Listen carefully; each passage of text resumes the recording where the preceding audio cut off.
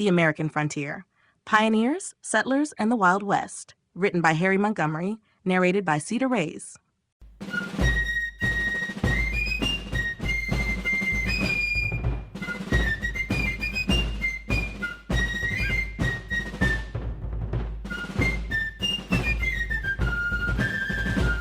Chapter 1. The Early Explorers. The early explorers set in motion a journey of discovery that would shape the destiny of a continent. Venturing into unknown lands with limited maps and few resources, these daring adventurers sought not only new trade routes and wealth, but also the promise of uncharted territories. Their voyages were driven by curiosity, ambition, and in many cases, the desire to escape circumstances at home. With each step into unfamiliar territory, these pioneers faced challenges that tested their resilience and determination. Navigating vast rivers, towering mountain ranges, and endless stretches of dense forests, they pursued dreams that often ended in triumph as well as tragedy. From the first accidental landfalls to the more deliberate exploratory expeditions, the stories of these early voyagers are filled with both brilliance and hardship. Many of the explorers were motivated by the promise of establishing new trade connections and expanding their nation's borders. They set out with scientific instruments and compasses in hand, determined to chart the unknown. The natural phenomena they encountered, such as unusual weather patterns, peculiar rock formations, and unique animal species, sparked intense curiosity and led to detailed observations that formed the basis of early scientific inquiry in the New World. Their reports, albeit sometimes exaggerated, captured the imagination of those back home and often inspired further expeditions. Encounters with the indigenous populations were a significant aspect of the early exploration period. While some interactions led to mutual exchange and cultural enrichment, others resulted in tension and conflict. The early explorers relied on guides from native tribes whose deep knowledge of the land provided invaluable assistance. In many instances, these native allies introduced new agricultural practices and survival techniques that enabled the explorers to adapt to the harsh wilderness. Despite these moments of cooperation, the cultural misunderstandings and competition over resources frequently undermined peaceful relations and left a lasting impact on the native peoples. Technological advancements, though limited by modern standards, played a crucial role in these expeditions. Navigational tools, though rudimentary, allowed explorers to venture farther and more confidently into unknown regions. The craftsmanship of shipbuilders and instrument makers was vital in ensuring that these daring men and women could rely on their equipment. Their writings and maps, often created under extreme conditions, would later become essential resources for future explorers and settlers. The success of these early journeys was not merely a matter of luck, but a testament to human ingenuity and persistence. As these explorers documented the landscapes they encountered, they set the stage for the monumental changes that would follow. The accounts of sweeping vistas, bizarre flora, and untamed wilderness sparked dreams and aspirations among those who followed. The legacy of the early explorers is a mixed tapestry of exploration, conquest, cultural exchange, and at times tragedy. Their courage and determination contributed significantly to the formation of a new national narrative, one that celebrated adventure and the relentless pursuit of knowledge in the face of the unknown. This chapter lays the groundwork for understanding how these first steps into an uncharted world would eventually lead to the transformation of entire societies and the birth of a nation. The first European contacts. The initial encounters between European explorers and the indigenous peoples of the Americas marked a period of significant transformation and challenge. Driven by a mix of curiosity, ambition, and the thirst for new trade opportunities, the Europeans embarked on daring voyages that ultimately led them to lands previously unknown to their cultures. They arrived with a combination of determination and the baggage of their own societies, bringing with them technologies, customs, and aspirations that would forever change the course of history. These encounters, though marked by moments of fascinating cultural exchange, also set in motion events that would lead to profound consequences for native populations. At the outset, the Europeans often viewed their discoveries through a lens of potential wealth and territorial expansion. Navigation by the stars, rudimentary compasses, and evolving cartography allowed these explorers to traverse immense distances and document lands that had never before been recorded in European literature. Their narratives, filled with both excitement and bewilderment, detailed unknown flora and fauna, vast rivers, and lush, expansive landscapes. While these accounts piqued the interest of European courts and merchants alike, they also obscured the complexity of the indigenous cultures encountered. The settlers were not merely wanderers exploring empty lands. They came into contact with well-established civilizations that had their own elaborate systems of governance, trade, and social structure. The interactions that followed were diverse. Some meetings were grounded in mutual curiosity, where both sides exchanged knowledge about the environment, agriculture, and survival techniques. Native guides played an instrumental role in assisting the Europeans to navigate unfamiliar terrain and avoid potential perils. These first encounters occasionally led to an exchange of ideas and practices, as indigenous peoples demonstrated advanced techniques in farming, medicine, and resource management. However, the potential for harmony was often overshadowed by the Europeans' underlying intentions of conquest and the exploitation of natural resources. Their desire to acquire riches sometimes led to misunderstandings and conflicts, as the natives, who had long nurtured their own ways of life, found themselves facing an entirely different worldview. The initial contacts were layered with complexity, as the Europeans brought with them not only new technologies and ideas, but also diseases that had devastating impacts on indigenous communities. The native populations, having no immunity to these foreign ailments, experienced significant loss and disruption to their traditional ways of life. This tragic aspect of the encounters underscored the unforeseen consequences of this cultural collision. Over time, the power dynamics between the Europeans and the native peoples shifted dramatically, setting the stage for future colonization and the restructuring of entire regions. The narrative of these contacts is marked by both instances of cooperation and episodes of conflict, with long-lasting repercussions that are still evident in modern cultural and social landscapes.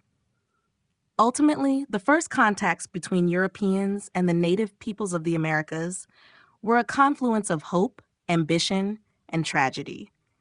These early interactions not only initiated the spread of knowledge across continents, but also paved the way for a period of deep cultural exchange and significant upheaval. The complex legacy of these meetings continues to provoke discussion and analysis, as historians seek to understand the full scope of their impact on the social and cultural evolution of the New World. Mapping the unknown territories. In the age of exploration, the drive to chart the landscapes of uncharted lands became a quest as much about discovery as it was about asserting influence. Mapping the unknown territories was an endeavor that combined scientific curiosity with a strategic impulse to document lands whose features had never before been recorded. Explorers, armed with nascent instruments and fueled by adventurous spirit, set out to understand and depict regions that spanned vast plains, intricate river networks, mountain ranges, and daunting deserts. The task was not only one of physical endurance, but also of intellectual rigor, as each journey presented opportunities to record geographical features that were previously hidden to the civilized world.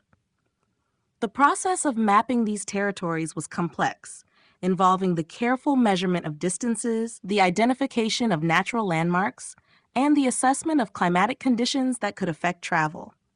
Basic tools such as compasses, astrolabes, and sextants became indispensable in determining directions and positions. Explorers and early cartographers combined their observations with the knowledge of indigenous peoples, who often knew the land intimately, but whose insights were sometimes overlooked by the European visitors. The resulting maps were a blend of empirical observation and local lore, capturing both the physical and the mystical elements of the unknown landscapes. This early cartographic work, despite its inherent limitations and occasional inaccuracies, laid the groundwork for future explorations and colonization efforts. Maps that were produced during this period served not only as navigational aids for subsequent travelers, but also as symbols of power and territorial claims. They were valuable commodities that represented the ability to control and exploit the resources of an area, making mapping a strategic tool in the hands of expanding empires.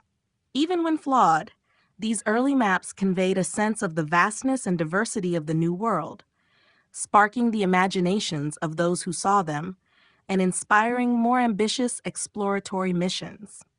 The challenges encountered during these endeavors were many: rugged terrain, unpredictable weather, and the sheer enormity of unexplored regions often conspired to frustrate the efforts of even the most determined explorers.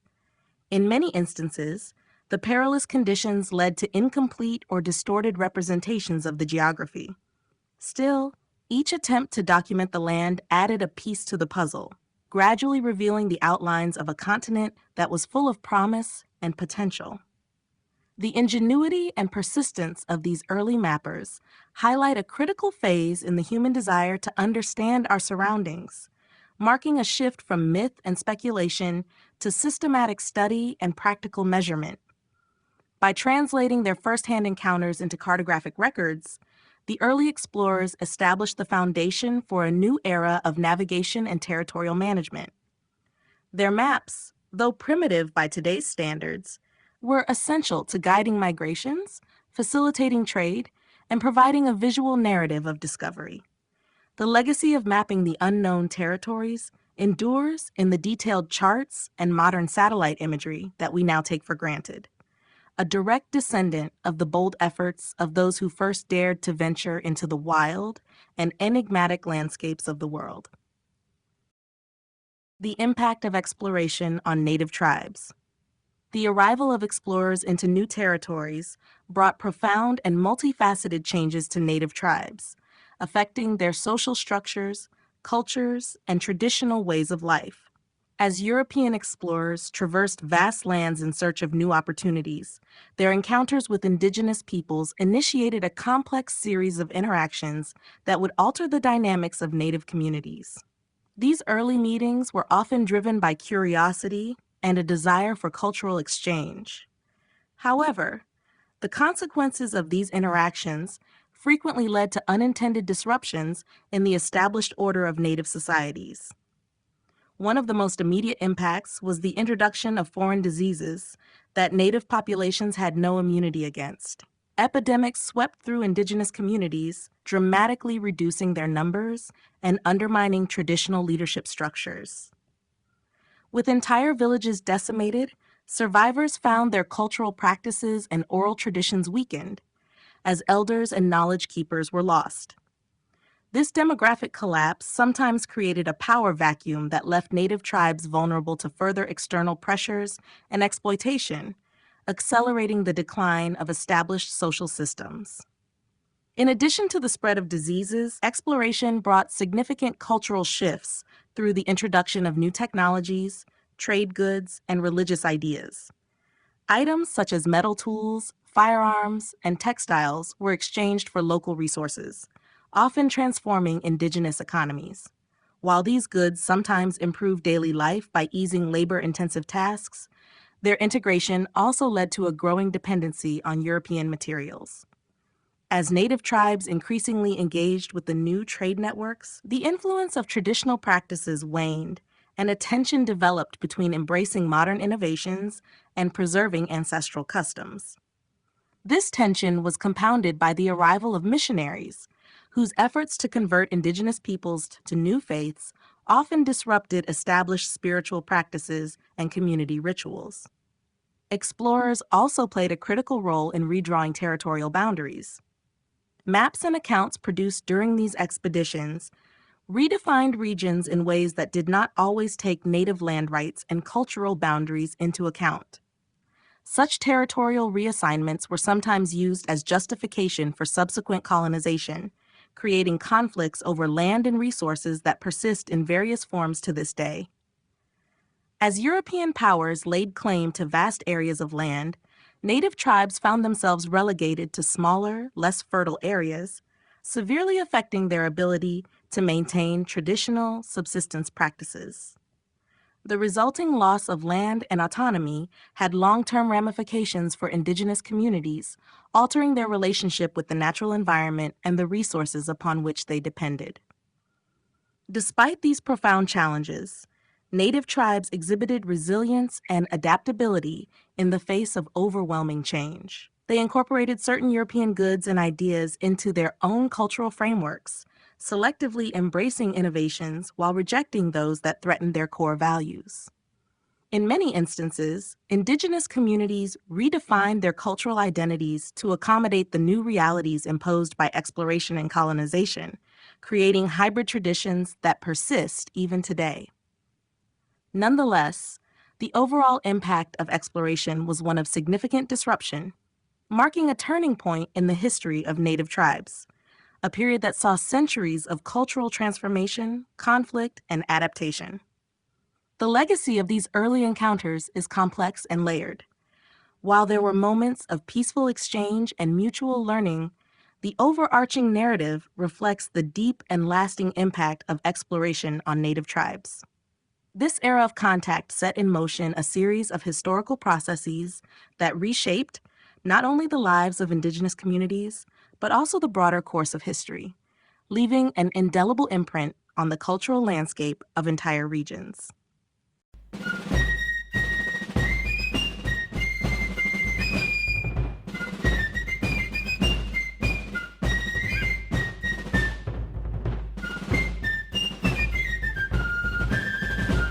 Chapter 2: The Westward Expansion. The westward expansion represents a transformative era in American history, marked by the gradual and relentless movement of settlers across vast and untamed landscapes. This period emerged from a confluence of economic opportunity, ideological motivation, and the enduring belief in manifest destiny, the idea that the United States was destined to expand its territory across North America.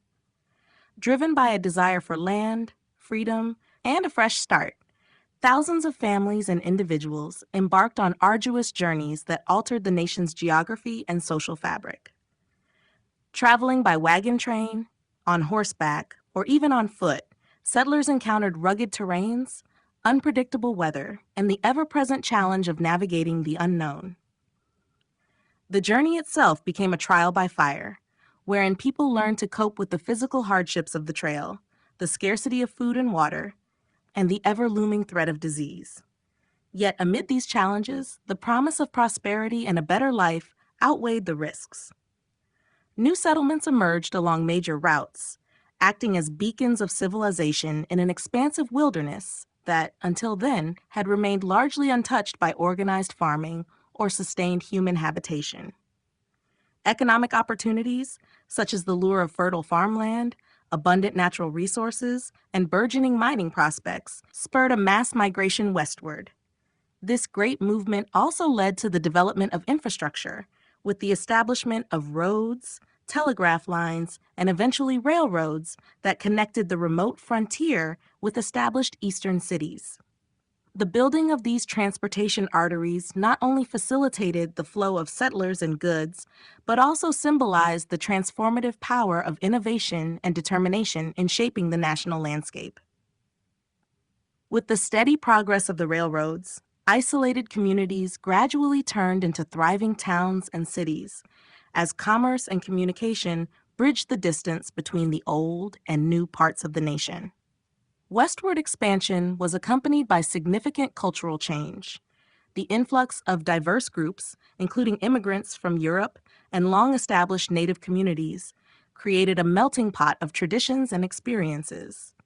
Many settlers brought with them not only their skills and labor, but also their cultural heritage, which mingled with local practices to give rise to new social norms. However, this blend was not without its tensions. The continuous push into new territories often led to conflicts over land and resources, pitting incoming settlers against indigenous populations who had long called the plains and mountains home. These clashes and negotiations over land rights underscored the complex interplay between progress and preservation, as the expansion inevitably led to the displacement and marginalization of Native peoples. The legacy of the westward expansion is one of both triumph and tragedy. The bold spirit of the pioneers, whose courage and resourcefulness carved out new communities amid stark landscapes, continues to be celebrated in American folklore and literature. At the same time, the expansion highlighted the profound costs that come with rapid transformation, including environmental degradation and cultural loss. Ultimately, the westward expansion reshaped the political, economic, and cultural contours of the nation, laying the groundwork for the modern United States and leaving an enduring imprint on its collective identity. The Louisiana Purchase and its aftermath. The Louisiana Purchase stands as one of the most pivotal moments in American history, marking a dramatic expansion of national territory and setting in motion a series of transformative events. In 1803, the United States acquired approximately 828,000 square miles of land from France, an agreement that doubled the size of the young nation and opened vast tracts of land to future settlement. This acquisition was driven by a combination of diplomatic ingenuity and strategic necessity. Faced with the challenges of European conflicts and shifting global alliances, President Thomas Jefferson seized the opportunity to secure American interests by negotiating a deal that would not only strengthen the nation's borders, but also shape its destiny. The purchase was met with both enthusiasm and skepticism among the American populace. Many supporters hailed it as a great opportunity to expand the nation's reach, believing that the new lands would provide ample resources and space for growing populations. Farmers, traders, and prospectors envisioned a future of prosperity as fertile soil and abundant natural resources promised to fuel economic growth. At the same time, doubts were raised over the constitutional authority of the federal government to acquire such expansive territories. Despite these legal and political debates, the purchase was completed, and the newly acquired territories became a canvas for American expansion. In the years following the purchase, the United States faced the immense task of integrating this vast region into the national framework. Explorations led by figures such as Lewis and Clark became critical in mapping the unknown territories, establishing American presence, and fostering relationships with native peoples who had long inhabited the land.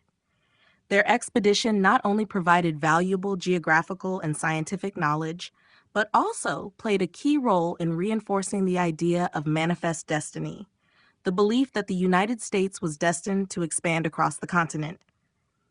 This period of exploration was marked by both adventure and hardship, as pioneers navigated treacherous landscapes, unpredictable weather, and encounters with indigenous tribes whose ways of life were deeply connected to the land. The aftermath of the Louisiana Purchase was a time of rapid transformation. Settlements began to sprout along riverbanks and in fertile valleys, laying the foundations for future states.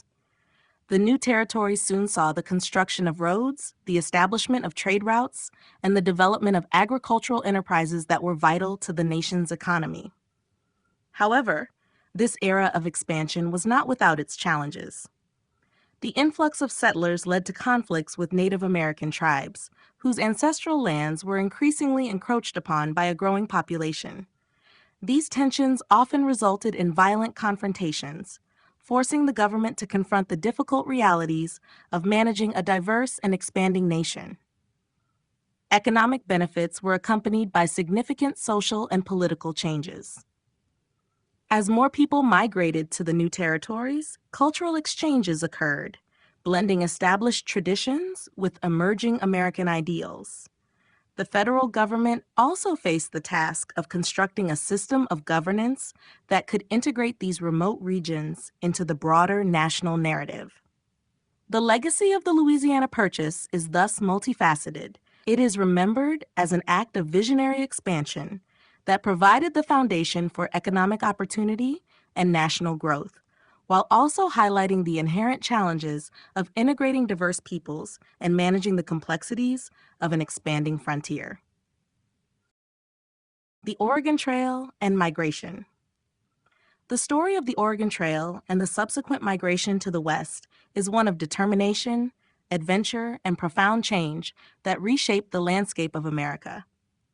Beginning in the early 19th century, this great overland route became the artery through which thousands of settlers, prospectors, and pioneers journeyed in search of fertile lands, economic opportunity, and a fresh start away from the crowded conditions of the eastern states.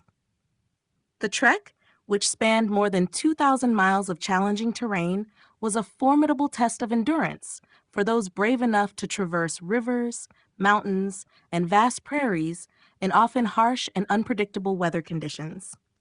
Migrants on the Oregon Trail faced numerous hardships that tested their resilience in every possible way. They traveled in long wagon trains, moving as tightly knit groups that depended on one another for survival in the vast and untamed wilderness. Along the way, families encountered raging rivers that required inventive solutions to cross, steep inclines that demanded physical strength, and unpredictable weather that could change without warning. The journey was not only physically demanding, but it also placed considerable strain on the emotional and psychological well-being of the pioneers.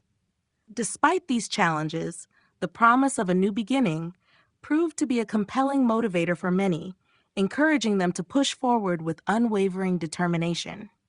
The migration along the Oregon Trail spurred significant changes in American society. It accelerated the movement of populations westward at a time when the nation was rapidly expanding, setting the stage for the development of new communities, trade routes, and eventually the establishment of state boundaries. As settlers arrived in the fertile lands of Oregon and California, they introduced new agricultural practices, built small towns, and initiated local governance structures that laid the groundwork for future economic and social development in the region. The collective efforts of these pioneers contributed significantly to the concept of manifest destiny, reinforcing the belief that the American spirit was inexorably linked with the conquest of and settlement in new territories. However, the migration along the Oregon Trail was not without its costs and controversies.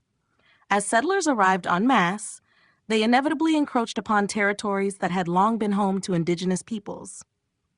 This influx led to conflicts over land and resources, significantly disrupting traditional ways of life for Native communities.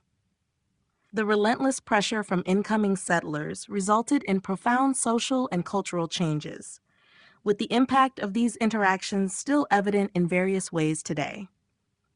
The trail thus became a symbol not only of American ambition and progress, but also of the difficult and often painful process of expansion that came with a price for many who already inhabited the land. The legacy of the Oregon Trail and migration is enduring, representing an important chapter in the nation's history. It reflects a time when hope, hardship, and human perseverance converged on the open frontier. The experiences of those who traveled the trail continue to inspire stories of courage and resilience, reminding future generations of the relentless quest for a better life in the face of adversity. The Oregon Trail remains an emblem of American expansion, a vivid reminder of the challenges and triumphs that have helped shape the country. Manifest Destiny and its influence. Manifest destiny emerged in the mid-19th century as an ideology that encapsulated the belief that the United States was destined to expand across the North American continent. This powerful concept not only justified territorial acquisition, but also framed a national identity that was intrinsically linked to the perceived superiority of American culture and institutions. Proponents of Manifest Destiny argued that it was both the duty and the destiny of the nation to spread its democratic and capitalist ideals, bringing progress and civilization to lands deemed underdeveloped. This belief system had far-reaching consequences, shaping political policies, spurring migration, and influencing the expansion of American influence throughout the West. At its core, Manifest Destiny was fueled by a blend of patriotism, economic ambition, and a sense of cultural mission. The idea resonated deeply with a nation in the midst of rapid expansion, as settlers and political leaders alike saw the vast, untamed American frontier as a canvas upon which they could build a new order. This expansion was portrayed as a benevolent force, one that would uplift indigenous populations by introducing them to the benefits of modern agriculture, education, and governance. The rhetoric of Manifest Destiny helped to galvanize public sentiment in favor of westward expansion, as the vision of a continental nation instilled a profound sense of purpose and direction. The influence of Manifest Destiny extended into the political arena, where it became a justification for policies that aimed to secure new territories. The annexation of Texas, the Oregon Treaty, and the Mexican-American War were all influenced by this ideology. These actions were seen as necessary steps in a larger, divinely sanctioned mission, even as they sparked controversies and conflicts. While some viewed the expansion as a natural progression towards progress and enlightenment, others criticized it as an aggressive form of imperialism that disregarded the rights and lives of indigenous peoples. The tension between these perspectives underscored the complexities inherent in Manifest Destiny's legacy. Economically, the belief in Manifest Destiny spurred a significant migration westward. Settlers leaving the established eastern states ventured into unknown territories, attracted by the promise of land, opportunity, and prosperity. This mass movement of people contributed to the development of new communities and stimulated the growth of trade and industry. Although the expansion bolstered economic growth, it was not without cost. The rapid spread of settlement disrupted traditional ways of life, leading to the displacement of Native American tribes whose lands were encroached upon by relentless expansion. This displacement laid the groundwork for long-lasting cultural and socio-economic challenges. Culturally, Manifest Destiny helped forge a national narrative centered on progress and optimism. It celebrated the pioneering spirit, valorizing the struggles of settlers as emblematic of a larger, almost mythic national endeavor. The idea promoted a unifying vision that transcended regional differences and created a collective identity grounded in expansion and innovation. However, this same narrative often glossed over the darker aspects of expansion, including the exploitation and marginalization of those who stood in the way of progress. The duality of Manifest Destiny is evident in how it was celebrated as a moral imperative, yet it also brought about significant human suffering and environmental disruption. In summary, Manifest Destiny was a multifaceted ideology that deeply influenced the course of American history. It provided a framework for expansion, motivated settlers to traverse dangerous frontiers, and justified political decisions that reshaped the continent. Although its legacy is mixed, the impact of Manifest Destiny remains a defining chapter in the American story, forever altering the nation's trajectory and the lives of those it touched.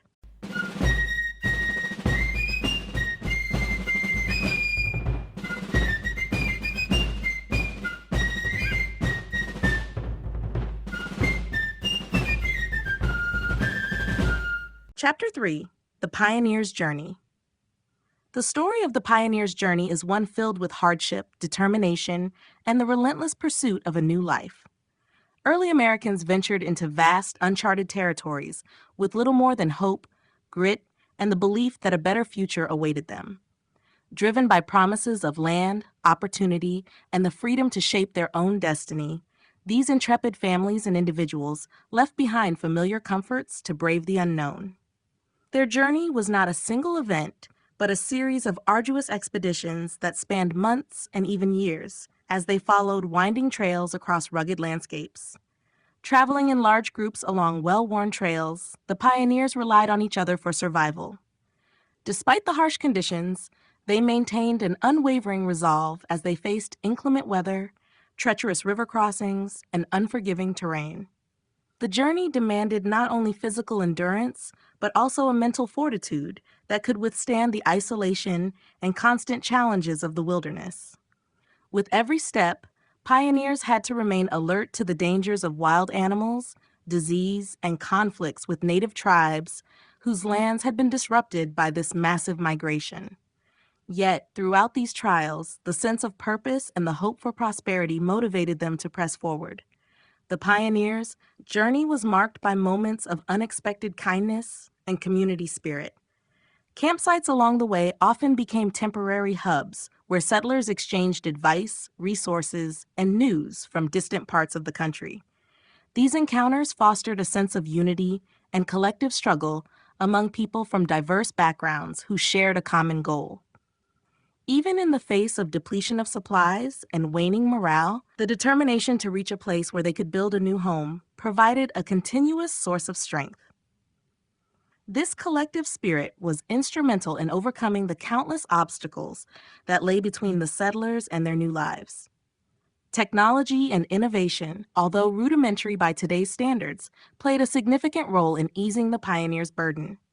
Basic tools, hand-drawn maps, and the simple design of wagons helped in navigating the unpredictable landscape and in transporting essential provisions. Over time, improvements in these areas led to better travel methods and more efficient routes, gradually reducing the risks involved in the journey. The pioneers, while primarily driven by need, also became inadvertent innovators, adapting techniques and sharing knowledge that would later influence the way America expanded westward. The legacy of the pioneers' journey is woven into the fabric of modern American society. Their experiences represent the triumph of the human spirit in the face of adversity and the willingness to take risks for the promise of a better future. The pioneer movement not only led to the establishment of new communities and agricultural practices, but also reshaped the nation's cultural and social landscape. Their arduous trek across vast distances continues to be remembered as a powerful chapter in American history, emblematic of determination, hope, and the transformative power of the human will. In looking back at their journey, one cannot help but admire the courage that drove them into the unknown in pursuit of the opportunity to forge a new path in a promising frontier. The hardships of crossing the plains. Traveling across the vast and unforgiving plains was a formidable challenge that tested the limits of physical endurance, mental fortitude, and human resolve. The pioneers who undertook this arduous journey were met with a landscape that offered little comfort or respite. Endless stretches of flat, open land provided no natural cover from the harsh weather conditions that frequently shifted from scorching heat during the day to bitter cold at night. These extreme temperature fluctuations made everyday survival a struggle, forcing travelers to adapt quickly or face the risk of exhaustion and illness. The journey was further complicated by the constant threat of deteriorating supplies and unreliable resources. Wagon trains, often drawn by oxen or horses, were laden with limited food, water, and essential tools. As the days turned into weeks, the depletion of these resources became a critical concern. The scarcity of water along certain stretches of the plains meant that even a short detour could turn into a desperate search for a life-sustaining creek or river. Moreover, unpredictable weather patterns brought sudden storms that could wash away precious supplies, damage wagons, and leave vulnerable travelers stranded in the open. Navigating the open terrain of the plains was another daunting aspect of the journey. With little in the way of natural landmarks, pioneers relied on crude maps and the memory of previous travelers to guide their way. This uncertainty often led to long, drawn-out detours that further drained supplies and increased the risk of becoming lost. The monotony of the unchanging landscape was not only physically taxing, but also mentally exhausting. The isolation and vast emptiness of the plains contributed to a growing sense of desolation, which in turn affected morale and the will to push forward. The physical demands of the journey were compounded by the ever-present risk of disease and injury. The close quarters of wagon trains, coupled with harsh living conditions, made outbreaks of illnesses such as dysentery and typhoid fever common. A minor injury could quickly escalate into a life-threatening situation when proper medical care was out of reach, often forcing entire groups to slow down or halt their progress. Even more perilous were encounters with wildlife and the constant fear of attacks from bandits, who saw the vulnerable pioneers as easy targets. Each of these dangers required not only physical strength, but also the mental resilience to overcome setbacks that threatened to end the journey prematurely. Despite these relentless challenges, the pioneers pressed onward, driven by the promise of a better life on the frontier. Their ability to persevere in the face of overwhelming adversity is a testament to the human spirit's capacity for endurance and hope. The hardships of crossing the plains were not merely obstacles to be overcome. They were crucibles in which the character and determination of each traveler were forged. In their struggle against nature and circumstance, these early pioneers laid the foundations of communities that would eventually become the backbone of a growing nation. Their story serves as a powerful reminder of the sacrifices made in the pursuit of opportunity and the relentless drive to explore new horizons. Wagon trains and the role of women. In the vast expanses of the American frontier, wagon trains were not simply modes of transportation, but vital lifelines that connected distant settlements.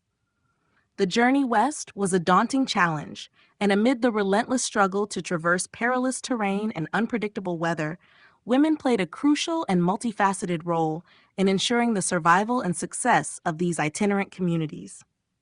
Their contributions extended far beyond the domestic sphere and were essential to the smooth functioning of the wagon train. Women endured the same hardships as their male counterparts, facing the perils of long, arduous journeys while also maintaining the household and emotional stability of their families. The physical strain of life on the frontier was intense, and women were not spared from the rigors of daily life. They helped load and unload supplies, cared for the sick and injured, and ensured that children received instruction and comfort in the midst of constant uncertainty. Their responsibilities sometimes extended to managing the finances of the group and organizing communal efforts to ration food, water, and other scarce resources, which in turn helped maintain morale during trying times. Beyond the practical tasks, women provided indispensable emotional support and resilience. The isolation of the open plains, the constant threat of attack or misfortune, and the inherent dangers of an uncharted wilderness made the journey as much a psychological ordeal as a physical one. Women, with their nurturing nature and steady presence, offered comfort and reassurance, becoming the linchpins of mental fortitude for families and the larger community. Their strength under pressure helped to alleviate the hardships faced by all, softening the harsh realities of life on the trail with acts of kindness and unwavering determination. Women also played a significant role in preserving cultural and social traditions in the midst of isolation. They organized small gatherings, improvised schools, and religious services wherever possible, ensuring that the family unit retained a sense of structure and identity, despite the instability of their circumstances. In many cases, the efforts to create a semblance of normalcy and continuity were critical in forging a community that could withstand the adversities of frontier life. Their influence was not merely domestic, but also instrumental in shaping the social fabric of emerging settlements.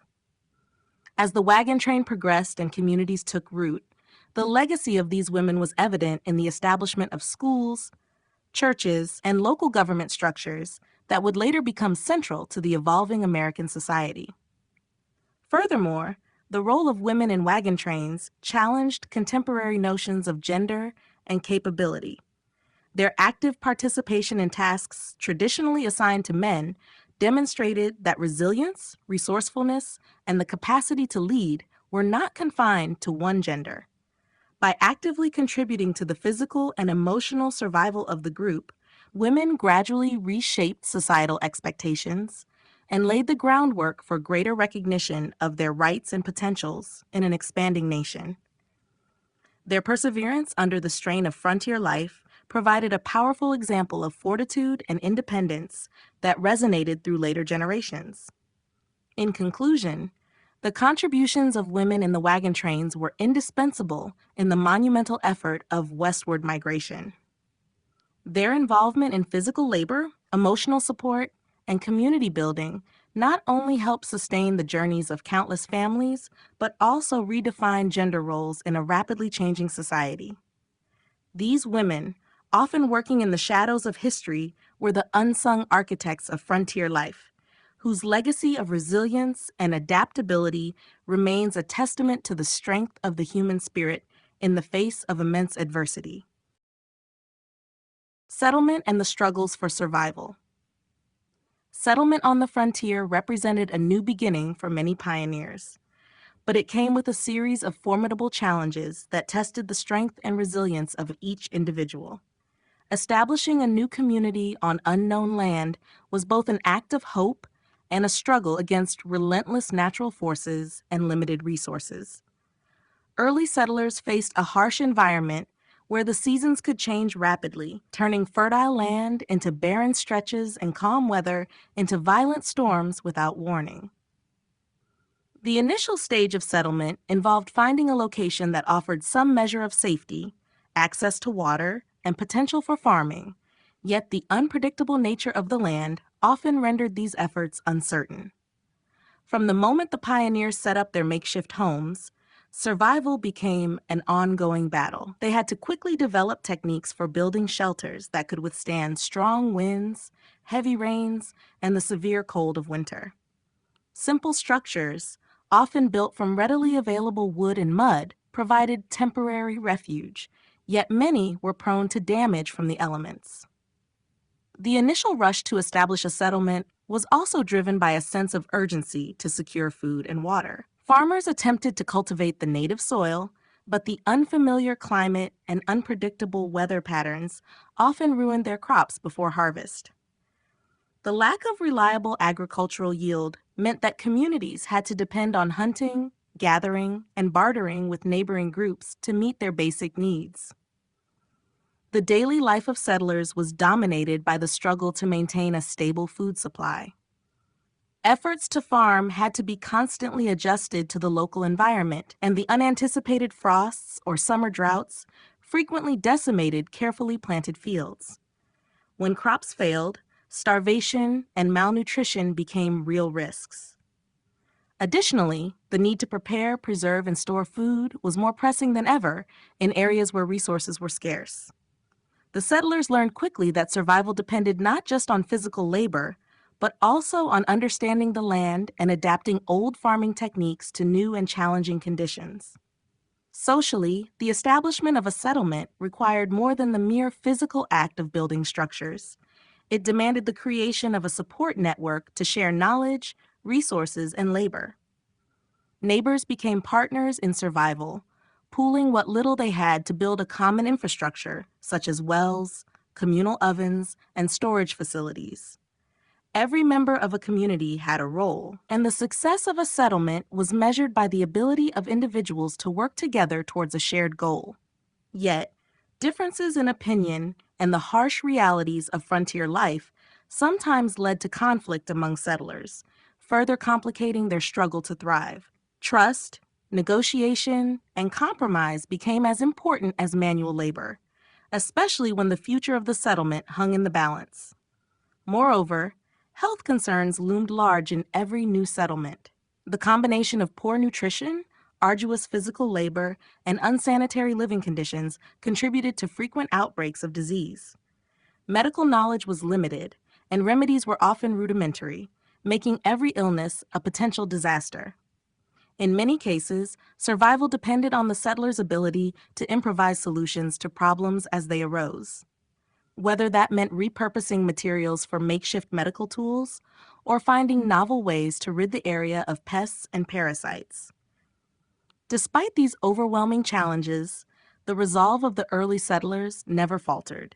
They persisted in rebuilding their lives and communities against all odds, driven by the promise of a future carved out of determination and shared sacrifice.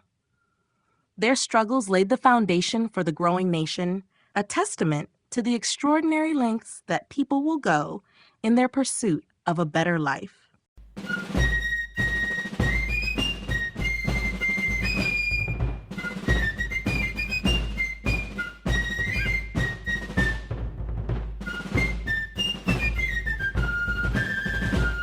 Chapter 4: Life on the Frontier. Living on the frontier meant embracing a lifestyle defined by both unpredictability and resilience. Every day brought new challenges as settlers strived to build sustainable lives amid a raw and unbridled landscape. The rhythm of life on the frontier was dictated by nature rather than clock or calendar. Seasons were extreme, resources were often scarce, and adaptability was essential for survival. Families were thrust into a world where they had to learn rapidly how to harness the land's potential, turning isolated homesteads into thriving communities over time. The everyday reality of frontier life was built upon hard labor and the necessity of self-reliance. From the moment the sun rose, settlers engaged in arduous work, tending to crops, tending livestock, constructing shelters, and maintaining the tools that allowed them to live. The absence of modern conveniences meant that every task, from grinding grain to collecting water, had to be accomplished manually. This way of life demanded not just physical strength, but also ingenuity. Each challenge, whether repairing a leaky roof with available materials or devising new farming methods to counter unpredictable weather patterns, showcased the resourcefulness of those living on the edge of civilization. Community ties played a critical role in easing the difficulties of frontier living. Neighbors often pooled their resources, shared labor, and provided support during times of hardship. Social interaction was a rare luxury compared to the hustle of daily survival, yet these relationships were vital to the collective well-being. Shared experiences of isolation and struggle forged bonds among settlers. Community gatherings, despite being infrequent and informal, provided moments of respite and an opportunity to celebrate small victories. Such interactions reinforced the idea that progress was not a solitary journey, but a joint endeavor where the success of one household contributed to the strength of the entire community. Economic activities on the frontier were usually centered around agriculture and small-scale trade. Farmers cultivated what the land could yield, and artisans or tradespeople provided essential goods that were otherwise hard to come by. The local economy was characteristically barter-based in its infancy, with settlers exchanging produce, handcrafted tools, and services. This nascent marketplace, though limited in scope, laid the groundwork for more structured economic systems as the frontier gradually transformed into established towns. Despite the slow pace of development, the seeds of economic growth were being sown amid the rugged challenges of frontier existence. Cultural life on the frontier was equally shaped by necessity and aspiration. In the midst of relentless hardship, settlers found comfort in the familiar rituals and traditions of their homelands. Storytelling, music, and religious observances offered a reprieve from daily toil. These cultural practices help maintain a sense of identity and continuity even as the physical surroundings underwent dramatic transformation. The fusion of various cultural influences, brought about by the movement of peoples from different regions, gradually contributed to the unique character of frontier society. Life on the frontier, though fraught with perpetual struggle, was also a testament to human determination and hope. The challenges faced by settlers were immense, yet their persistent efforts laid the foundation for a modern nation. Their legacy is etched not only in the physical structures they built, but also in the enduring spirit of adaptability and communal strength that continues to define the American ethos. Building homesteads and towns. Settling on the frontier required more than sheer determination. It demanded ingenuity, hard work, and a collective spirit that transformed barren landscapes into thriving communities. Early pioneers built homesteads by first confronting the challenges posed by rugged terrain and the unpredictable forces of nature. With limited tools and an acute awareness of the fragile balance with the environment, settlers began by constructing simple shelters that provided immediate protection from the elements. These initial structures, often hastily erected from locally available materials like logs and sod, formed the nucleus around which larger communities gradually evolved. The process was one of trial and error, as each homestead not only served as a personal refuge, but also as an experiment in sustainable living on unfamiliar soil. The transformation of isolated homesteads into organized towns did not happen overnight. As more families moved into an area, the need for shared infrastructure and communal spaces became evident. Settlers began carving out spaces for public gatherings, markets, and places of worship, reflecting the desire to recreate a semblance of the familiar social structures left behind in their previous lives. Roads and simple bridges were built to connect these growing clusters of homes, facilitating the movement of people, goods, and ideas. The creation of these networks was essential not only for the physical consolidation of the community, but also for fostering a shared sense of identity and belonging. Over time, these early efforts at community planning laid the groundwork for more organized municipal structures. Economic opportunities spurred the growth of towns around homesteads. Agricultural innovation led to more reliable yields, and as local farms became established, they also began to feed small markets and trade centers. The establishment of blacksmith shops, general stores, and bakeries provided settlers with a level of self-sufficiency that further encouraged town development. These businesses were not merely about economic transactions, they became social hubs where information was exchanged and community decisions were made. As trade routes extended and communication improved, the towns became interconnected with broader regional and national networks, integrating the isolated frontier into a larger economic system. The physical layout of these emerging towns was often a pragmatic response to both environmental constraints and the realities of frontier life. Instead of ornate city planning, settlers focused on functionality, ensuring that essential services such as water supply, communal meeting spaces, and defense were strategically located. The arrangement of homes, business centers, and civic buildings was designed to maximize both security and efficiency.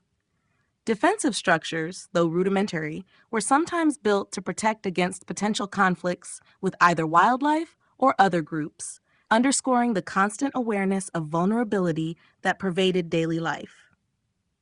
In many ways, the evolution of homesteads into towns paralleled the broader narrative of American expansion, marked by both progress and struggle. Every building constructed, every road paved, and every market established symbolized the persistence of human endeavor in the face of adversity.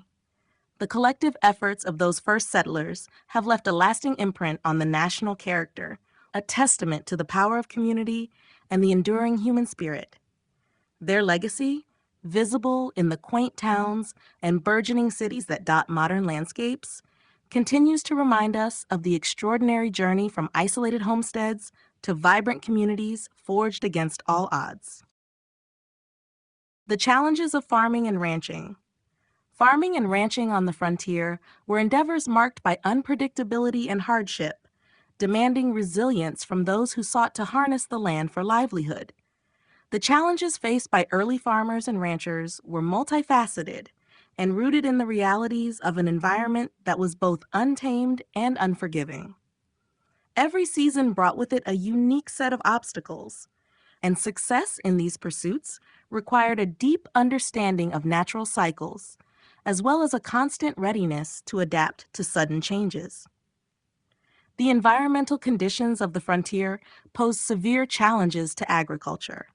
Farmers had to contend with erratic weather patterns that could swing from scorching heat to bitter cold in a single day. Extended droughts could parch the soil, leaving crops withering under the relentless sun, while unexpected frosts threatened to decimate burgeoning fields just as harvest neared. Flooding, too, was a constant risk, as heavy rains could transform once fertile fields into waterlogged quagmires. Without modern irrigation systems or weather forecasts, settlers relied on instinct, experience, and a bit of luck to manage their crops. The need for constant vigilance against these natural factors made farming a precarious enterprise, where every season could yield uncertain rewards.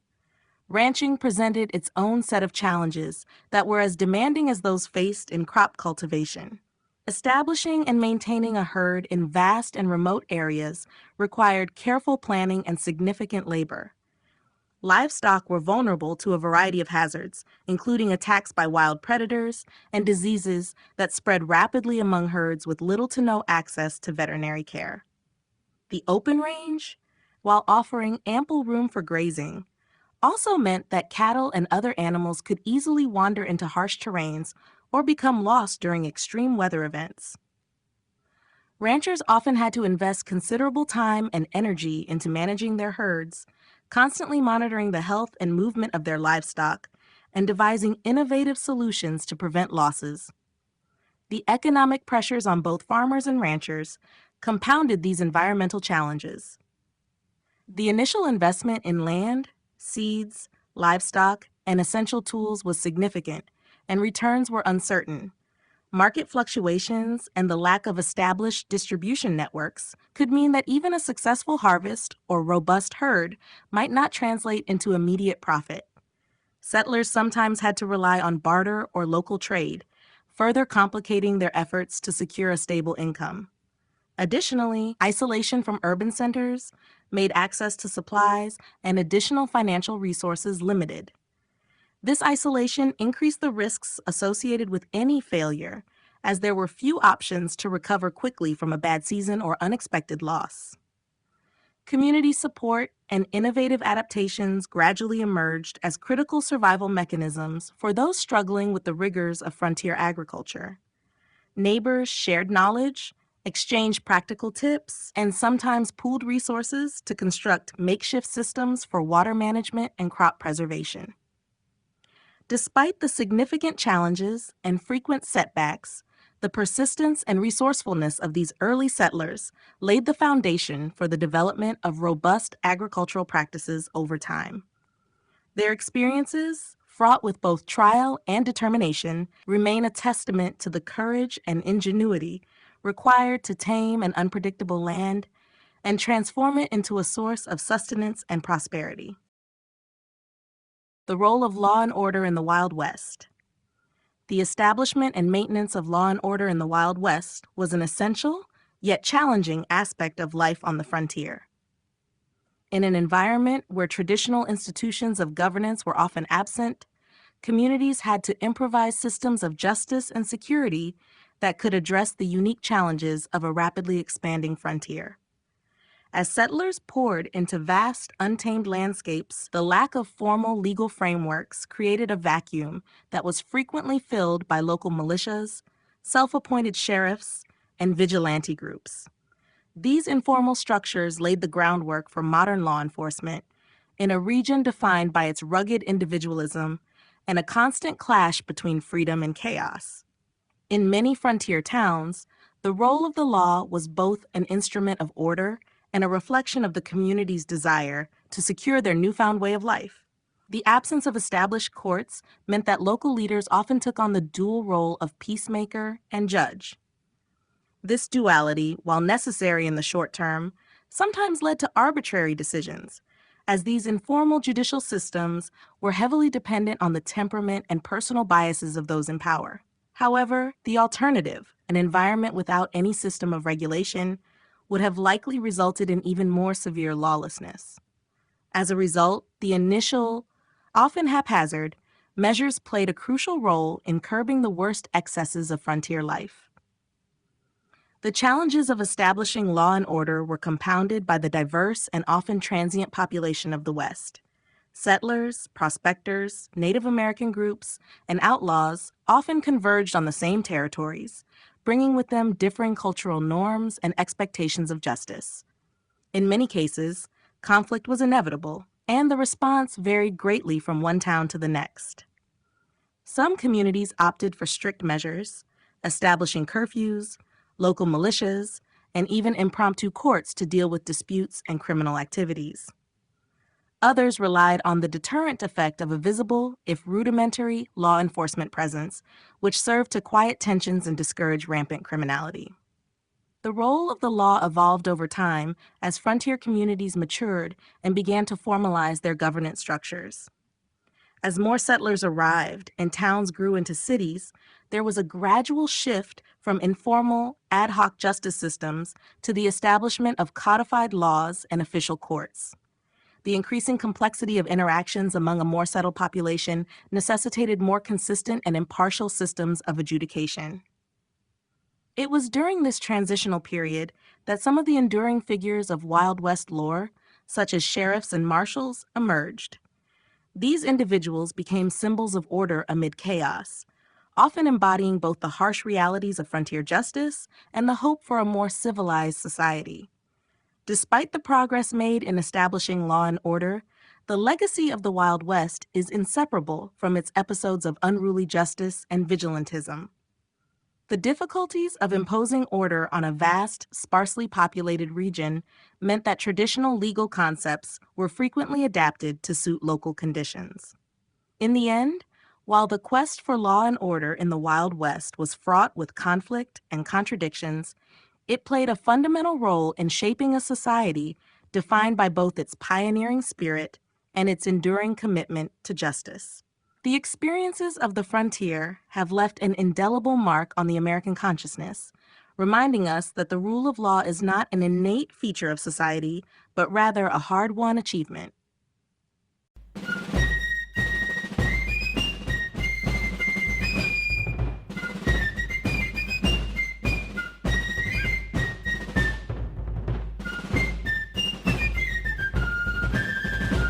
Chapter 5: The Native American Experience. The story of Native Americans in the face of westward expansion is one of resilience, resistance, and profound cultural change. As European settlers pushed westward, indigenous tribes who had flourished on these lands for millennia encountered an overwhelming force that threatened to erase centuries of tradition and coexistence with nature.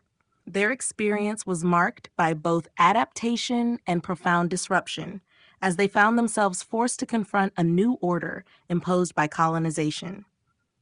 For many Native American communities, the arrival of European settlers brought an abrupt end to their long-held ways of life. Traditional hunting grounds, sacred sites, and expansive territories that had sustained various tribes were gradually encroached upon by settlers seeking to claim and cultivate the land. This encroachment led to an inevitable clash of cultures, where the indigenous people were forced to adapt to a rapidly changing environment while attempting to hold on to their historical roots. Forced to navigate a delicate balance between preserving their unique cultural practices and adapting to new economic and political realities, many tribes endeavored to maintain their heritage against considerable odds. The imposition of European laws, religion, and economic structures disrupted indigenous social and political organization. Missionary efforts introduced Christianity, often in direct conflict with traditional spiritual beliefs and practices that had guided Native American life for generations. As a result, several Native communities faced a crisis of identity, caught between the allure of a new way of life offered by settlers and the allure of preserving the customs that had defined them. In addition, new diseases brought by Europeans decimated populations that had no natural immunity, accelerating cultural and demographic declines that reverberated through generations. Despite these immense challenges, Native Americans demonstrated extraordinary resilience. In many cases, they employed a combination of negotiation, resistance, and adaptation to survive in an increasingly hostile environment. Some tribes managed to secure treaties, albeit often unfavorable ones, which provided temporary reprieves in their struggle for autonomy. Others took up arms or joined coalitions in a determined bid to resist displacement and preserve their lands. While the consequences of these confrontations were devastating, they also underscored the ability of indigenous peoples to assert their rights and safeguard elements of their identity even under the most oppressive circumstances. Over time, many Native American communities began to integrate aspects of European technology and trade into their lives. Yet, this integration was a double-edged sword that sometimes came at the cost of traditional practices. As adapting to a new economic system, some indigenous groups embraced new agricultural methods and trading opportunities, transforming their ways of life in profound ways. However, this shift also often led to the erosion of time-honored cultural practices as the pressure to conform to a rapidly modernizing society intensified. The legacy of Native American experiences during the era of westward expansion is one of both loss and endurance. Their struggles and the enduring impact of colonization continue to influence contemporary debates around land rights, cultural preservation, and national identity. The historical narrative of Indigenous peoples is a complex tapestry interwoven with sorrow, courage, and the persistent quest for self-determination. A testament to the strength of communities that have weathered immense adversity while continually striving to uphold their traditions and heritage. Displacement and forced relocations. The era of westward expansion in America was marked by significant upheavals, none more devastating than the widespread displacement and forced relocations of Native American communities. As settlers and the U.S. government pursued the promise of manifest destiny, Indigenous lands were systematically seized and reallocated to pave the way for new settlements, mining ventures, and agricultural expansion. This period of forced relocation not only stripped Native Americans of their ancestral territories, but also attempted to erase centuries of cultural heritage that had been intricately bound to the land. The processes of displacement were often abrupt and brutal. Native communities who had lived in a delicate balance with nature for generations suddenly found themselves pushed off land that was vital for their survival, spiritual practices, and social structures. Government policies, such as the Indian Removal Act, were implemented with little regard for the deep connections Indigenous peoples had with their homelands. In many cases, entire tribes were compelled to abandon fertile valleys, sacred sites, and hunting grounds in favor of designated reservation lands that were frequently remote, harsh, and unsuitable for sustaining traditional ways of life. The loss of familiar landscapes was not merely a physical displacement, but also a profound emotional and cultural dislocation, as the land held the memories, rituals, and identity of each community.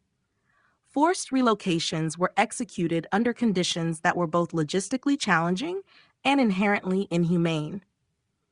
Groups of Native Americans were often assembled with minimal notice and provided with inadequate resources for the long journeys ahead. Treks spanned vast distances under perilous conditions, exposing vulnerable populations to extreme weather, disease, and the constant threat of violence. The psychological toll of such forced migrations was immense, leading to widespread grief, as families were separated and entire communities were uprooted from their traditional social networks. The scars left by these relocations are deep and long-lasting, with many tribes still feeling the effects of disrupted social continuity and the loss of intergenerational knowledge that was once passed down through close-knit community living. In addition to the immediate hardships of the journey, the aftermath of relocation presented ongoing challenges for Native Americans. Once resettled on reservations, many groups encountered an environment that was both alien and unsustainable. The new territories often lacked the natural resources essential for traditional hunting, farming, and cultural practices. Economic deprivation became widespread as Indigenous peoples struggled to adapt to life under a system that prioritized assimilation into a Euro-American model of civilization. The forced adjustments to new forms of governance, economic activity, and social organization further contributed to a sense of dislocation and alienation. Despite these overwhelming challenges, Native American communities demonstrated remarkable resilience. Cultural survival took on new forms as traditional practices were adapted to the harsh realities of reservation life.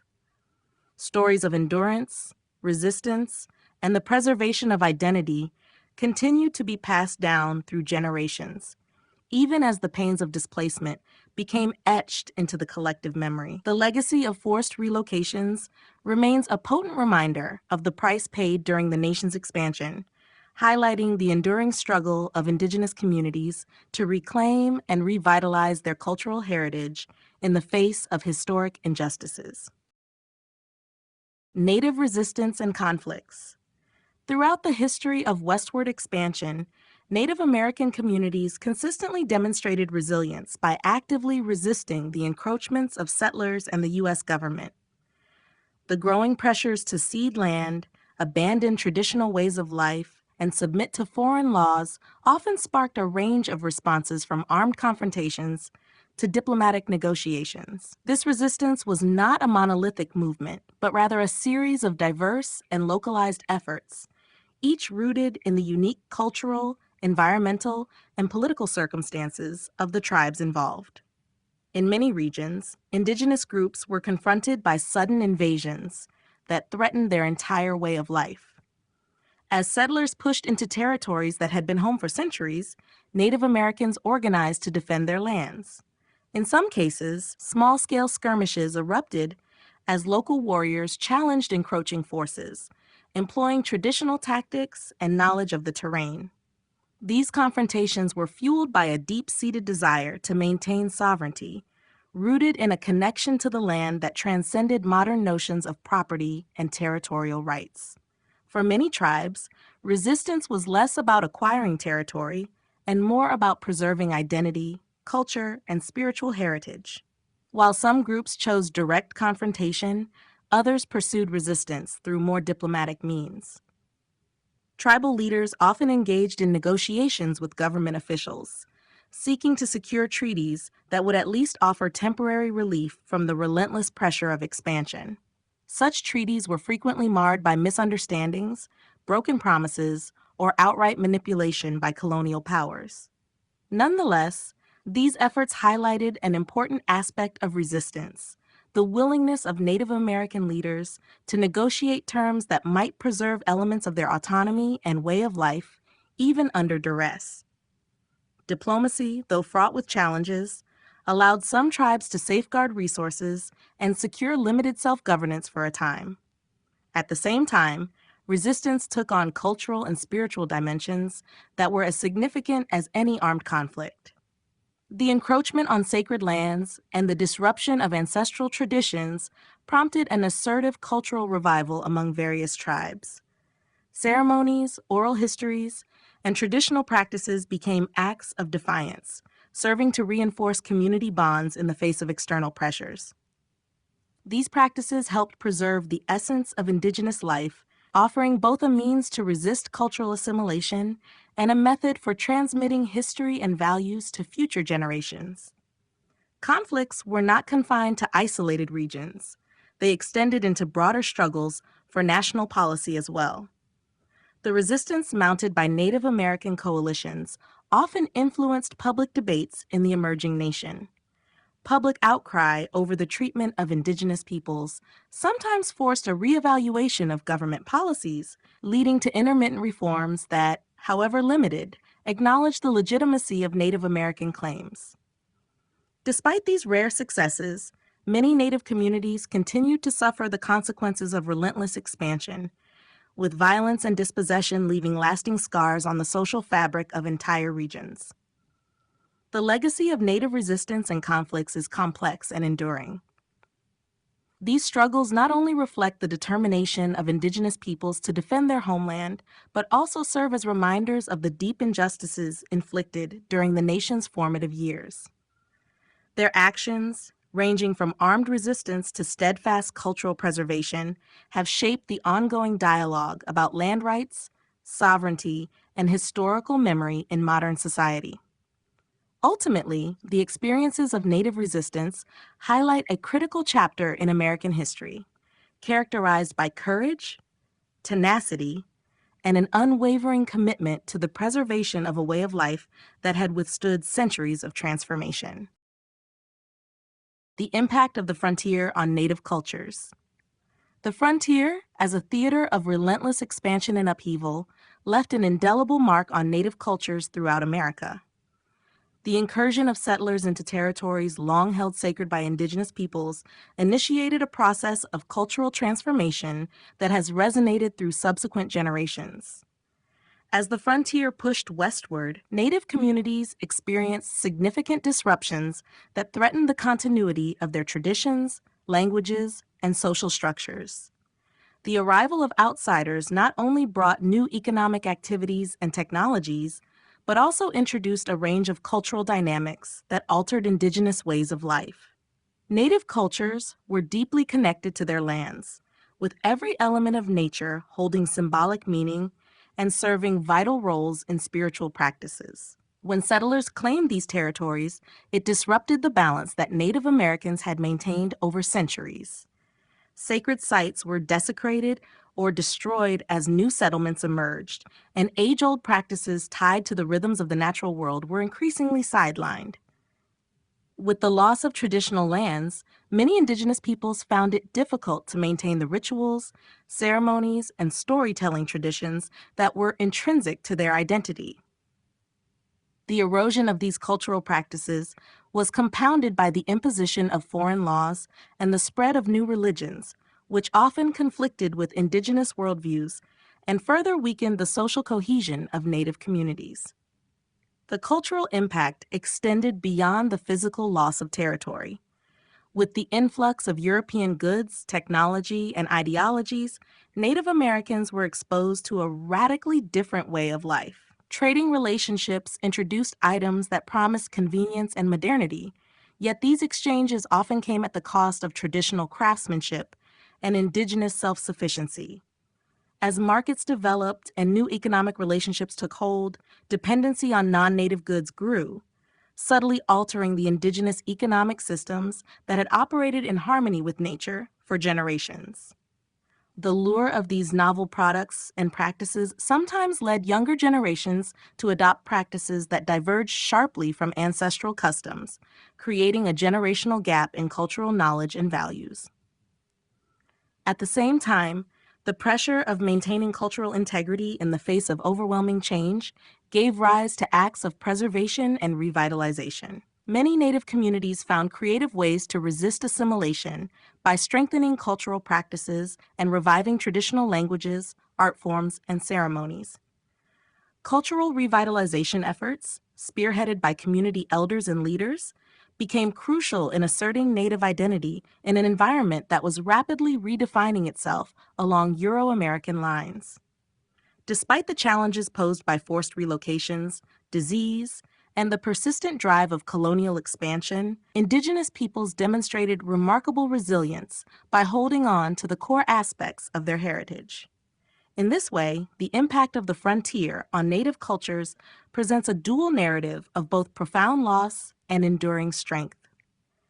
While the external forces associated with westward expansion led to displacement, cultural erosion, and economic challenges, these same experiences also mobilized a determination to preserve indigenous identity. The ongoing struggle to reclaim and adapt traditional practices in the contemporary world is a testament to the resilience of Native cultures. Today, efforts to revive language programs, cultural ceremonies, and traditional crafts serve as living proof that while the frontier reshaped indigenous life, it did not eradicate the spirit and enduring legacy of Native American cultures.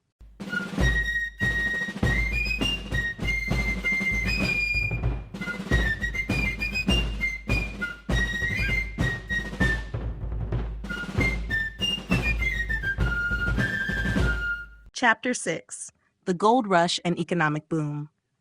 The Gold Rush marked one of the most dynamic periods in American history and set the stage for an economic boom that reshaped the nation. In the mid-19th century, news of gold discoveries in California sent shockwaves of excitement across the country, sparking a mass migration of prospectors, entrepreneurs, and hopeful settlers. People from all walks of life set out on arduous journeys toward the golden promise, lured by the possibility of sudden wealth and an opportunity to reinvent themselves away from the constraints of established society. As thousands of fortune seekers converged on California, the gold rush acted as a catalyst for rapid economic development. Mining camps soon transformed into bustling settlements, and simple tent communities gave way to more permanent structures as wealth trickled in. The discovery of gold encouraged considerable investment in infrastructure, with roads, bridges, and later, railroads quickly emerging to serve the ever-growing population. With the influx of people came a surge in trade and commerce. Entrepreneurs established supply stores, saloons, and hotels, turning isolated mining hubs into vibrant centers of economic activity. The flow of capital was so intense that even established cities felt the ripple effects, as newfound wealth created demand for goods and services that extended well beyond the mining sector. The rapid expansion driven by the gold rush significantly impacted multiple facets of American society. Traditional economic models were upended as individuals abandoned conventional farming and business pursuits in search of uncharted opportunities. This shift resulted in a complex interaction between industrial development and agricultural production. On one hand, mining operations generated vast fortunes that enabled investments in technology and industry. On the other hand, the sudden focus on extractive activities sometimes diverted attention from the more sustainable practices of local communities. Government and private enterprises both sought to capitalize on the rapid growth by establishing banks and new financial institutions to manage the booming trade in precious metals and related industries. The economic boom also brought significant social changes that left their mark on the American consciousness. The gold rush fostered a unique blend of cultures as people from various backgrounds, including immigrants from Europe, Latin America, and Asia, joined the quest for prosperity. This melting pot of populations led to both collaboration and conflict, as differing values and traditions collided amid the pressure of rapid change. Although the period was characterized by optimism and a sense of adventure, it also revealed the harsher realities of exploitation, inequality, and environmental degradation. The gold rush towns often grappled with issues of lawlessness and disorder, which prompted the early emergence of some form of regulation and community organization. In essence, the gold rush and the economic boom that followed transformed the landscape of the American West and redefined the economic trajectory of the nation. It demonstrated the extraordinary potential for rapid economic growth, underpinned by the lure of natural resources, while also highlighting the challenges that accompany such explosive development.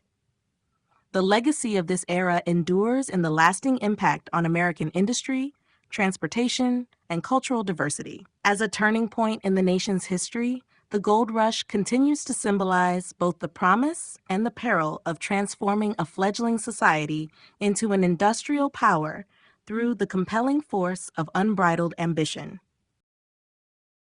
The discovery of gold and its consequences. The discovery of gold in the American West was a transformative event that set off a chain reaction of economic, social, and political changes.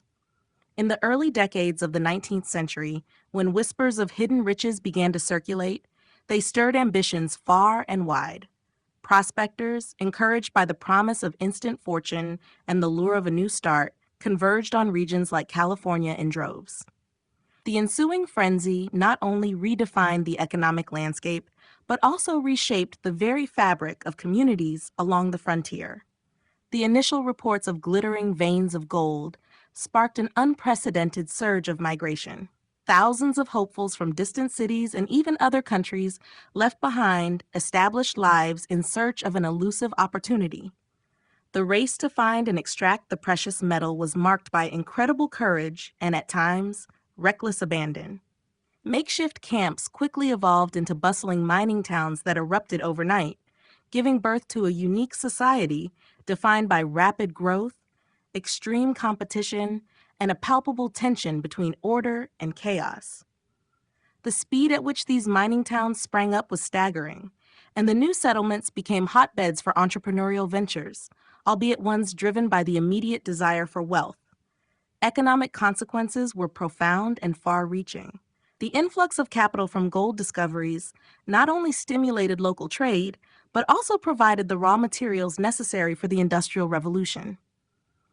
Banking institutions saw an opportunity in the gold rush, and an increased need for secure channels of financial transaction emerged. As miners and merchants exchanged goods and services, markets began to flourish. However, this sudden prosperity came with drawbacks. The rapid concentration of wealth in mining camps led to stark disparities, and the growing wealth gap often resulted in social unrest. wealth was unevenly distributed, and the speculative nature of mining investments created an environment ripe for deception, exploitation, and occasional fraud. The environmental impact of gold mining was significant as well. As prospectors advanced into pristine regions, the landscape was reshaped by excavations, river diversions, and the extraction methods employed in the frantic search for gold. This environmental degradation had a lasting effect on local ecosystems, altering waterways, diminishing soil fertility, and leading to long-term ecological challenges that communities would grapple with for decades. The quest for gold was pursued with little regard for sustainable practices, and the consequences of such recklessness continue to be felt in areas where mining once occurred. Socially, the discovery of gold brought a melting pot of cultures together in a cauldron of rapidly evolving traditions. People from various backgrounds, including immigrants from Asia, Europe, and Latin America, converged on the same remote regions, enriching local cultures while also igniting tensions. Laws and social order were tested as communities struggled to maintain stability amid the rapid changes imposed by the sudden wealth and mass migration. As communities eventually attempted to stabilize and formalize governance, the legacy of the gold rush became a profound reminder of both the promise and pitfalls of sudden economic opportunity. Ultimately, the discovery of gold and its subsequent consequences left an indelible mark on the nation's history. While it catalyzed a period of significant growth and innovation, the era was equally defined by stark inequalities, environmental degradation, and enduring social challenges that continue to shape American history. The growth of boomtowns. The phenomenon of boomtowns emerged as an inevitable outcome of rapid economic and population growth in areas transformed by natural resource discoveries.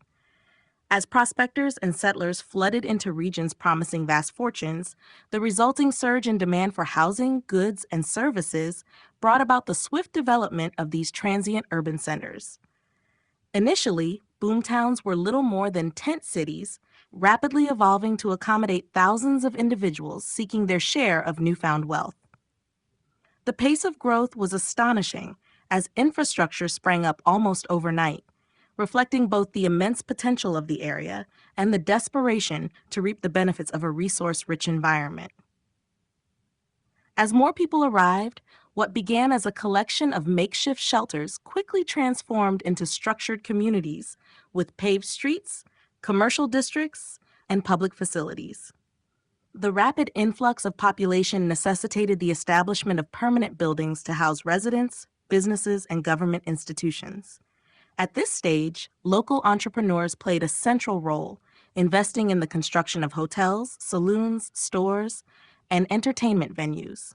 In addition, services such as banking, medical care, and law enforcement emerged to support the growing community, further embedding boomtowns into the broader economic framework of the nation. The transformation was not merely physical, but also social, as communities shifted from temporary camps into more organized settlements with a distinct sense of identity, albeit one built on volatile foundations. The growth of boomtowns was both a symbol of progress and a mirror reflecting the impermanence of certain frontier endeavors. While these towns often flourished when resource extraction was at its peak, their rapid expansion was typically followed by a precipitous decline when resources were exhausted or when the rush of migration slowed down. In many cases, the collapse of a boomtown would leave behind ghost towns, silent remnants of an era defined by frenzied ambition and fleeting prosperity. Despite this cyclical pattern of boom and bust, the legacy of these towns persists in American history as vital chapters in the story of rapid development and innovation driven by natural resource exploits. Economic factors were the primary drivers behind the remarkable expansion of boomtowns as local economies experienced transformative shifts. The influx of investment and labor not only stimulated local trade, but also attracted interest from national and even international investors. Technological advancements, particularly in mining and transportation, further accelerated development and, in some instances, led to innovations that spread to other regions. However, with such rapid growth came challenges. Social services and infrastructure often lagged behind the pace of expansion, leading to issues such as overcrowding, inadequate sanitation, and strained public resources. The swift development demanded that local governments and community leaders innovate on the fly to meet the needs of an ever-growing population, highlighting both the promise and pitfalls of rapid urbanization in a frontier environment. In summary, the growth of boomtowns encapsulates a period of American history marked by explosive change and economic dynamism. What began as temporary settlements evolved into bustling communities driven by the unyielding quest for wealth and opportunity. Although many boomtowns eventually succumbed to economic downturns, their brief periods of intense development left lasting impressions on the nation's landscape. The rise and fall of these towns serve as a testament to the challenges of rapid growth and the enduring impact of resource-driven expansion on the American frontier. The mining industry and its legacy. The mining industry played a central role in the shaping of the American West, serving as a powerful engine for economic growth while also leaving behind a multifaceted legacy that continues to influence the region and the nation. Beginning with the fervor of the gold rush and other mineral booms, mining attracted waves of prospectors and investors, all drawn by the promise of wealth and opportunity. In the early years, mining was a rudimentary and often dangerous enterprise, characterized by makeshift camps, hand-dug tunnels, and a sense of wild adventure that captured the national imagination. The industry's rapid expansion not only drove population shifts as people flocked to resource-rich areas, but it also spurred the development of infrastructure and local commerce. As mining operations evolved from individual claims to larger, more organized endeavors, significant changes followed. The mechanization of mining processes and the introduction of innovative techniques allowed for larger-scale extraction of minerals, reshaping both the economic landscape and the physical environment. Large companies emerged, consolidating claims and investing in modern equipment to increase production. This industrialization fueled the growth of nearby towns and cities, laying down the roots for lasting urban and regional development. At the same time, the prosperity associated with mining attracted diverse groups from various backgrounds, further adding to the cultural mosaic of the frontier. While the mining industry provided substantial economic benefits and catalyzed technological innovations, it also came with a host of environmental and social consequences that reverberate to this day. The intensive extraction of minerals led to significant alteration of landscapes, with mining pits, tailings, and the deforestation of large areas becoming common sights in many mining regions. The environmental degradation associated with mining practices disrupted local ecosystems and caused long-term soil and water contamination, issues that have required considerable remediation efforts in modern times. In addition, the boom and bust nature of mining communities left many towns abandoned once the resources were depleted, creating ghost towns that stand as poignant reminders of a bygone era. The social impact of mining was equally profound. The discovery of precious minerals and the subsequent rush brought together people from different parts of the world, contributing to the cultural richness and diversity that characterizes the American West. However, the competitive drive to strike it rich also bred tension, conflict, and inequality, as wealth was often unevenly distributed among those involved in the industry. Not every miner found fortune. Many faced hardship and destitution as the initial promise of wealth gave way to a more complex reality where exploitation and dangerous working conditions were common. Labor disputes and challenges over fair working conditions later spurred the development of early labor reforms and unions, elements that contributed to the broader narrative of workers' rights in America. In retrospect, the mining industry is remembered both for its impressive contributions to economic development and for the challenges it posed to society and the environment. Its legacy is a mixed one, marked by innovation, cultural exchange, economic boom, and environmental transformation. The enduring impact of mining continues to shape policy debates, conservation efforts, and historical narratives, serving as a testament to the enduring power of natural resources in shaping human destiny and the complex interplay between progress and preservation. You have been listening to The American Frontier: Pioneers, Settlers, and the Wild West, written by Harry Montgomery, narrated by Cedar Rays.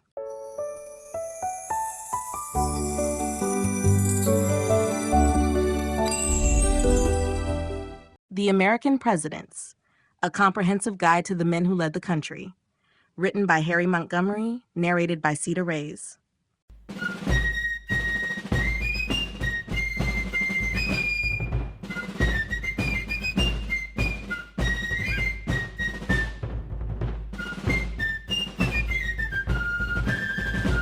Chapter 1: The Founding Presidents. The founding presidents of the United States played a pivotal role in shaping the early direction of the nation. Their leadership laid the groundwork for the establishment of a new republic and the principles that would guide the country for generations. George Washington, the first president, set the tone for the presidency itself. His leadership during the Revolutionary War had earned him widespread admiration, and when the new government was formed, Washington was unanimously chosen as the first leader of the United States. His presidency established many of the precedents for the executive branch, including the creation of a cabinet, the two-term limit, and the peaceful transfer of power. Washington's leadership was tested with several challenges during his presidency, most notably the issue of neutrality in foreign affairs. As tensions rose between France and Great Britain, Washington carefully navigated the country through these conflicts, urging the nation to avoid entanglement in European wars. His farewell address warned against permanent foreign alliances and political factions, offering advice that would resonate throughout American history. Washington's decision to step down after 2 terms also set a significant precedent that would shape the expectations of future presidents. Following Washington's tenure, John Adams became the second president of the United States. A Federalist and a key figure in the early American Revolution, Adams had been a vocal advocate for independence and the formation of a strong central government. His presidency, however, was marked by political divisions and foreign policy struggles. The most notable event during his administration was the quasi-war with France, which resulted from tensions over the French Revolution and the actions of the French government against American shipping. The conflict, though never fully declared as a war, tested the young nation's ability to assert its interests on the global stage. Adams' presidency also witnessed the passage of the Alien and Sedition Acts, which were controversial laws aimed at curbing the influence of French immigrants and suppressing political dissent. These acts faced strong opposition, particularly from Thomas Jefferson and James Madison, who argued that they violated the constitutional rights of Americans. Despite these internal challenges, Adams managed to avoid full-scale war with France, securing a peace treaty that helped stabilize the country's foreign relations.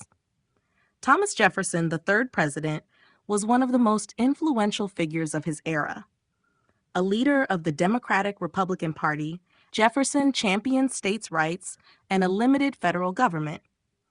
His presidency saw the expansion of the United States through the Louisiana Purchase in 1803, which doubled the size of the nation and opened up vast new territories for settlement. Jefferson's vision of an agrarian republic, however, faced challenges as the country grew and developed economically. Jefferson's foreign policy also faced difficulties, particularly with Great Britain and France. The Embargo Act of 1807, which was meant to protect American interests by cutting off trade with both nations, ended up harming the American economy and was widely unpopular. Nevertheless, Jefferson's presidency is remembered for its commitment to Republican values, the preservation of the Union, and the successful expansion of American territory. The presidencies of Washington, Adams, and Jefferson were crucial in establishing the United States as a functioning republic. Their leadership not only shaped the direction of the nation, but also set enduring precedents for future presidents. Each faced unique challenges that tested the resilience of the new republic, but their actions ultimately helped ensure the survival and growth of the United States. George Washington and the birth of the nation. George Washington stands at the forefront of American history as a symbol of unity and strength, his leadership guiding the nation from the turmoil of revolution into the beginnings of an independent republic.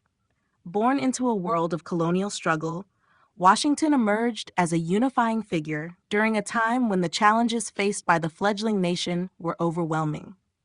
His determination and character were evident as he accepted the immense responsibility of leading a diverse and often divided group of individuals into a new era of self-governance. Throughout the Revolutionary War, Washington proved to be a man of both military strategy and personal integrity. He led colonial forces through harsh winters, difficult battles, and unexpected setbacks. Despite facing a well-trained and well-equipped British army, Washington maintained the resolve of his troops by instilling them with hope and the belief that their sacrifice would create a better future. His ability to balance military acumen with a genuine care for the lives of his soldiers contributed significantly to the ultimate success of the American Revolution. After the victory in battle, as the Revolution gave way to the task of building a stable nation, Washington's role expanded far beyond that of a military general. He became a central figure in the political transformation that would shape the United States. His participation in the Constitutional Convention reflected his deep understanding of both the necessity of a strong central government and the importance of preserving the rights and freedoms of the individual states. Washington's presence in these foundational moments provided the new government with legitimacy and stability. When he was later elected as the first president, his leadership took on an even greater symbolic significance. The creation of the presidency itself was still in its infancy and uncharted territory, but Washington handled the enormous responsibilities with grace and wisdom. He set many precedents that would define the future of American governance, including the practice of a peaceful transfer of power and the importance of neutrality in foreign affairs. Washington's decisions in office reflected his commitment to a government by the people, influencing the ideals upon which the nation was built. Washington's commitment to unity was perhaps his most enduring legacy. In a time when deep-seated divisions threatened to tear the young nation apart, he recognized that the country needed a central figure capable of binding its diverse elements together. His actions during his presidency, from the formation of the cabinet to his careful balancing of competing interests among states, contributed to a robust framework for the government. Even his decision to step down after 2 terms of office, refusing the temptation of power, underscored his dedication to the principles of democratic governance. Today, George Washington's contributions remain a cornerstone of American history. His leadership, courage, and vision during the birth of the nation continue to serve as an inspiration for generations. His legacy is a reminder that the creation of a stable, lasting government rests on the shoulders of those willing to put their country's future before their own ambitions, a testament to the enduring spirit of a nation born from struggle and guided by principles of freedom and unity. John Adams, the Federalist Vision. John Adams embodied the Federalist vision at a time when the American Republic was struggling to define its identity and navigate the turbulent waters of domestic and international politics. Adams was a dedicated advocate for a strong national government and believed that the survival of the new nation depended on robust institutions, clear principles, and a balance of power that would prevent any one faction from dominating.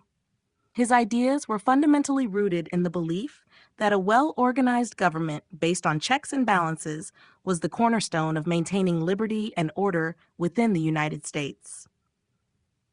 Adams' tenure as the second president of the United States was marked by his persistent efforts to fortify the young nation. Determined to safeguard the Union, he worked to establish a stable and effective federal system. As a leading Federalist, Adams consistently argued for a centralized authority that could provide stability in times of political disarray.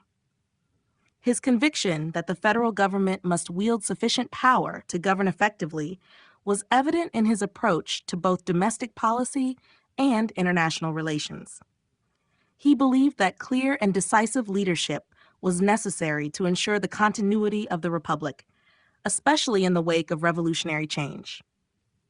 Internationally, Adams faced significant challenges that tested the strength and resilience of the Federalist vision.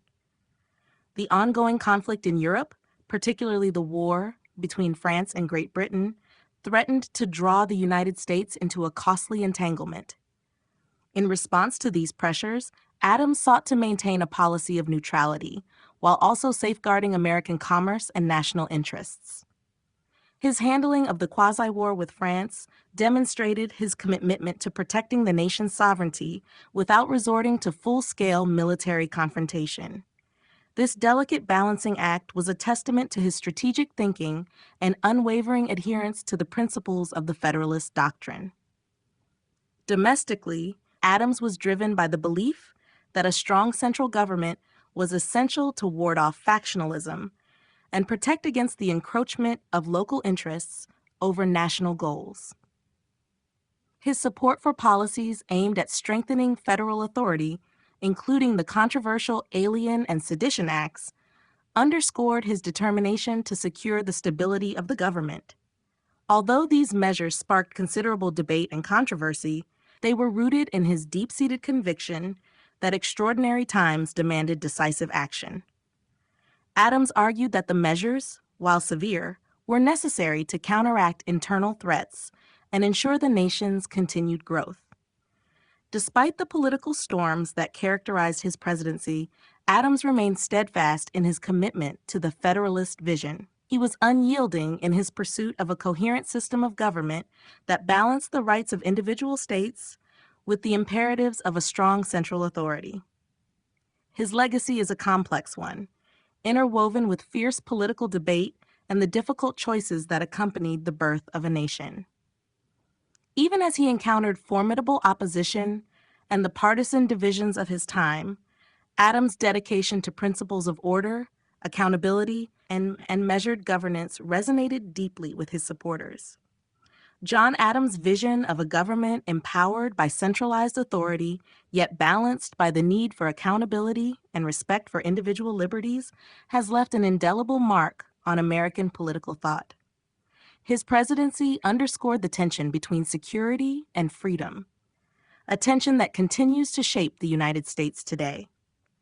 Through his actions and writings, Adams provided a blueprint for the kind of careful, deliberate federalism that remains central to the American political tradition. Thomas Jefferson and the expansion of America. Thomas Jefferson stands as one of the most influential figures in American history, whose presidency transformed the nation through an enduring vision of expansion and democratic ideals. His approach to governing and his commitment to growth not only redefined the role of the federal government, but also reshaped the territorial boundaries of the United States. Jefferson's ideas were deeply rooted in the notion that a nation's strength could be measured by both its adherence to the principles of liberty and its potential for growth, offering an innovative blueprint for America's development. Jefferson's presidency is marked by his tireless efforts to extend American influence across the continent. His support for exploration and expansion found its most significant expression in the Louisiana Purchase of 1803, a transaction that doubled the country's size overnight. This monumental acquisition was not just a land deal. It was a bold step towards fulfilling the idea of an empire of liberty, where the benefits of freedom and democratic ideals could be spread from sea to shining sea. In embracing the purchase, Jefferson balanced idealism with pragmatic governance, despite concerns from some members of his administration over its constitutionality. The expansion of American territory under Jefferson also paved the way for future explorations. By commissioning expeditions such as the Lewis and Clark expedition, Jefferson aimed to scientifically and culturally map the vast regions of the newly acquired lands. This expedition played a crucial role in collecting valuable information about the geography, flora, fauna, and the indigenous populations encountered along the way. The findings not only enriched the nation's understanding of its own landscape, but also helped to solidify the United States' claim to the West, setting the stage for further territorial claims and expansions in the years to follow. Jefferson was equally committed to the vision of an agrarian society, which he believed was fundamental to maintaining a balanced and virtuous republic. He envisioned America as a land of independent yeoman farmers whose way of life was the backbone of the nation's democratic ideals. This vision influenced his policies on land distribution and westward expansion, as he encouraged settlement in the newly acquired territories. The ideal of a society based on the dignity of labor and individual enterprise was central to his overall philosophy, and it had a lasting impact on American culture and economic development. Despite facing significant challenges, including opposition over the implications of rapid expansion and the integration of diverse populations, Jefferson's efforts created a legacy that redefined the young nation. His initiatives not only increased the geographic scope of the United States, but also encouraged a spirit of exploration and innovation that would characterize American society for generations to come. His administration's willingness to embrace both risk and opportunity paved the way for a future where the blend of democratic principles and a frontier spirit would drive national progress. Through the Louisiana Purchase and subsequent explorations, Thomas Jefferson left an indelible mark on the course of American history. His leadership during a critical period of expansion underscored his belief in the potential of the United States to grow while remaining true to its foundational ideals. The expansion of America under Jefferson's guidance created the framework for a nation that would continue to evolve and expand, ultimately laying the groundwork for the modern United States.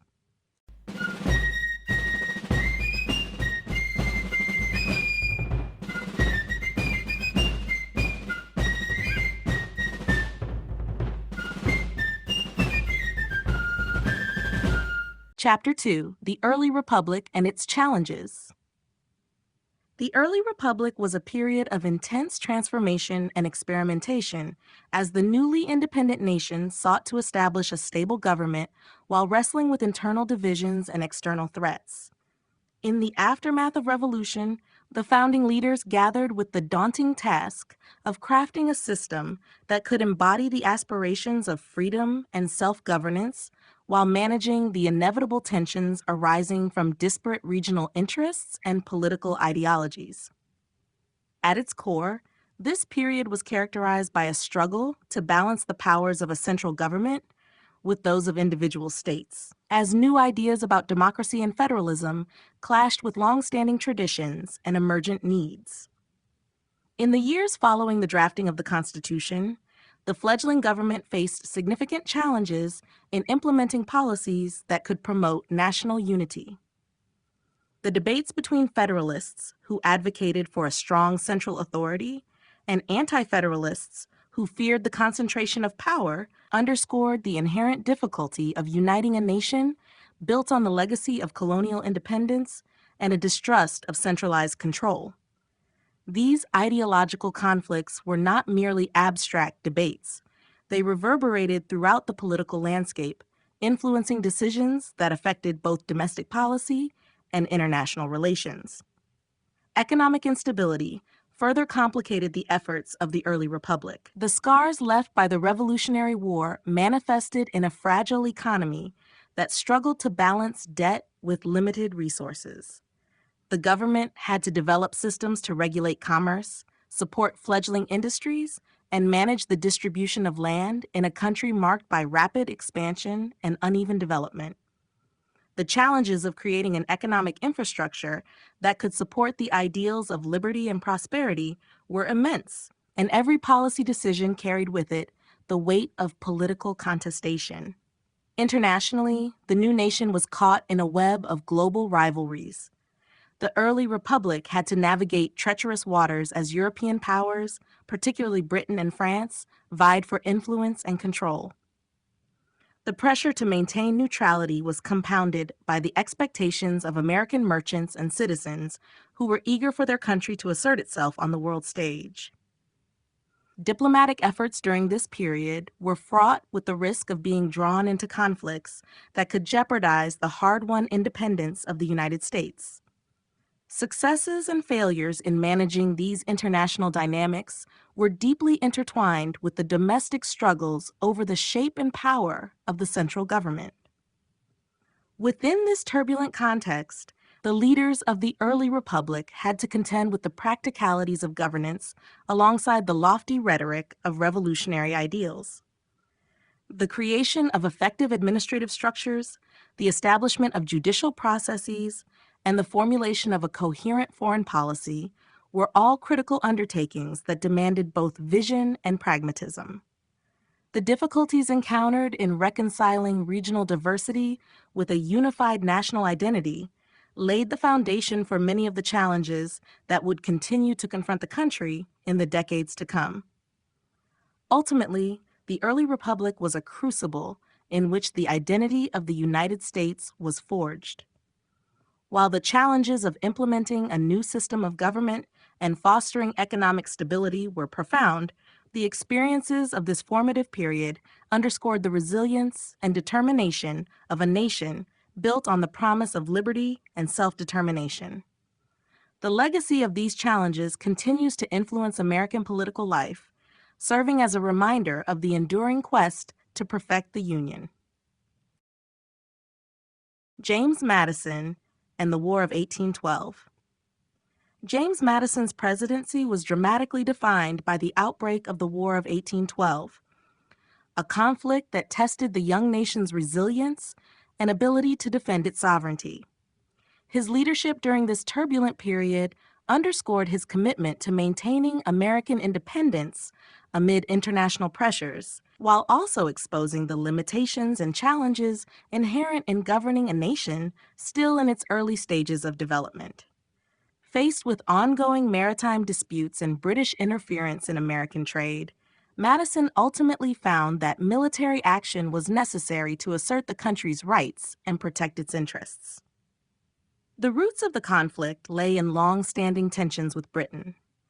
American ships were being harassed, and impressment policies that forced seamen into service in the British Navy provoked fierce indignation among citizens and lawmakers alike. Madison, who had long championed the need for national sovereignty and self-respect, was pressured by these events to take decisive action, even though many in his administration were reluctant to declare war.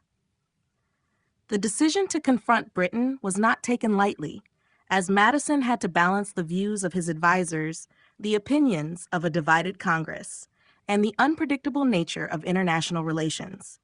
His determination to defend American honor ultimately led to a declaration of war in 1812, a move that would have long-lasting implications for the nation. During the war, Madison's leadership was marked by both significant challenges and unexpected successes. The military campaigns were a mixture of setbacks and hard-fought victories. Early in the conflict, American forces encountered difficulties due to a lack of preparation, inadequate resources, and a military structure that had not been fully developed. These early failures exposed deep flaws in the nation's infrastructure and raised serious questions about the effectiveness of government policies in preparing the country for war. However, as the conflict progressed, American resolve began to harden. The successes in key battles demonstrated that despite initial setbacks, the nation was capable of mounting a spirited defense against a formidable foe. Madison's role extended beyond merely overseeing military operations. He worked tirelessly to ensure that the nation's economy could sustain the prolonged demands of war. His administration was forced to navigate a delicate balance between funding military efforts and addressing domestic economic concerns. The strain of war placed considerable pressure on the country's finances, but it also provided an impetus for economic reforms that would later transform the American economy. As Madison grappled with these challenges, he also sought to uphold principles of democracy by fostering a spirit of national unity and patriotism that would rally the American people around a common cause. The War of 1812 proved to be a defining moment for Madison's presidency.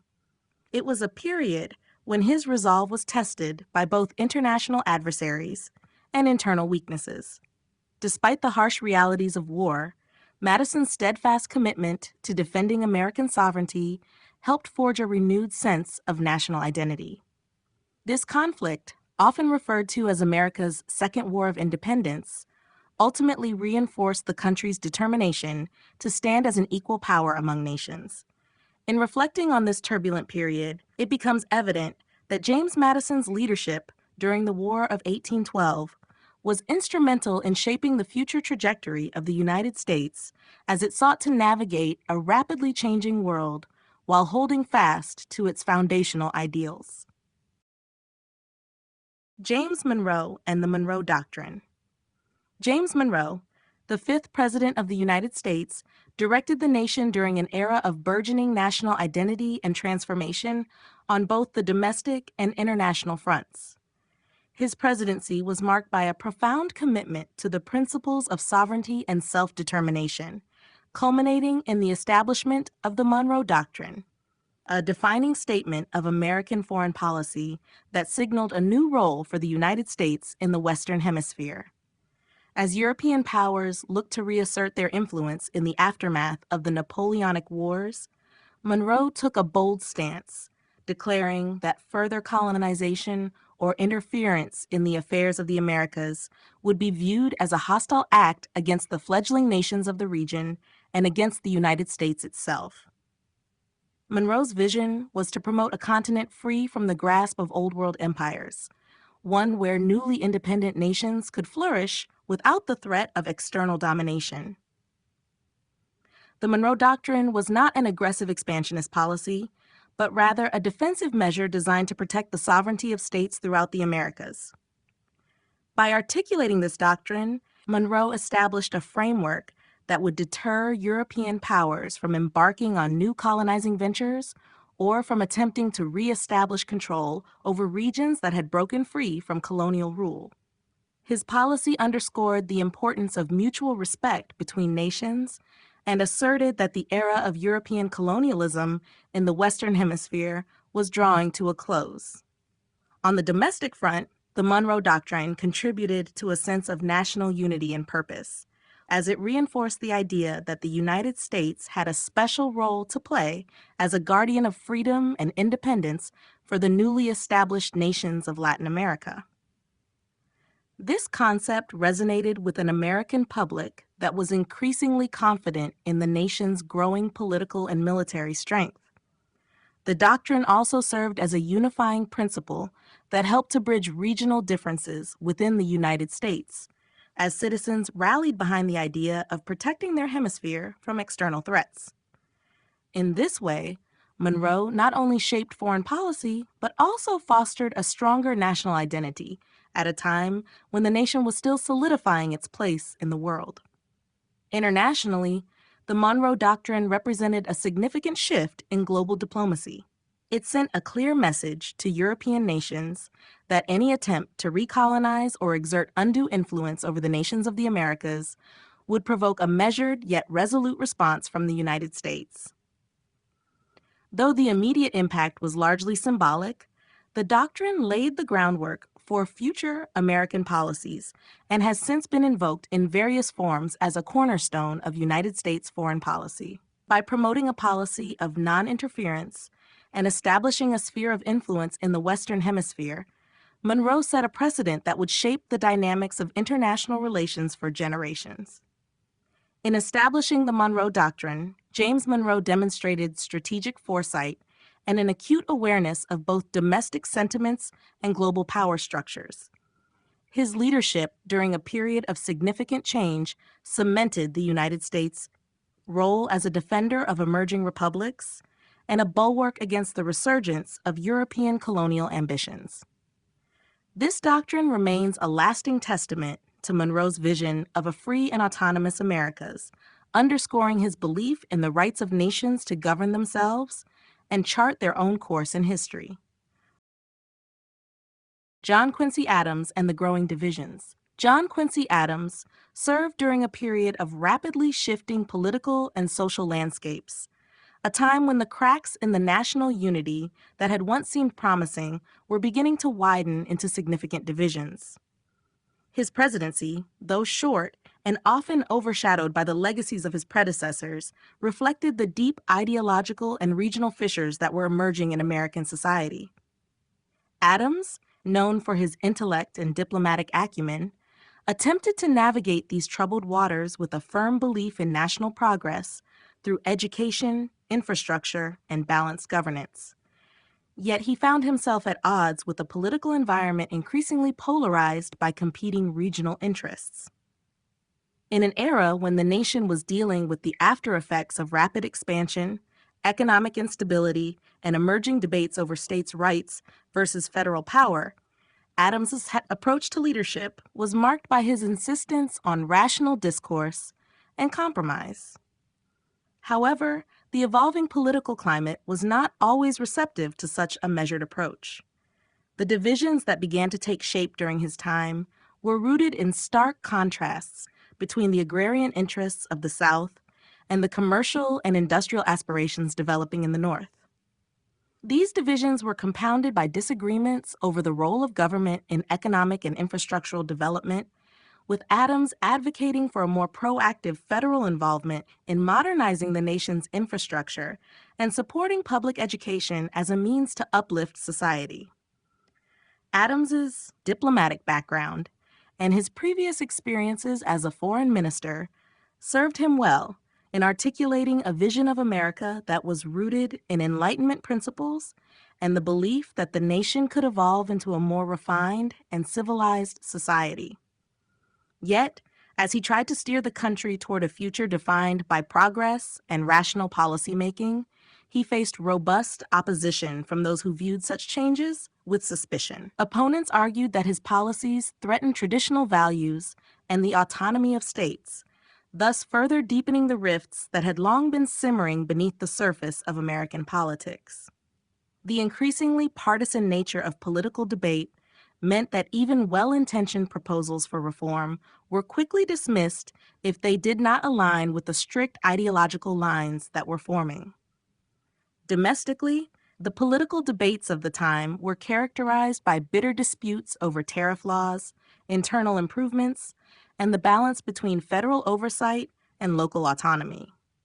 Adams' vision of a united progressive nation was continually challenged by these contentious issues, and he often found himself isolated in an environment where consensus was becoming ever more difficult to achieve. The growing divisions were not merely abstract policy disagreements. They reflected a fundamental divergence in the outlook on America's future, where one faction saw the promise of industrial modernity and economic growth, while another clung to the traditions of agrarian self-sufficiency and state sovereignty. Ultimately, the presidency of John Quincy Adams became a microcosm of the broader national struggle to define American identity during a time of profound transition. His efforts to mediate between conflicting interests and to advance policies that would foster long-term national development were met with resistance from a political system that was increasingly driven by sectional loyalties. In facing these growing divisions, Adams's legacy is one of a leader caught in the crossfire of transformative change, whose forward-looking ideas were overshadowed by the realities of a fracturing republic.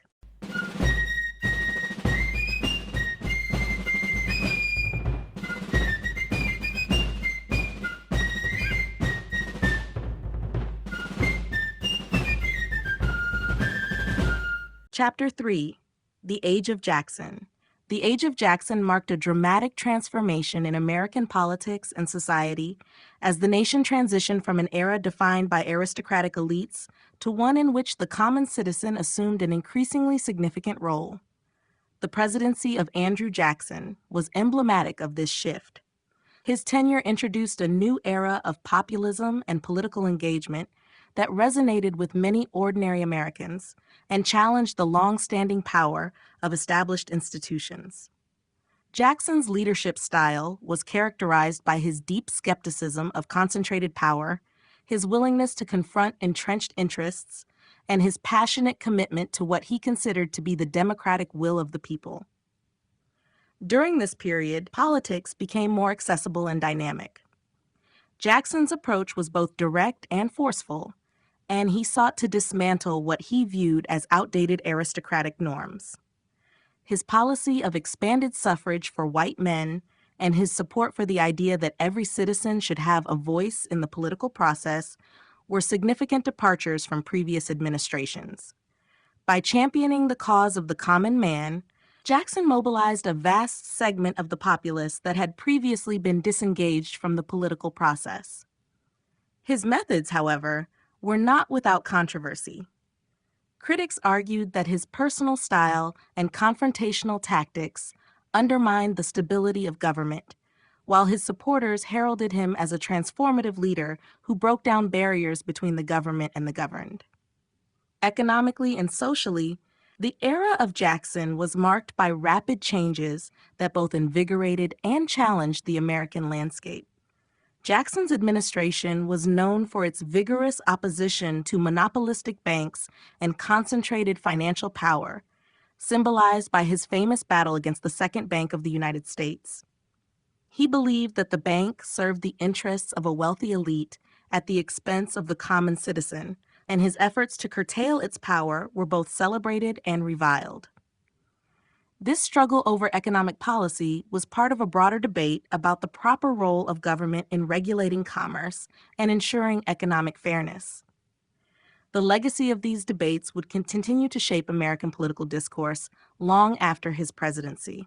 Jackson's presidency also highlighted the tensions between expansionist ideals and the rights of indigenous peoples. As America pursued its destiny by expanding westward, Jackson's policies toward Native Americans came under severe criticism. His support for the removal of Native American tribes from ancestral lands led to policies that caused profound suffering and loss. While Jackson's actions in this regard were justified by him as necessary for the nation's progress, they cast a long shadow over his legacy and sparked debates about justice and the limits of popular will. The age of Jackson fundamentally reshaped American politics by introducing a more participatory system where leaders were expected to be in tune with the electorate. His tenure signaled a departure from the more reserved style of earlier presidents and set the stage for a political environment characterized by fierce partisan battles and dramatic shifts in public policy. The dynamic and often tumultuous political landscape of Jackson's era continues to be a subject of analysis, reflecting both the promise and the pitfalls of a democracy undergoing rapid change. In this period of transformation, Jackson's impact on the evolution of the American political system remains both indelible and deeply debated. Andrew Jackson and the Rise of the Common Man. Andrew Jackson emerged as a pivotal figure in American history by redefining the political landscape and giving voice to ordinary citizens who had previously been marginalized in government. His ascent to power signified a fundamental shift in the political process, one that embraced populism, and marked the beginning of a new era where the common man played an active role in shaping national policies. Jackson's presidency was driven by his belief that government should be a direct servant of its people, and his actions reflected an unwavering commitment to empowering individuals who had long felt sidelined by the elite institutions of the past. Jackson's rise was a testament to democratizing forces that were transforming the country. At a time when the political system had been dominated by wealthy aristocrats and long-established factions, Jackson offered an alternative vision. He championed the cause of the common citizen by advocating for expanded voting rights and by challenging the established political order. Jackson's belief was that every eligible American, regardless of wealth or social status, deserved a voice in the political process. This democratizing trend redefined American democracy, injecting it with a sense of accessibility and personal empowerment that had rarely been seen before. The policies Jackson pursued during his presidency were a direct reflection of his populist philosophy. One of his most notable actions was his battle against entrenched financial power, most famously embodied in his opposition to the Second Bank of the United States. Jackson contended that the bank represented an undue concentration of economic power that favored the wealthy few at the expense of the broader populace. His efforts to dismantle the bank were driven by the conviction that economic opportunities should be available to all and that government should serve as a safeguard against the monopolistic tendencies that could stifle the aspirations of ordinary citizens. This battle not only reshaped the nation's financial system, but also reinforced his image as a leader dedicated to ensuring that the benefits of prosperity were broadly shared. Beyond his economic policies, Jackson's leadership redefined political participation in the United States. His personal approach to governance was characterized by a direct and unfiltered style, which resonated with a large segment of the population. Jackson was seen as a man of the people, a rugged, determined leader willing to take on the powerful interests that had long been entrenched in Washington. His iconoclastic nature and willingness to challenge the status quo brought a new energy to American politics, creating a legacy of vigorous public engagement and laying the groundwork for modern party politics. However, the rise of the common man under Jackson was not without controversy. His legacy is also marked by policies that had adverse effects on certain segments of the population, notably Native American tribes, whose displacement became a dark chapter in the nation's pursuit of manifest destiny.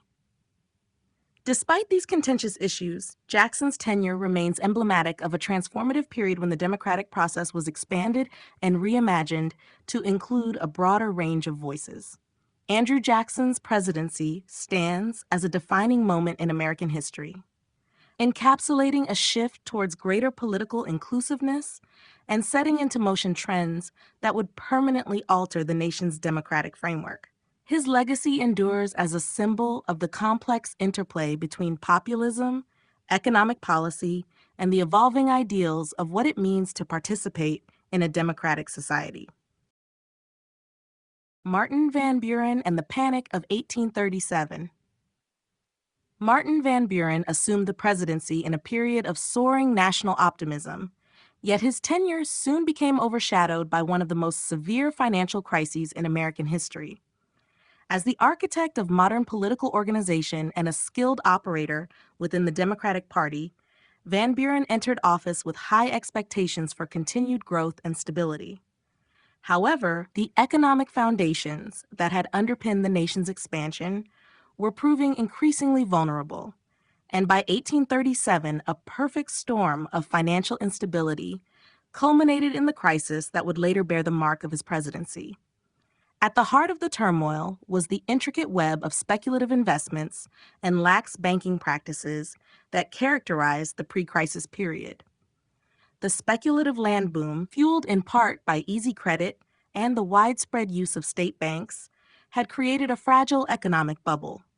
When external pressures, including a contraction in credit due to previous policy decisions and international financial shifts, began to mount, confidence in the American economy eroded rapidly. Van Buren, inheriting an economy already showing signs of distress, found himself at the helm during a time when bank failures, declining crop prices, and a sharp decrease in consumer spending triggered a cascade of economic paralysis. Van Buren's response to the crisis was framed by his belief in the need for a balanced approach to government intervention and market forces. He was a staunch advocate of fiscal responsibility and the maintenance of a sound currency, principles that guided his policies even in the face of widespread panic.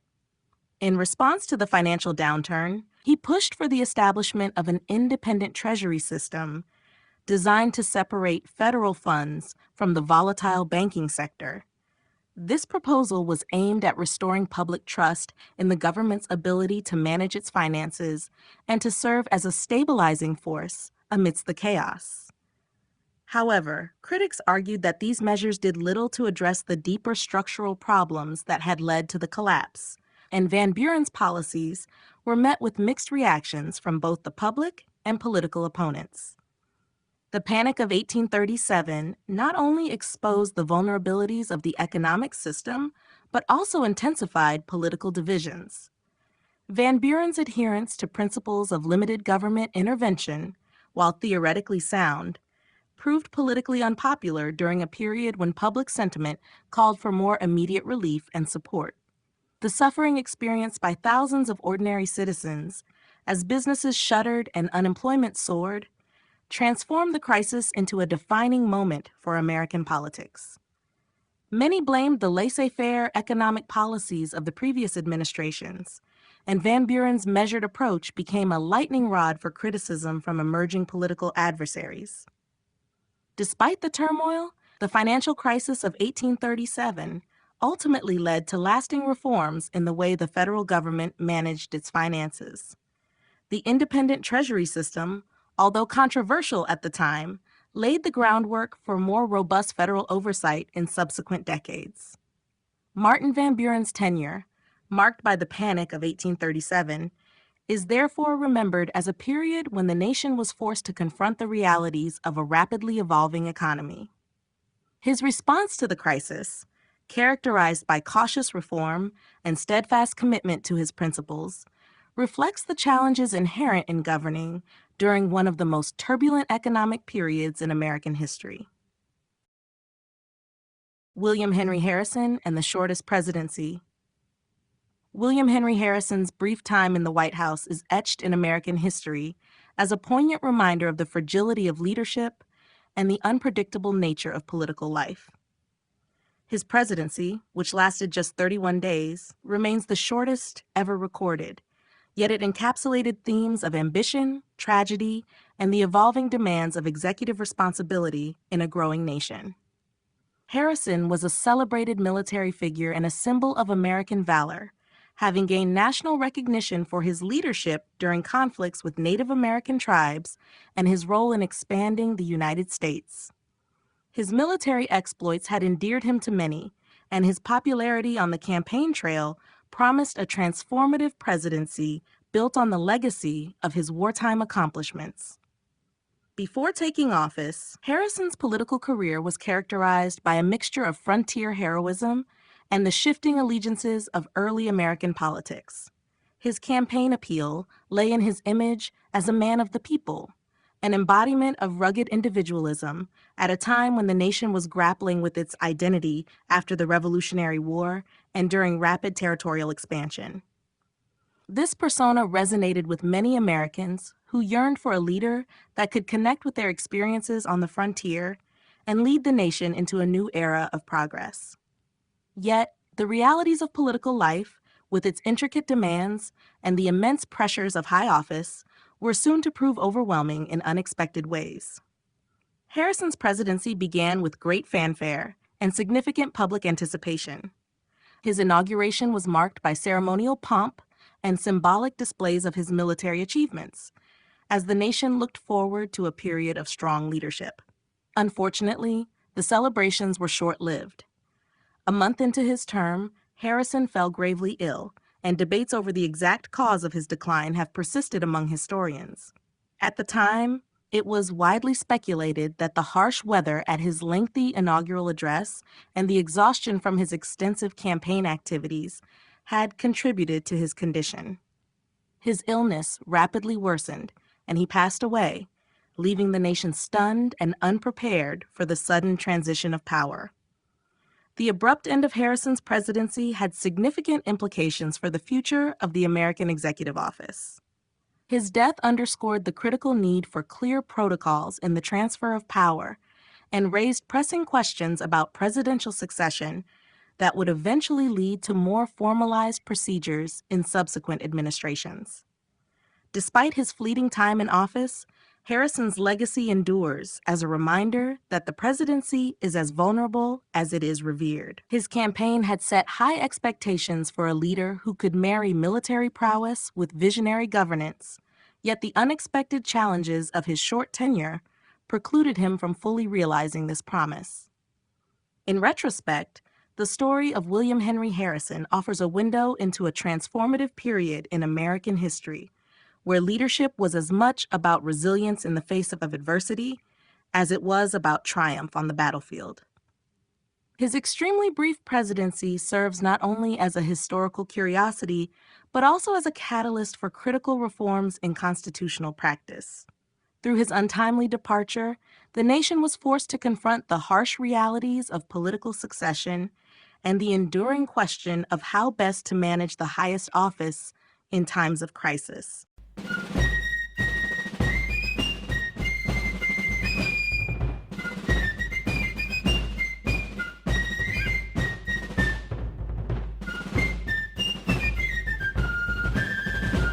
Chapter 4: The Civil War Era.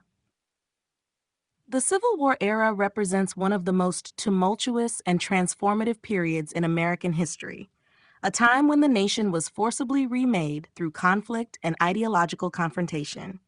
The struggle between the North and the South, which pitted brother against brother, was rooted in profound disagreements over slavery, states' rights, and the meaning of liberty. This period not only redefined the political and social landscape of the United States, but also laid the foundation for the modern nation through the sacrifices of countless individuals who fought for their divergent visions of America. In the decades preceding the Civil War, mounting tensions between Northern industrial interests and Southern agrarian economies had steadily deepened. The abolitionist movement grew in strength, fueled by moral and religious arguments against the institution of slavery, while Southern states, reliant on slave labor for their economic survival, entrenched their stance on states' rights and regional autonomy. These irreconcilable differences eventually led to a breakdown in political discourse and increasing polarization. The failure of compromise efforts, such as those attempted in the Missouri Compromise and the Compromise of 1850, made conflict seem inevitable as the nation hurtled toward an explosive confrontation. When hostilities finally erupted in 1861, the Civil War quickly evolved into an all-encompassing struggle that reshaped every aspect of American life. The conflict saw unprecedented levels of mobilization and casualties as new technologies and total war strategies transformed military engagements. In the North, industrial might and a robust railway network enabled the rapid movement of troops and supplies, whereas in the South, the defense of a deeply rooted social order was fought with fervor and determination despite limited resources. Battles such as Gettysburg, Antietam, and Fort Sumter became symbols of both the brutality of war and the enduring resilience of a nation torn apart by internal strife. Political leadership during this period was equally significant, with figures like President Abraham Lincoln emerging as pillars of national resolve. Lincoln's commitment to preserving the Union and his moral stance against slavery, crystallized in actions like the Emancipation Proclamation, fundamentally altered the course of the war and the future of American society. His speeches and decisions not only rallied a divided nation, but also laid the groundwork for broader social reforms. On the battlefield, military leaders on both sides sought to demonstrate their prowess and secure the future of their respective causes. Yet the true victors would ultimately be determined by the will of the American people to rebuild and unify after decades of division. Civilian life during the Civil War era was marked by sacrifice and adaptation as communities coped with loss, disruption, and the harsh realities of wartime life. Women, in particular, stepped into public roles as nurses, caregivers, and activists, challenging traditional gender roles and laying early groundwork for future social progress. The war also precipitated dramatic shifts in cultural identity, forcing the nation to confront painful truths about freedom, equality, and the price of independence. The legacy of the Civil War era is one of both sorrow and renewal. While the conflict exacted an enormous toll in human lives and left scars that would take generations to heal, it also set America on a path towards a more inclusive and egalitarian society. The debates and sacrifices of these years continue to resonate, serving as a solemn reminder of the enduring challenges of defining and defending a united nation. Abraham Lincoln and the Emancipation Proclamation. Abraham Lincoln's legacy as one of America's most revered presidents is indelibly linked to his transformative decision to issue the Emancipation Proclamation. This historic executive order, issued during one of the nation's darkest periods, shifted the course of the Civil War and redefined the struggle for freedom in the United States. Lincoln recognized that the war was not only a contest to preserve the Union, but also an opportunity to confront the deeply entrenched institution of slavery that had long divided the country. His bold action to declare enslaved individuals in Confederate-held territories free was both a moral imperative and a strategic maneuver that would alter the dynamics of the conflict. In the early years of the Civil War, Lincoln's primary objective was to maintain the fragile unity of the nation, a pursuit that often meant making difficult decisions in the midst of political and military challenges. As the war progressed, however, it became increasingly clear that slavery was at the heart of the conflict. Lincoln's evolving views on slavery, coupled with mounting pressure from abolitionists and a shifting public opinion, pushed him toward a more decisive stance. The Emancipation Proclamation, announced on January 1, 1863, declared that all slaves in the rebellious states were to be set free, altering the fundamental purpose of the war and casting it as a fight for human liberation. The proclamation had far-reaching implications, both domestically and internationally. Domestically, it redefined the moral grounds upon which the Union was fighting. By framing the war as a crusade against slavery, Lincoln galvanized a growing anti-slavery sentiment among Northern populations and reoriented the nation's commitment to human rights. The document also served to discourage European powers, particularly Great Britain and France, from recognizing or supporting the Confederacy, as the moral high ground increasingly belonged to the side that now stood for freedom. While the proclamation did not free all enslaved individuals outright, it set in motion a process that would eventually lead to the abolition of slavery across the United States. The issuance of the Emancipation Proclamation was not without controversy.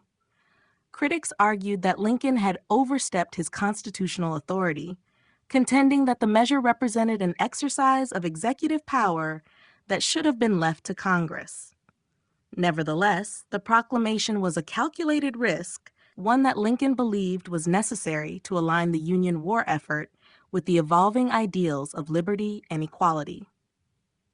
His leadership during this period demonstrated a pragmatic willingness to adapt his policies to the realities of a nation at war, while never losing sight of the overarching vision of a more just and inclusive society. In the aftermath of the proclamation, the transformation of the war's purpose was palpable. Former slaves began to enlist in the Union Army, their participation adding both moral and military strength to the Northern cause.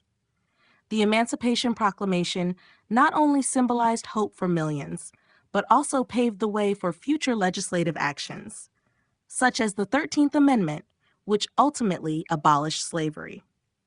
Abraham Lincoln's commitment to ending the barbarity of slavery through his decisive leadership remains a cornerstone of American history, a testament to the profound impact that visionary policy can have on the moral and social fabric of a nation.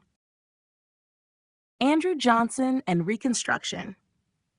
Andrew Johnson's presidency, emerging in the wake of the Civil War, was marked by turbulent struggles to reunite a nation fractured by conflict while navigating the complex challenges of Reconstruction. As Lincoln's successor, Johnson inherited the immense responsibility of restoring the Union and addressing the profound transformation required to reintegrate the Southern states. His approach to Reconstruction was controversial, characterized by a rapid reintegration strategy that clashed with the growing demands of a society eager to redefine the status quo, particularly in relation to civil rights and the social order in the South. Johnson, a Southern Democrat who remained loyal to the Union during the Civil War, sought to restore the Southern states as quickly as possible, adopting policies that emphasized leniency over retribution. His vision for Reconstruction was grounded in the belief that the Southern states could be reintegrated without fundamentally altering the existing social hierarchies. Johnson's policies granted generous amnesties to many former Confederates, allowing them to regain political power rapidly. This approach, however, proved problematic as it led to the rapid reemergence of pre-war power structures in the South that were resistant to changes in racial equality and civil rights. The leniency he exhibited created an environment in which old resentments and discriminatory practices could take root, undermining efforts to create a just and equitable post-war society. The president's insistence on swift reconciliation alienated many in Congress, particularly the radical Republicans, who sought to enforce a more stringent agenda for Reconstruction. These members of Congress argued that a tougher stance was necessary to protect the rights of freed slaves and to remodel Southern society in a way that would guarantee equality and justice. The struggle between Johnson and the radical Republicans was not merely one of political maneuvering. It was a battle of ideologies concerning the future of the nation. While Johnson favored restoring the Union with minimal intervention in state affairs, his adversaries believed that federal authority had a pivotal role in restructuring Southern society to secure the freedoms of the newly emancipated population. This clash escalated into a broader political confrontation that culminated in Johnson's impeachment trial. Although he narrowly avoided removal from office by a single vote in the Senate, the impeachment underscored the depth of the political rift.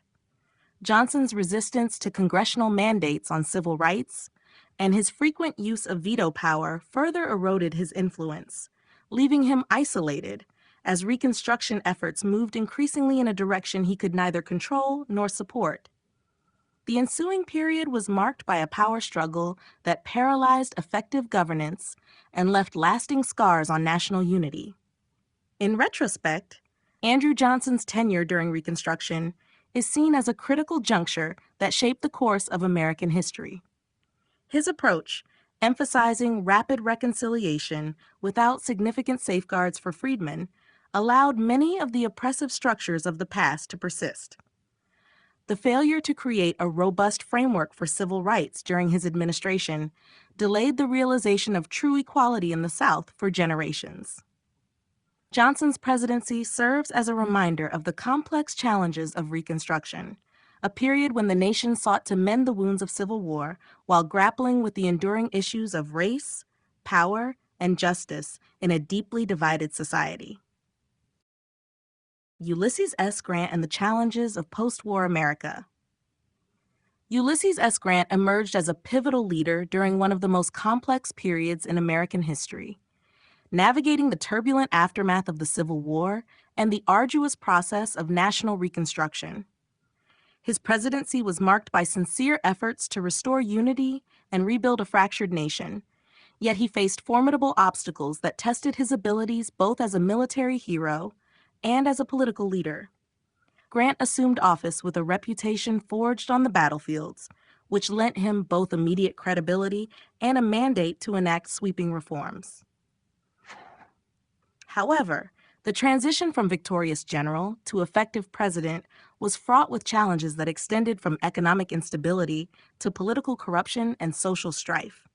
In the immediate post-war years, the task of reunifying the nation demanded decisive action on Reconstruction. Grant sought to reconcile a country deeply scarred by conflict by supporting policies designed to secure the rights of freed slaves while integrating the Southern states back into the Union. His administration worked to enforce the Reconstruction Acts, safeguard civil rights, and combat the resurgence of white supremacist groups intent on undermining the newfound freedoms of African Americans. Despite these noble intentions, the complexities of Southern resistance and entrenched local power structures made the process of transformation slow and contentious. Grant often found himself in a delicate balancing act, attempting to enforce federal authority in the South while managing the political fallout from Northern fatigue and Southern resentment. Economically, the post-war era was characterized by rapid industrial expansion mixed with financial volatility. Grant's presidency encountered issues such as inflation, fluctuating markets, and a banking system still in its infancy. Efforts to stabilize the economy were hampered by the lingering disruptions of war and the challenges of transitioning from a wartime economy to peacetime commerce. Grant supported legislation aimed at reforming the banking sector and restoring confidence in the national currency, but his initiatives were frequently sidelined by the competing interests of powerful political and business factions. The pressures of economic recovery, compounded by the need for progressive reforms, meant that the country's broader financial health remained an area of concern throughout his tenure. Corruption emerged as another major challenge during Grant's presidency. Although Grant himself maintained personal integrity, his administration became notorious for the influence of corrupt elements and scandals involving government officials and business leaders. This environment of patronage and graft undermined public confidence in the federal government and distracted from the administration's reform agenda. Grant's determination to root out corruption, including his support for civil service reforms, was met with resistance from entrenched interests, and efforts to clean up government operations were often hampered by partisan infighting and bureaucratic inertia. Despite these challenges, Grant's presidency set important precedents that would shape the trajectory of American political life in the decades that followed. His steadfast support for civil rights initiatives, commitment to national unity, and attempts to navigate the uncharted waters of post-war Reconstruction demonstrated that even in times of great turmoil, leadership could chart a path toward progress. In retrospect, Grant's contributions to rebuilding the nation and laying the groundwork for future reforms underscore the complexities and contradictions of an era defined by both hope and hardship. His legacy remains a subject of ongoing reassessment, reflecting the enduring struggle to reconcile the promises of freedom with the realities of governing a nation in recovery.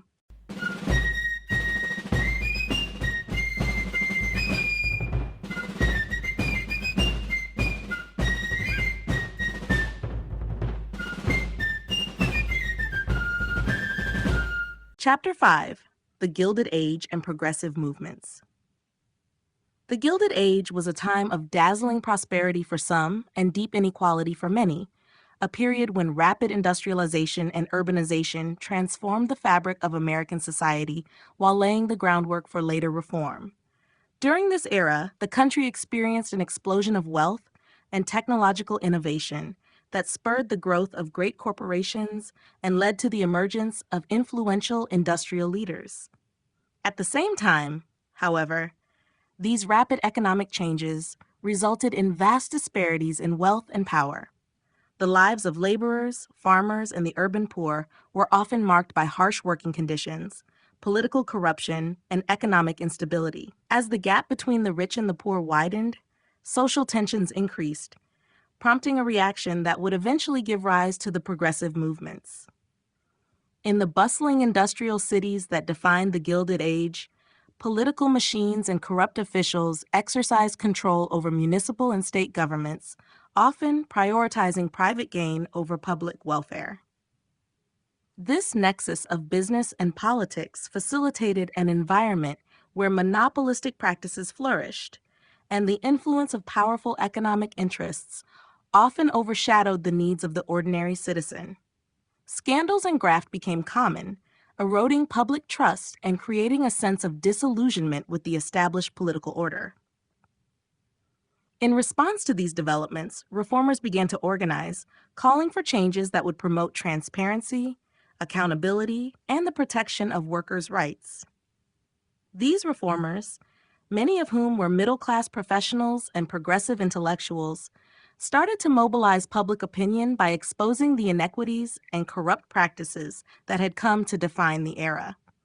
The progressive movement emerged as a multifaceted response to the challenges of the Gilded Age, advocating for sweeping economic, political, and social reforms. Progressives argued that unchecked industrial power and political corruption not only hindered democratic governance, but also contributed to widespread social suffering. They championed causes such as labor rights, women's suffrage, and public health initiatives, envisioning a society in which government played a constructive role in regulating business practices and ensuring that economic progress benefited all citizens. This period witnessed the rise of grassroots organizations, muckraking journalists, and reform-minded politicians who worked diligently to dismantle entrenched systems of privilege and create a fairer, more just society. The efforts of the progressive movement led to significant legislative and regulatory changes. Measures such as antitrust laws were enacted to break up monopolies and promote competition, while labor reforms improved working conditions and recognized the rights of workers to organize. In urban centers, reforms addressed issues of sanitation, housing, and public transportation, marking an era of increased civic engagement and governmental intervention in everyday life.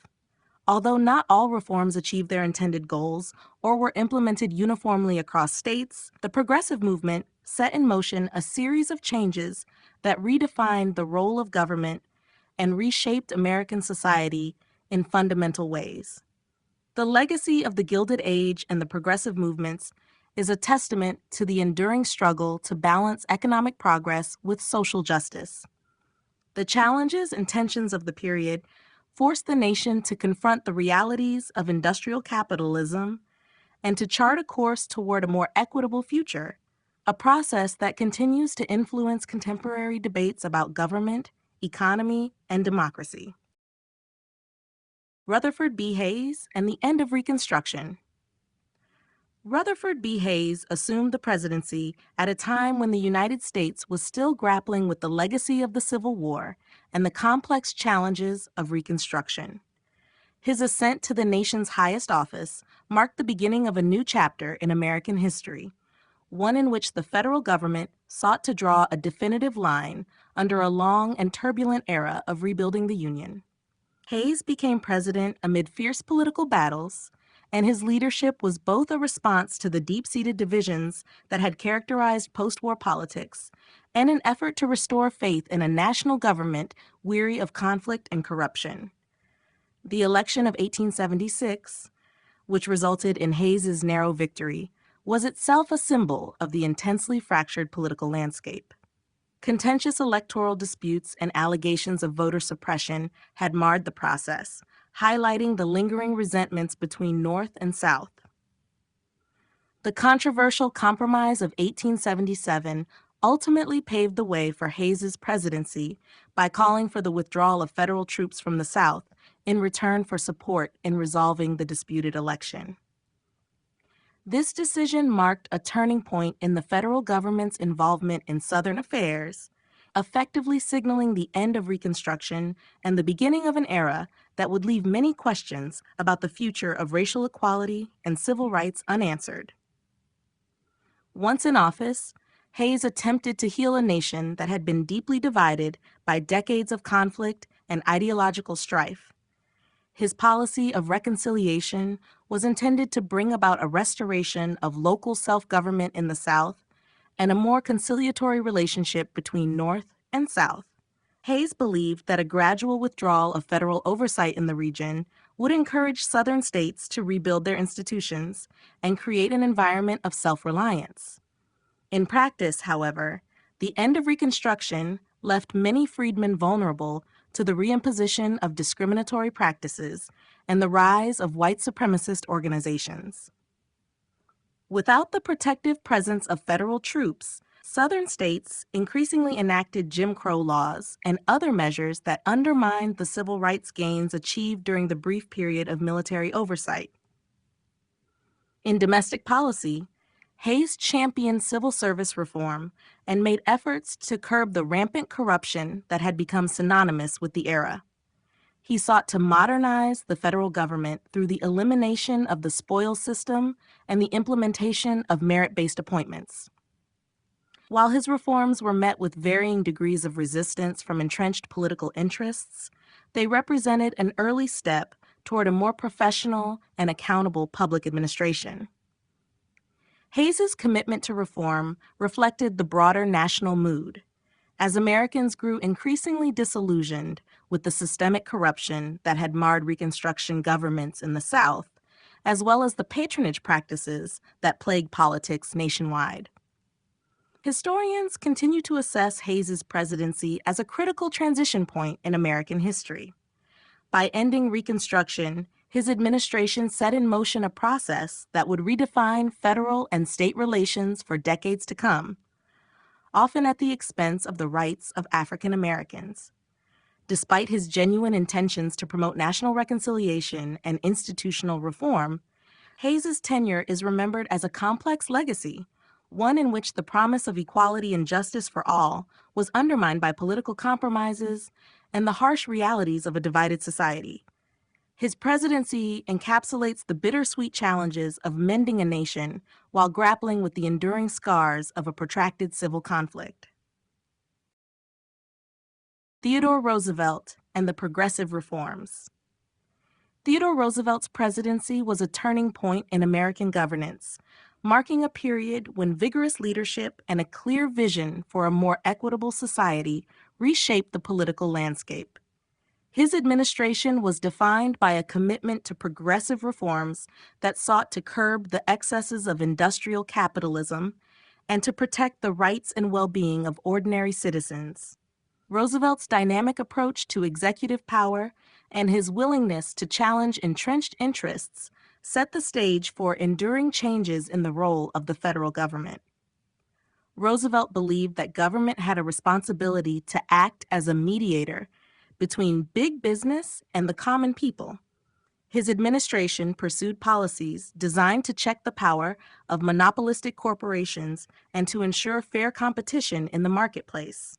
This drive resulted in the enforcement of antitrust laws and the vigorous regulation of business practices that had previously flourished with minimal interference. By taking decisive action against companies that stifled competition or exploited consumers and workers, Roosevelt not only demonstrated his determination to promote fairness, but also redefined the public's expectations of presidential leadership. In addition to addressing economic imbalances, Roosevelt was a fervent advocate for conservation and environmental stewardship. Recognizing the finite nature of the nation's natural resources, he pioneered efforts to establish a system of national parks and protected areas. His conservation policies were grounded in the belief that future generations were entitled to enjoy a pristine natural environment and that governmental oversight was necessary to prevent the exploitation of these resources for short-term gain. Roosevelt's initiatives in this area laid the groundwork for a lasting legacy of environmental protection and responsible resource management. Roosevelt's commitment to progressive reform extended to issues of public health, safety, and social welfare. His administration promoted regulatory measures to improve working conditions, secure food and drug quality, and protect consumers from unsafe practices. By championing these causes, Roosevelt not only addressed the immediate concerns of a rapidly industrializing society, but also set precedents that would serve as a model for subsequent reforms. His proactive use of executive authority to implement policies that address the common good helped to shift public opinion in favor of a more active federal government, one that was better equipped to respond to the challenges of a modern economy. Despite facing considerable opposition from established economic and political interests, Roosevelt's progressive reforms resonated with many Americans who felt marginalized by the rapid changes of the era. His direct and forceful rhetoric, combined with an energetic personal style, helped mobilize public support for measures that aimed to democratize economic opportunity and promote social justice. The impact of his presidency was felt far beyond his years in office. As the principles he advanced became integral components of American political ideology. In sum, Theodore Roosevelt's tenure as president was marked by transformative reforms that sought to harness the power of the federal government in the service of the public interest. His policies not only tempered the unbridled might of industrial monopolies and protected the nation's natural resources, but also laid a foundation for a more equitable society that continues to influence American political thought and policy today. Roosevelt's progressive legacy stands as a testament to the power of determined leadership in confronting the challenges of modern governance. William Howard Taft and the Republican split. William Howard Taft's presidency emerged at a critical juncture in the history of the Republican Party, when deep ideological fissures threatened to overwhelm the unified front that had long defined American conservatism. Taft, who served as the 27th President of the United States following Theodore Roosevelt, inherited a party that was increasingly divided by competing visions for the future. His tenure, marked by both administrative reforms and political strife, ultimately highlighted the challenges of leadership in a period when the forces of progressivism and conservatism were clashing in a public arena that demanded clear solutions to complex national issues. When Taft took office, many within the party still revered the progressive impulses advanced by Roosevelt. However, as Taft moved to implement his policy agenda, differences in approach became stark. Taft's style was more measured and cautious compared to the larger-than-life persona of his predecessor. While Theodore Roosevelt had built his reputation on bold, direct action, Taft favored a legalistic institutional approach to governance. His decisions regarding trust-busting and administrative organization, though significant in their own right, were seen by some progressives as too conservative or insufficiently dynamic. This divergence in strategy quickly became a focal point of internal party debates, as factions debated whether a modern, reform-oriented party could effectively address the nation's changing economic and social landscape. The internal strife within the Republican Party grew even more pronounced as Taft found himself increasingly isolated from the progressive wing that had once supported him. Prominent figures within the movement viewed his policies as a retreat from the ambitious reforms that had characterized the progressive era. They accused him of failing to push hard enough against the monopolistic practices and corporate abuses that had fueled public dissatisfaction. In contrast, more conservative elements within the party welcomed Taft's pragmatism, appreciating his adherence to legal processes and his less radical approach to restructuring government operations. This ideological divide was exacerbated by personal animosities and a growing sense of disillusionment among progressives who had expected a continuation of Roosevelt's vigorous reform agenda. The situation culminated in a dramatic split that not only splintered the Republican Party, but also altered the course of American politics. The rift between progressives and conservatives, which had been simmering beneath the surface, reached its peak when a faction led by Roosevelt broke away, setting the stage for a bitter and divisive campaign in subsequent elections. The split significantly weakened the party's national coherence, contributing to a period of political realignment in which voters were forced to reconsider long-held allegiances. The Republican split underscored the inherent difficulties of reconciling diverse ideological viewpoints within a single political entity, particularly when the stakes of economic reform and social change were so high. In retrospect, Taft's presidency and the ensuing split within the Republican Party offer a cautionary tale about the complexities of leadership during periods of rapid transformation. The challenges he faced in balancing reform with stability reflect the broader tensions that have repeatedly shaped American political life. Taft's legacy, though often overshadowed by the towering figure of Roosevelt, remains an important chapter in the story of a party struggling to define its identity in an era of profound political and economic change.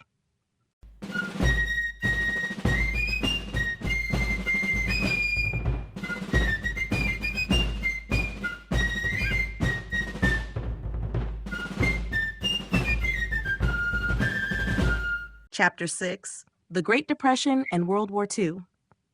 The Great Depression and World War II stand as two of the most defining periods of the 20th century in American history, each profoundly reshaping society, politics, and the global order. The economic collapse that began with the stock market crash of 1929 plunged the nation into a nearly decade-long crisis that left millions unemployed and deeply shaken the faith of Americans in their financial institutions.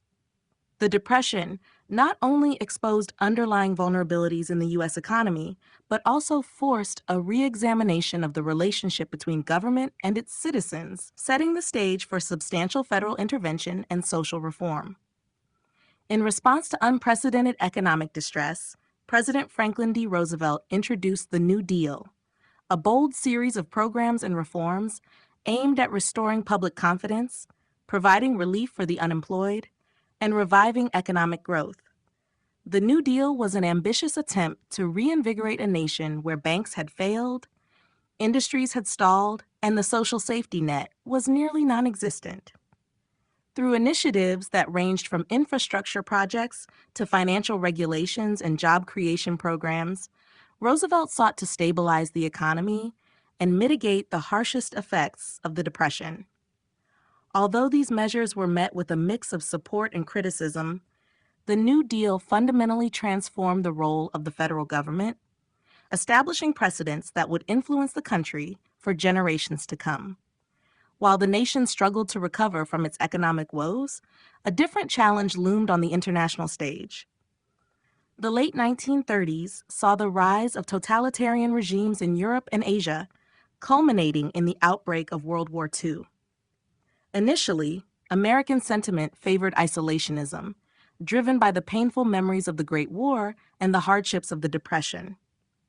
However, as Axis powers expanded their ambitions, the United States found its security and economic interests increasingly threatened.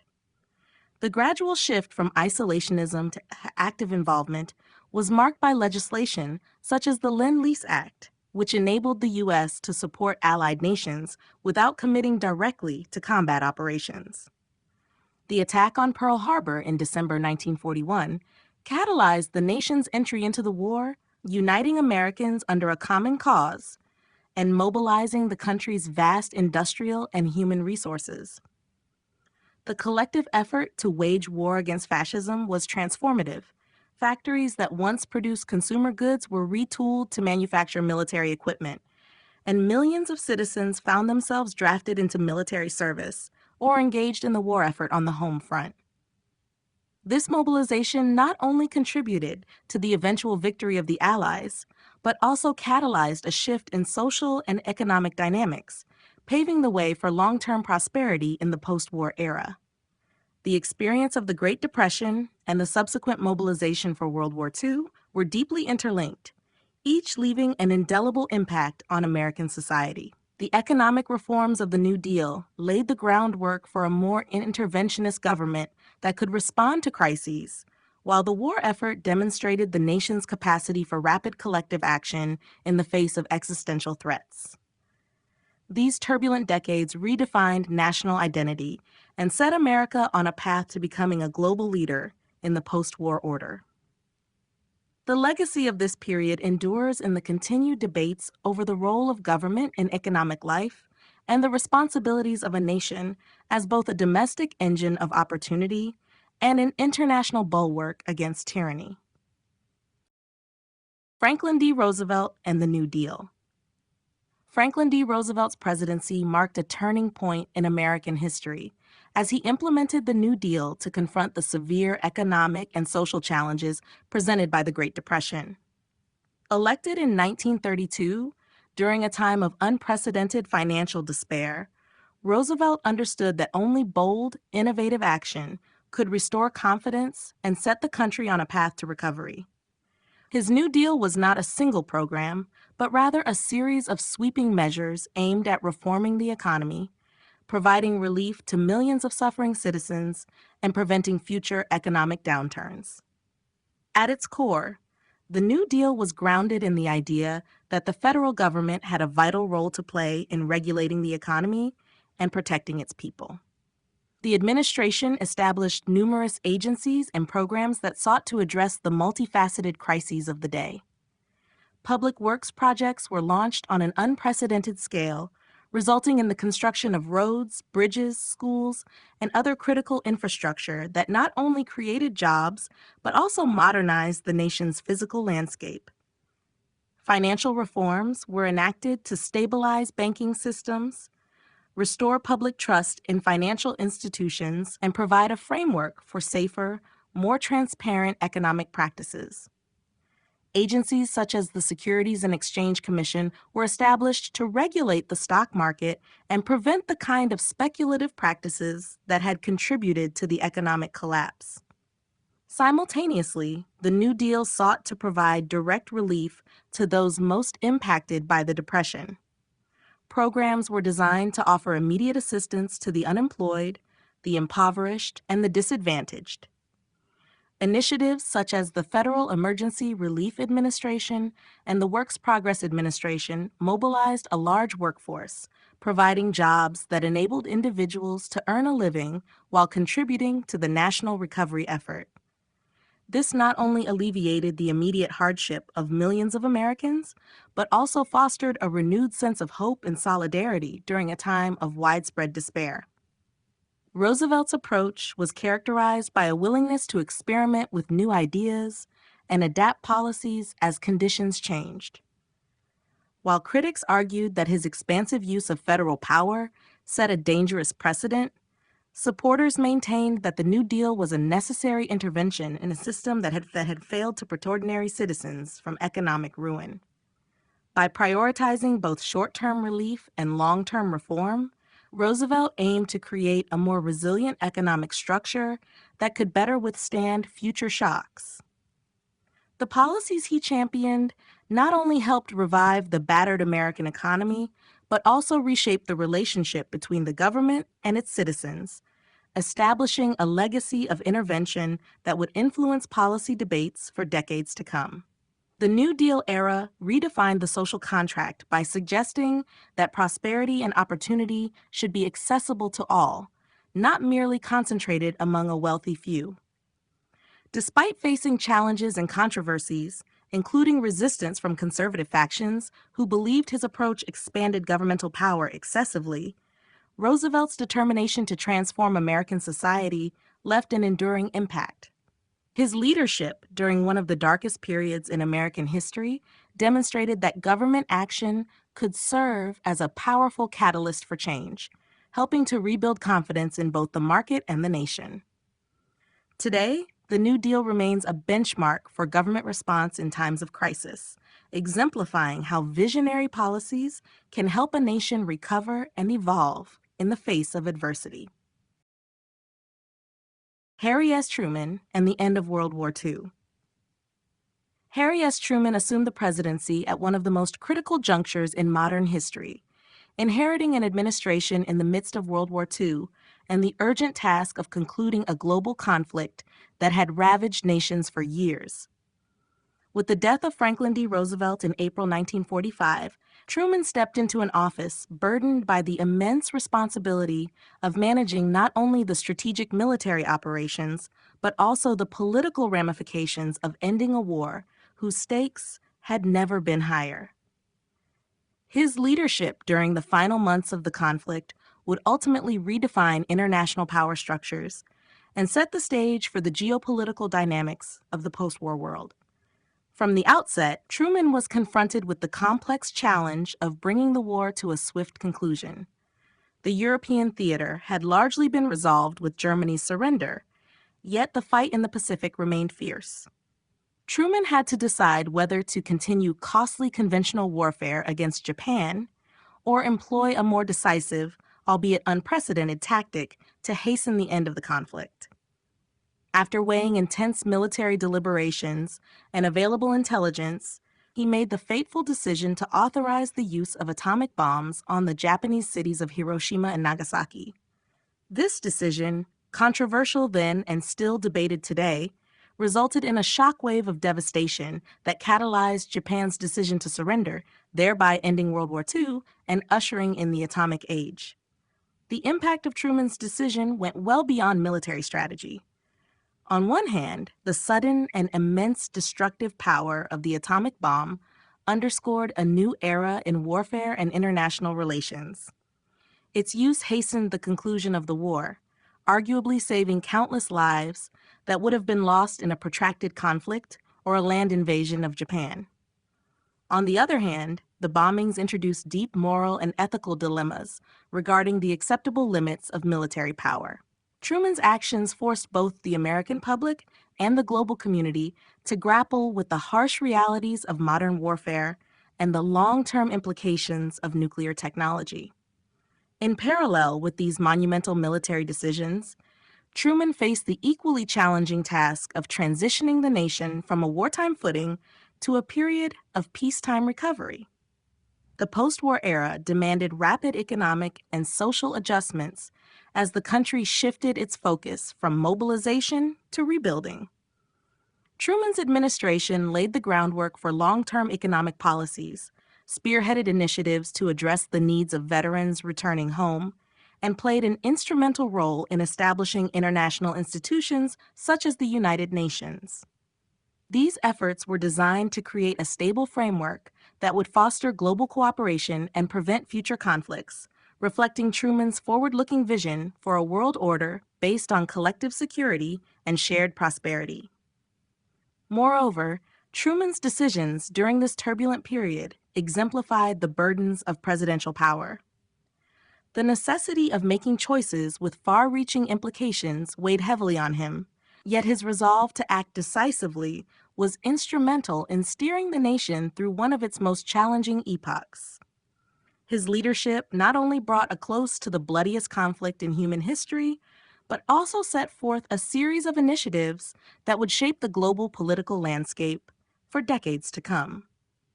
In sum, Harry S. Truman's tenure during the closing days of World War II remains a defining moment in American history. His willingness to embrace unprecedented measures in order to secure a swift end to the conflict, alongside his efforts to build a sustainable post-war order, left a legacy that continues to resonate in the realms of international policy and ethical debate. Dwight D. Eisenhower and the Cold War years. Dwight D. Eisenhower's presidency, spanning from 1953 to 1961, was defined by the complexities of the Cold War, a period of intense geopolitical rivalry that reshaped global alliances and redefined American security policies. As a celebrated World War II general, Eisenhower carried his experience from the battlefields into the White House, where he was tasked with maintaining stability in an era marked by nuclear threat and ideological confrontation between the capitalist West and the communist East. Eisenhower inherited a geopolitical landscape fraught with tension and uncertainty.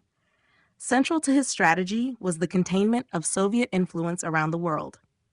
His administration emphasized a balance between military preparedness and diplomatic engagement, reflecting a nuanced understanding that direct confrontation with the Soviet Union could lead to catastrophic consequences.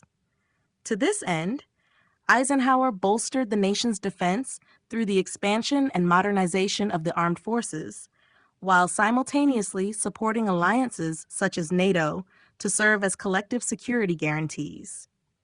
His approach underscored a belief in deterrence through strength, combined with measured, strategic diplomacy. Amid the international tensions of the Cold War, Eisenhower also focused on addressing domestic priorities. His presidency saw significant investments in infrastructure, exemplified by the Federal Aid Highway Act of 1956, which laid the foundation for a modern interstate highway system. This initiative not only enhanced national security by improving military mobility across the country, but also stimulated economic growth, reduced regional isolation, and transformed daily life for millions of Americans. By integrating infrastructure development into his broader national security strategy, Eisenhower demonstrated an understanding of how domestic well-being and international standing were interconnected. At the same time, Eisenhower's administration faced the daunting challenge of managing nuclear weapons and the associated arms race. The threat of mutually assured destruction permeated policy discussions and public consciousness. Recognizing the perils of unchecked nuclear proliferation, he invested in research and development programs that aimed at both strengthening the United States' deterrent capabilities and exploring avenues for controlled disarmament. Although Eisenhower was not able to bring about a decisive reduction in nuclear arsenals during his tenure, his policies helped lay the groundwork for future arms control agreements, signaling an early recognition of the potential hazards posed by nuclear weapons. Domestically, Eisenhower's leadership was characterized by a commitment to fiscal conservatism and moderate social policies. His administration worked to maintain budgetary discipline even while he pursued ambitious projects that would benefit the nation over the long term. His calm, measured demeanor and emphasis on consensus building helped to soften some of the more polarized aspects of Cold War politics.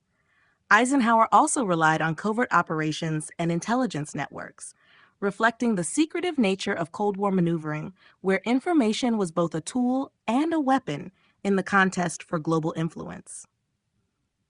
In summary, Dwight D. Eisenhower's time in office was marked by a delicate balancing act between military strength and diplomatic caution, domestic progress, and international vigilance.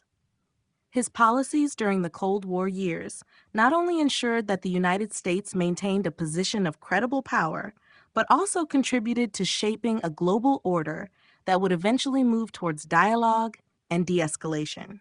Eisenhower's legacy remains a testament to the challenges of governing in a world where the specter of nuclear conflict and the imperatives of national development coexist in a complex, ever-evolving landscape.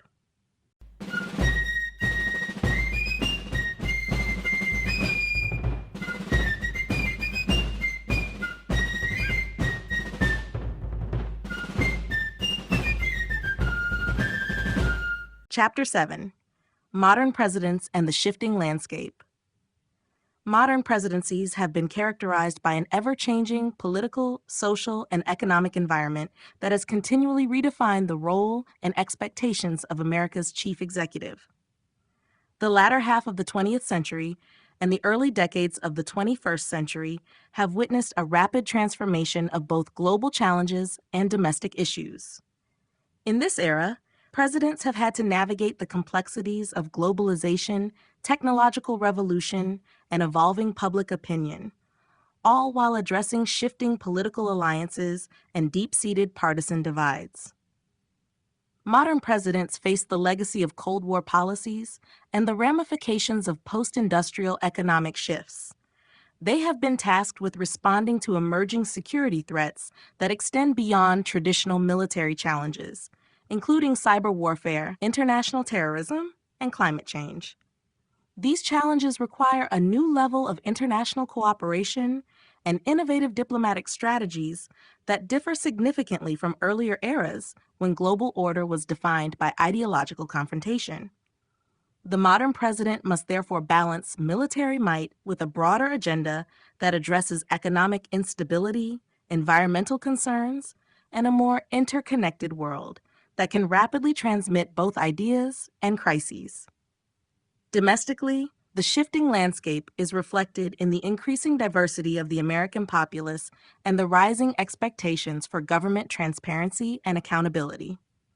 The communication revolution has played a major role in reshaping the political arena, as modern presidents now operate under constant media scrutiny and political messaging is often driven by the instantaneous feedback of social media. This dynamic environment has forced presidents to become adept at navigating not only policy challenges, but also public relations battles. They need to engage with citizens directly, both to build support for their agendas and to manage the complex narratives that emerge from a fragmented media landscape. Economic policy in modern times has evolved to accommodate the realities of a globalized market. Modern presidents have been required to craft policies that encourage innovation, address income inequality, and deal with the rapid pace of technological change. Trade agreements, regulatory reforms, and fiscal policies are increasingly viewed through the lens of global competition and domestic economic opportunity. The modern president must act as both a steward of the nation's economic resources and a facilitator of change in a landscape where new industries emerge rapidly while older, established sectors face decline. Furthermore, modern presidents are constantly challenged by increasing political polarization and the rise of partisan media. Navigating a divided Congress and a skeptical electorate requires not only a deep understanding of policy, but also an ability to build broad coalitions and foster bipartisan dialogue. The modern presidential office is as much about managing political relationships as it is about implementing policy changes. And effective leadership requires a delicate balance between assertiveness and compromise. In sum, the shifting landscape of modern presidencies reflects an intricate interplay between global challenges, domestic pressures, and rapid technological and social change. Modern presidents must respond with a multifaceted approach that meets the needs of an increasingly diverse nation while addressing the demands of an unpredictable international environment. Their legacy is defined not only by the policies they implement, but also by how they adapt to and shape a world that is continually in flux. John F. Kennedy and the space race. John F. Kennedy's presidency was marked by a visionary challenge that sought to redefine American ambition and technological prowess through the space race. At the height of Cold War tensions, Kennedy publicly committed the nation to achieving a historic milestone, landing a man on the moon and returning him safely to Earth. This audacious goal, announced in 1961, symbolized more than just a race against the Soviet Union. It epitomized the nation's desire to extend its influence into new frontiers, harness cutting-edge technology, and inspire a sense of national unity and purpose. Kennedy's challenge was rooted in the fierce geopolitical rivalry of the time.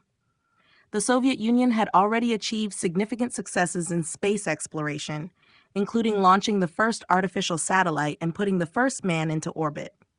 These achievements not only bolstered the communist superpower's image of scientific and ideological superiority, but also instilled in the American public a determination to prove that the United States could surpass its adversary in the realm of space.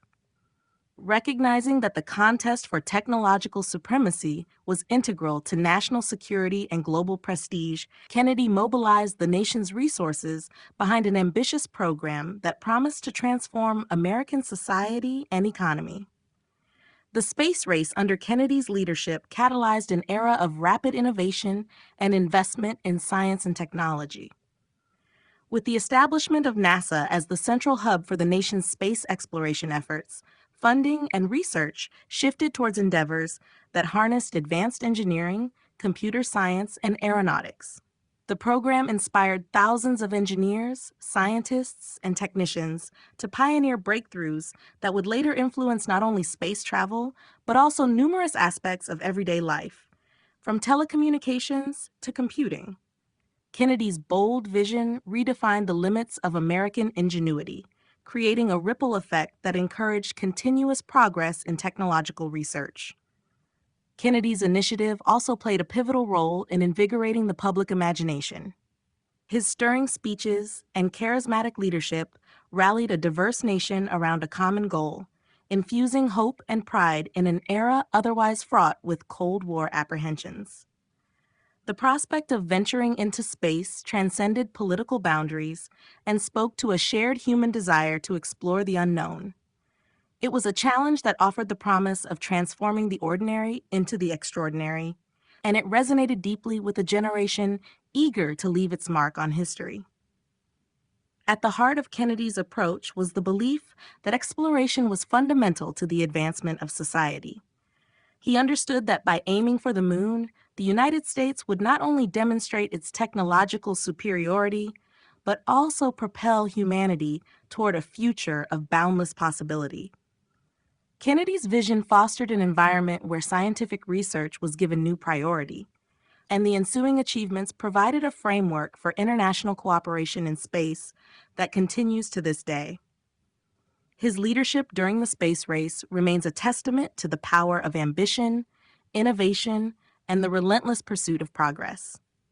In retrospect, Kennedy's commitment to the space race reshaped American national identity and demonstrated that with a united vision, seemingly insurmountable challenges could be overcome. His legacy in the realm of space exploration continues to inspire future generations to dream big, reach for the stars, and explore the vast frontiers that lie beyond our planet. You have been listening to The American Presidents, a comprehensive guide to the men who led the country, written by Harry Montgomery, narrated by Cedar Reyes.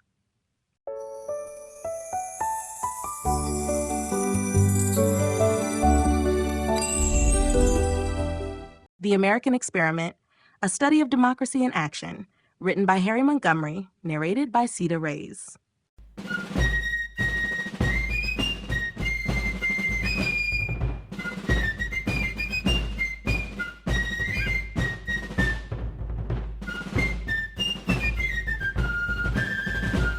Chapter 1: The Foundations of American Democracy.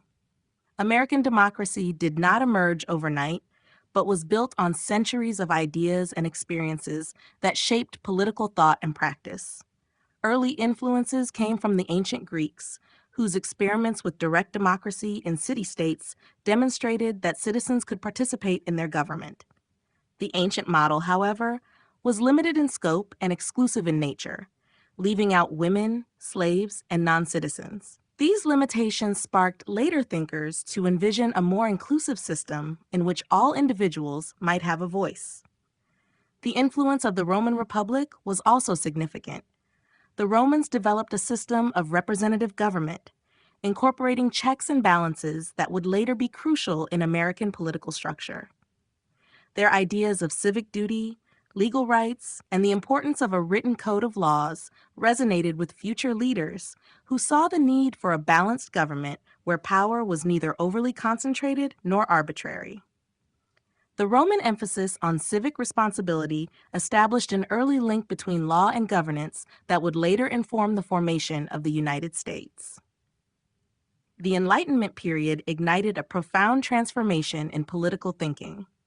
Philosophers such as John Locke, Montesquieu, and Rousseau wrote about natural rights, the separation of powers, and the social contract.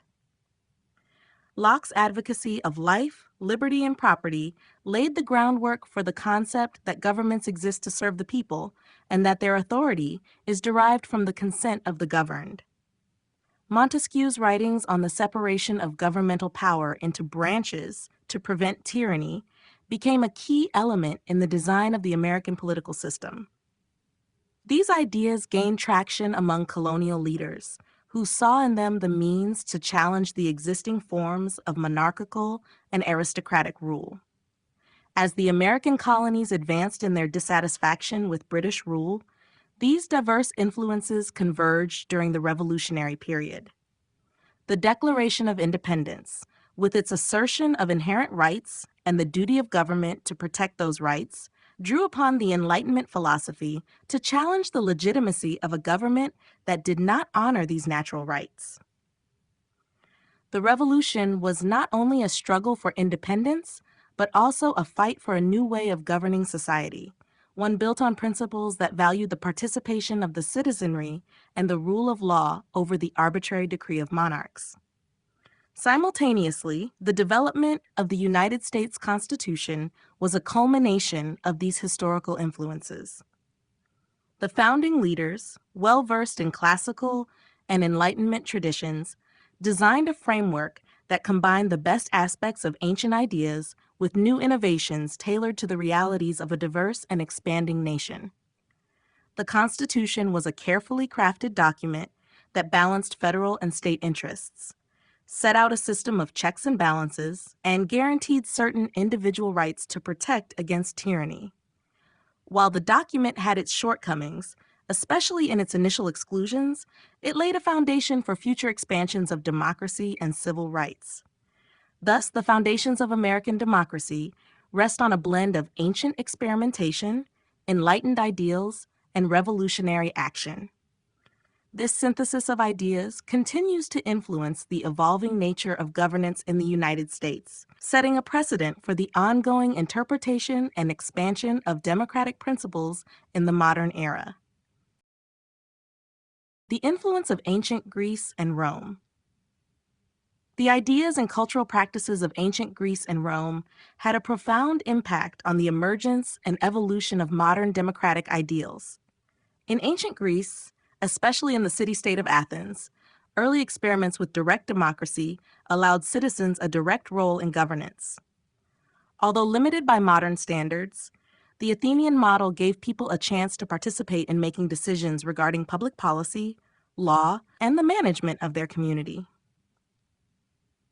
This early political system demonstrated that ordinary citizens could take part in the process of governing without relying solely on a select group of aristocrats or rulers. The Athenian approach established an essential precedent that the people were fundamental to the operation of society, and that political decisions should be reached through collective deliberation. Roman contributions complemented and built upon the foundational ideas established by the Greeks. The Roman Republic introduced a system based on representative government rather than the direct participation seen in Athens. Romans developed a complex structure in which citizens elected representatives to serve in institutions like the Senate. This form of governance provided a model of political organization that balanced the interests of various social classes and regions within a larger state. The Roman model also stressed the significance of codified laws as a means to ensure fairness and stability in government. Legal frameworks, such as the 12 Tables, signified the importance of clear and consistent rules that governed interactions and provided protection against arbitrary decisions by powerful individuals. These legal principles resonated with later generations who sought to establish a system where justice was not left to the whims of rulers, but was instead rooted in written and publicly accessible laws.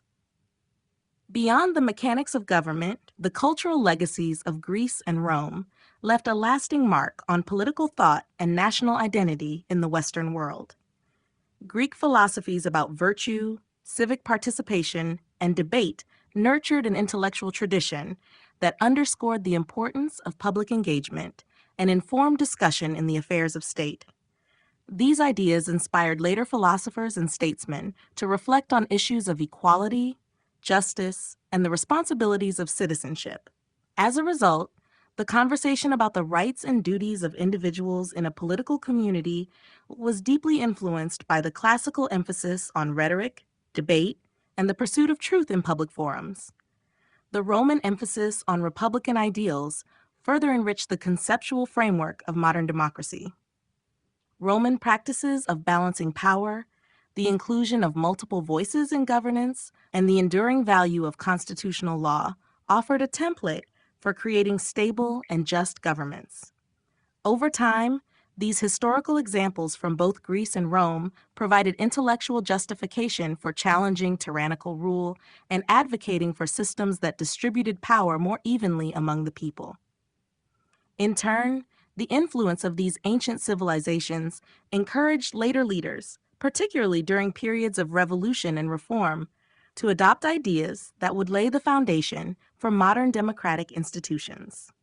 Thus, the legacies of ancient Greece and Rome can be seen as critical stepping stones in the long historical journey toward democratic governance.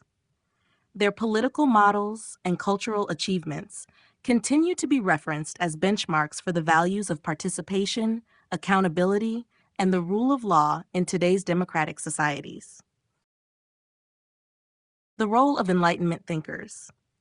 Between the 17th and 18th centuries, Enlightenment thinkers played a pivotal role in reshaping political ideas and sparking changes that eventually laid the groundwork for modern democratic principles. Their emphasis on reason, natural rights, and individual liberty challenged the established order maintained by absolute monarchies and entrenched aristocratic institutions. These intellectuals questioned the legitimacy of traditional power structures and argued for a government that derived its authority from the governed rather than from divine right.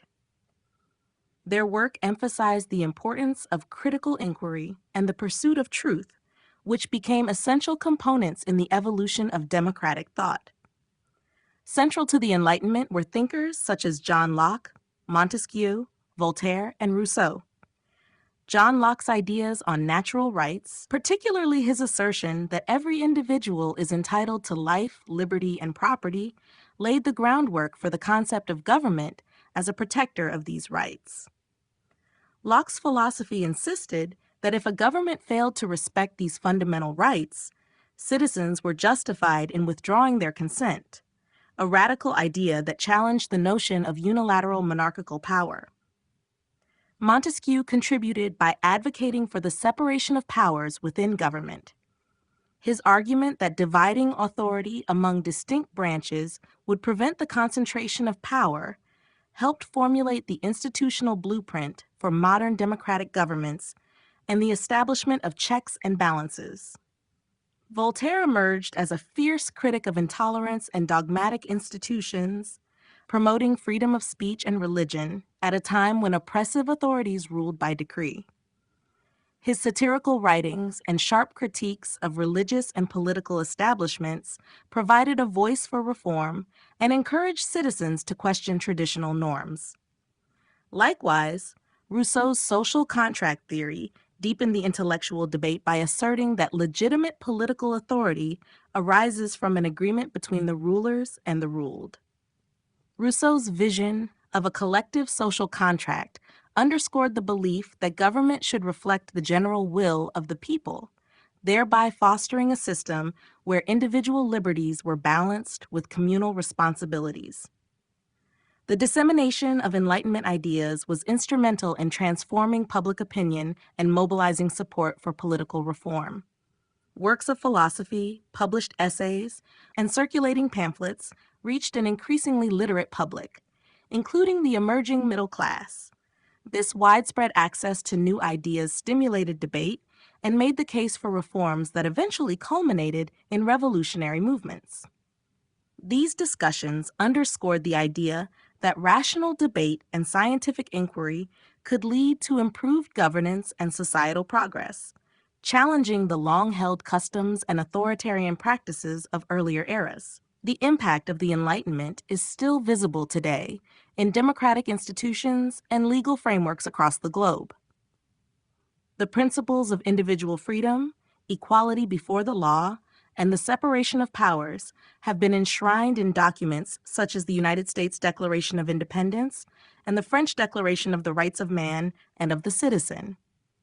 In effect, the Enlightenment not only redefined the role of government, but also permanently altered the social contract between rulers and citizens. Their ideas continue to inspire and inform the ongoing pursuit of a fair and just society, reminding modern populations of the transformative power of rational discourse and open debate in the construction of government and society.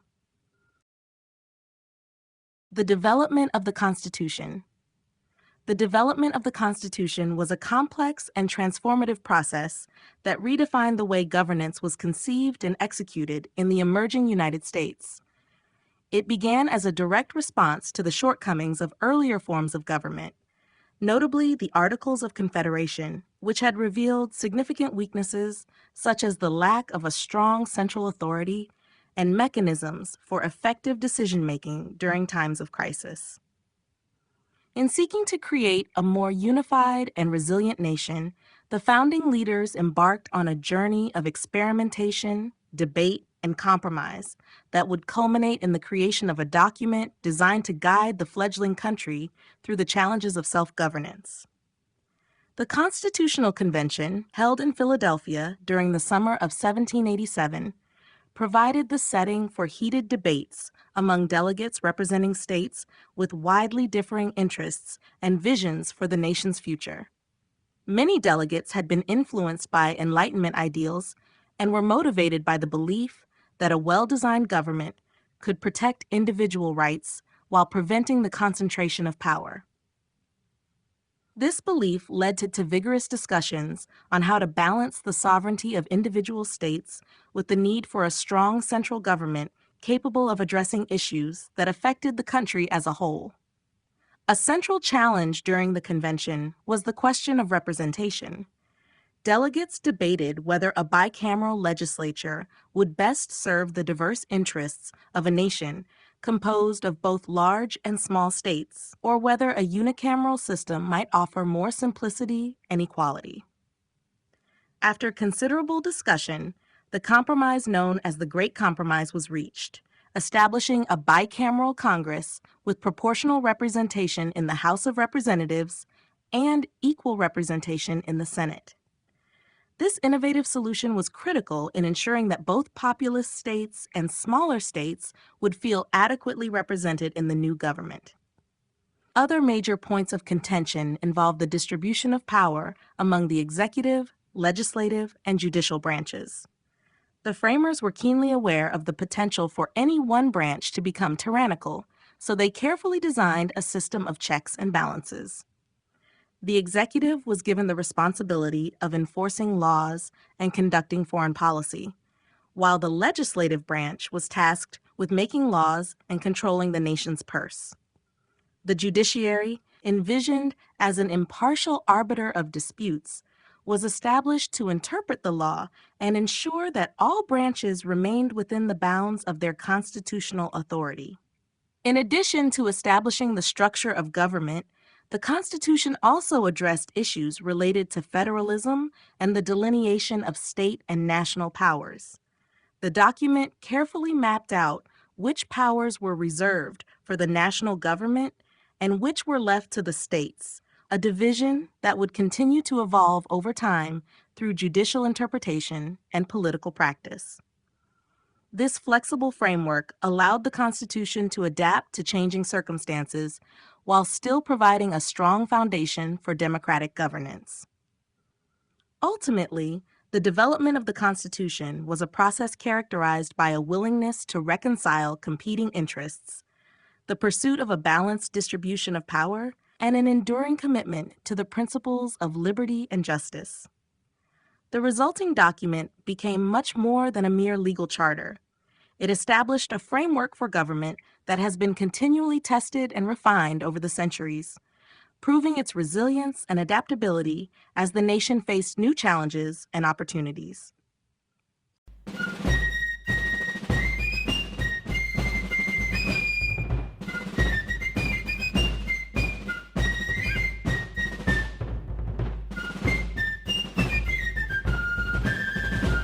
Chapter 2: The Creation of the Republic.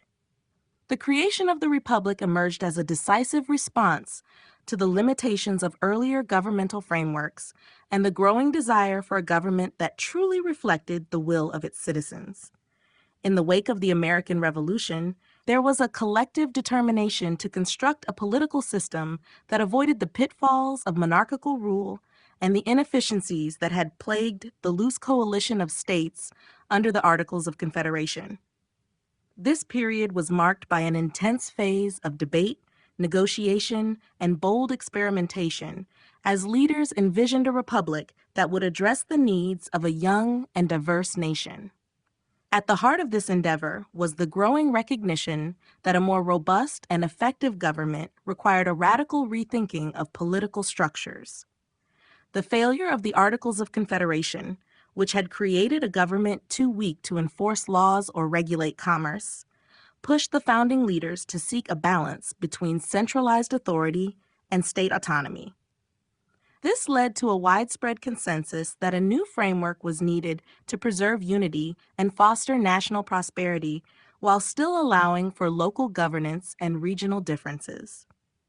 The architects of this new republic believed that a government founded on the consent of the governed and designed to protect individual liberties would create a lasting and resilient system.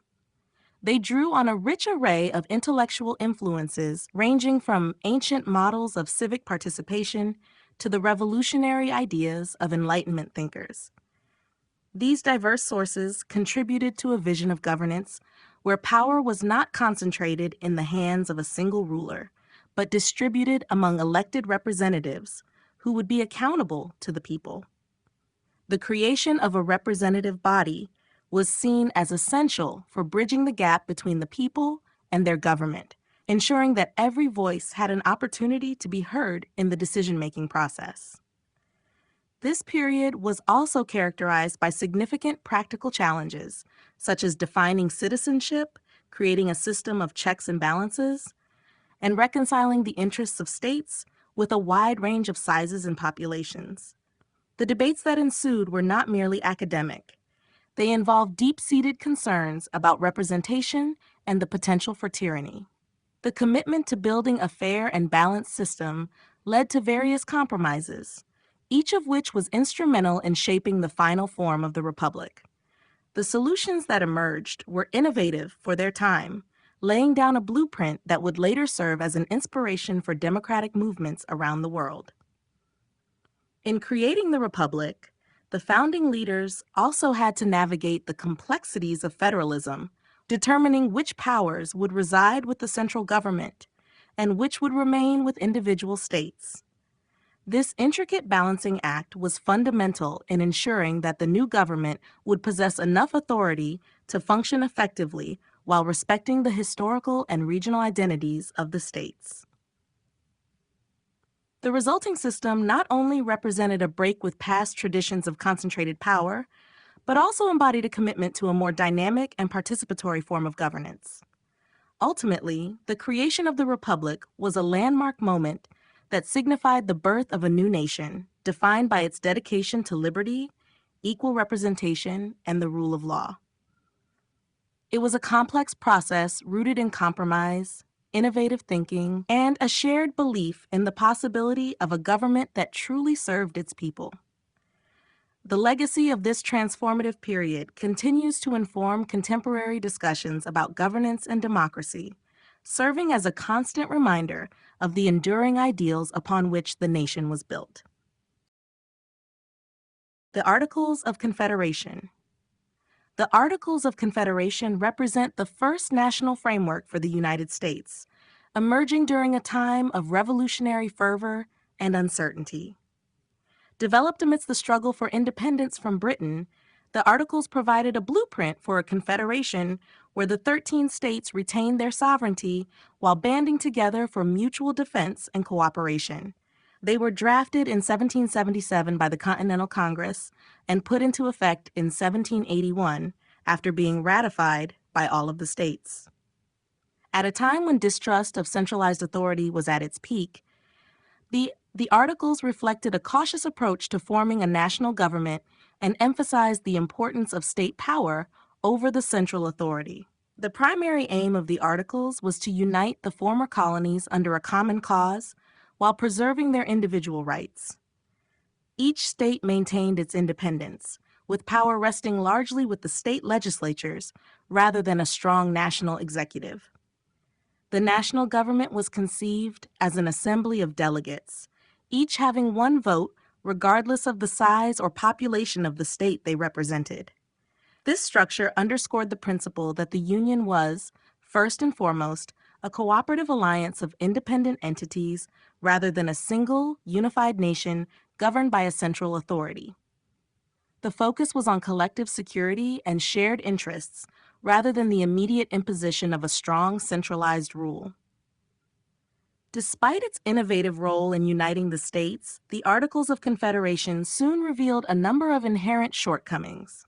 The government created under the Articles lacked the power to enforce laws, levy taxes, or regulate commerce between the states.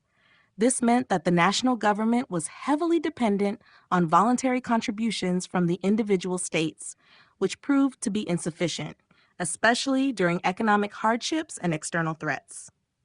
The absence of an independent judiciary and executive branch further weakened the government's ability to resolve disputes or implement policies effectively. These limitations led to challenges in managing national defense, raising revenue, and conducting foreign policy, highlighting the weaknesses inherent in the overly decentralized system of governance.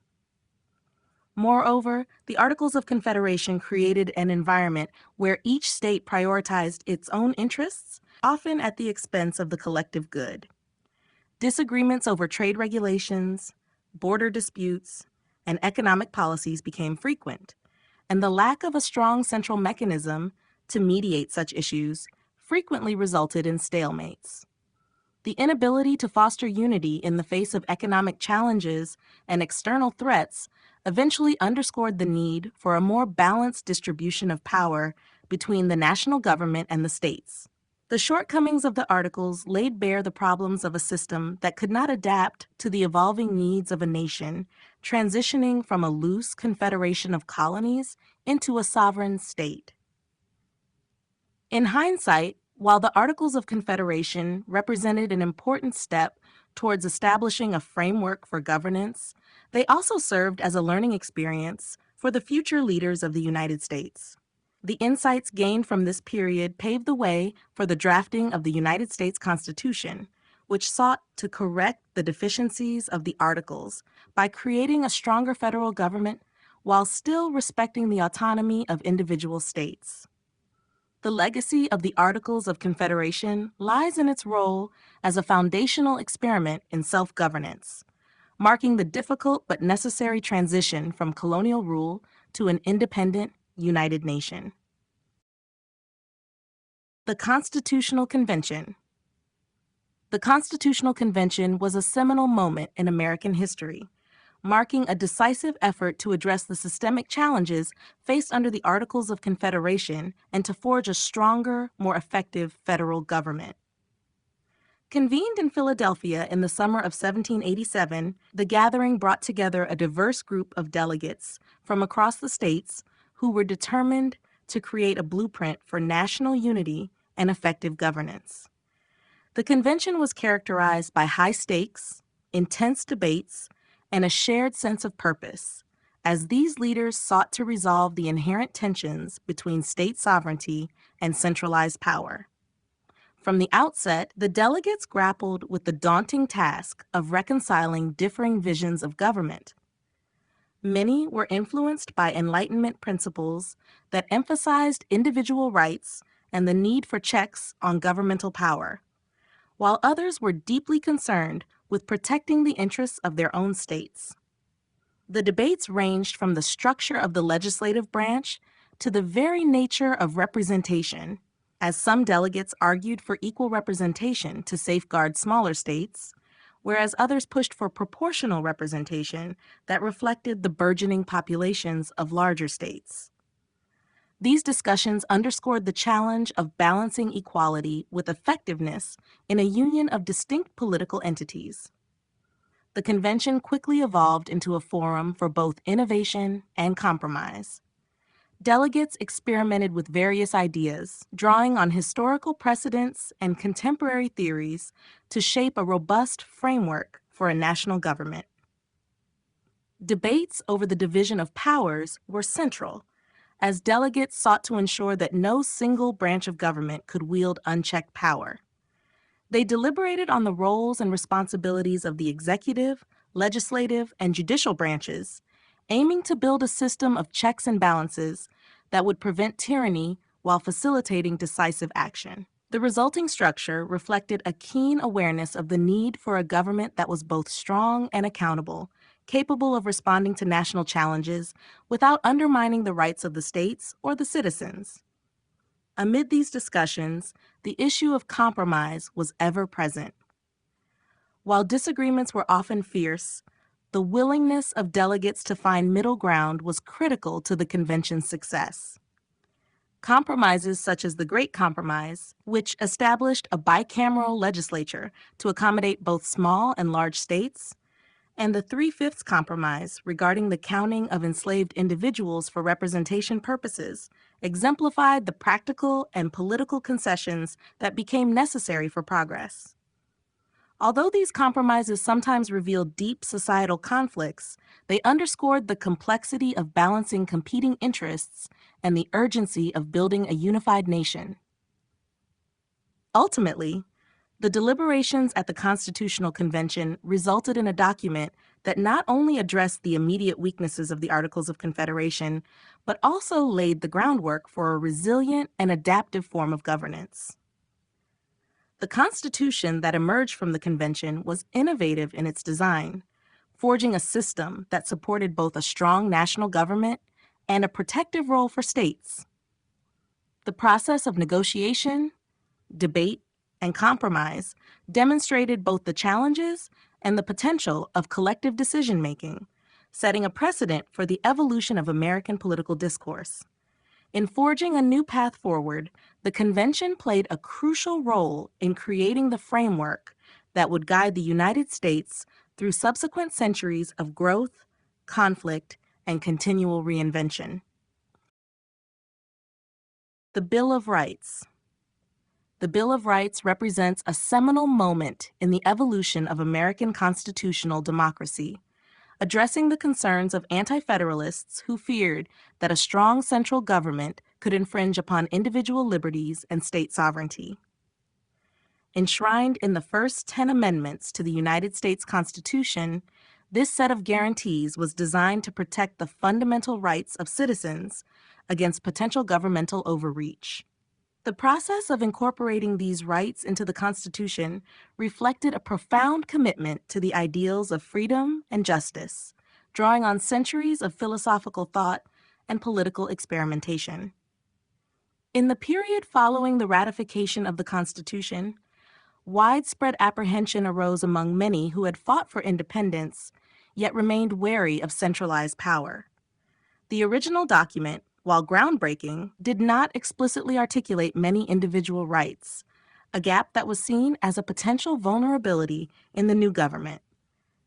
Federalists argued that the structure of the government itself would prevent abuses, while anti-federalists contended that explicit safeguards were necessary to ensure the protection of essential freedoms. This debate culminated in the promise to add a series of amendments that would explicitly limit governmental authority and secure personal liberties. The drafting of the Bill of Rights was an exercise in both political negotiation and philosophical idealism. Influenced by Enlightenment thought and earlier documents such as the Magna Carta, the framers sought to codify a list of rights that would provide clear limits on the power of the government.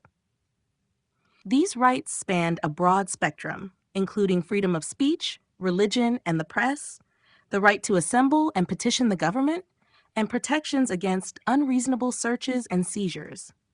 Additionally, provisions were made to guarantee fair legal processes, such as the right to a speedy and public trial, and the right to confront and cross-examine witnesses. The inclusion of such rights reflected the belief that a government that respects and protects individual freedoms is essential to the creation of a just society.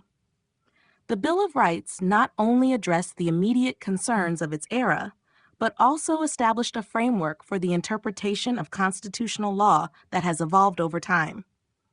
Its amendments have been the subject of extensive judicial scrutiny as courts have sought to balance individual rights with the needs of a functioning society.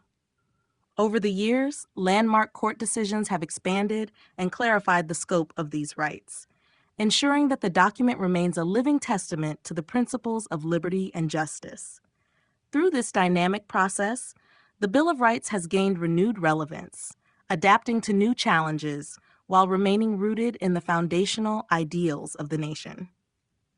The legacy of the Bill of Rights is evident in its enduring influence on American political culture and law. It has provided a powerful framework for citizens to assert their rights in the face of governmental power and has inspired similar movements around the world. In articulating a clear statement of inalienable rights, the framers sought to create a society based on mutual respect, accountability, and the preservation of individual freedom. The Bill of Rights thus stands as a cornerstone of American democracy, a safeguard for the liberties that define the American experience, and a reminder of the perpetual struggle to balance order with freedom.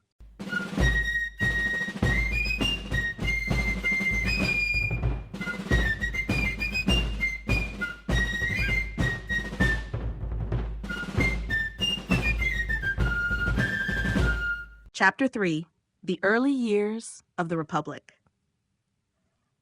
The early years of the Republic were a period of experimentation and evolution as the nation grappled with the challenges of self-governance in a newly independent world.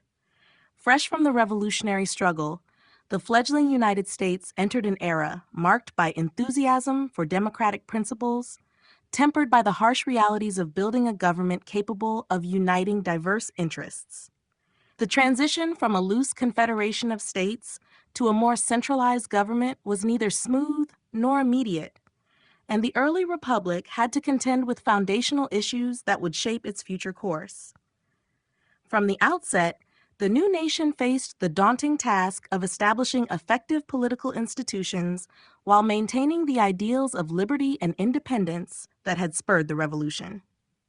The consolidation of power required the creation of a functioning government capable of enforcing laws, regulating commerce, and defending the country from external threats. This was a period of vigorous political debate as leaders sought to define the roles of the executive, legislative, and judicial branches. These early debates often centered around the balance between federal authority and states' rights, a tension that would continue to influence American political dynamics for generations. The creation and implementation of policies during these formative years were driven by both idealism and pragmatism. Leaders and citizens alike were eager to put into practice the revolutionary ideals of equality and representation, yet they were forced to navigate economic difficulties, territorial expansion, and regional disparities. One of the most critical challenges was establishing a national economy that could support the goals of the Republic. Efforts were made to stabilize currency, encourage trade, and build infrastructure, but these were often hampered by regional differences and the lingering effects of war. Nonetheless, these challenges spurred innovation and set the stage for later economic growth and development. At the same time, the early republic was a period of vigorous cultural and intellectual expansion.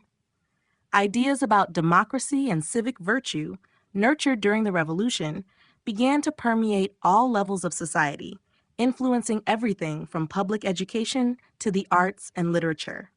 The government's emphasis on civic responsibility fostered a spirit of participation among citizens who increasingly saw themselves as integral parts of a collective experiment in democracy. Social institutions were built, and a sense of national identity started to emerge, binding together disparate states with a shared vision for the future.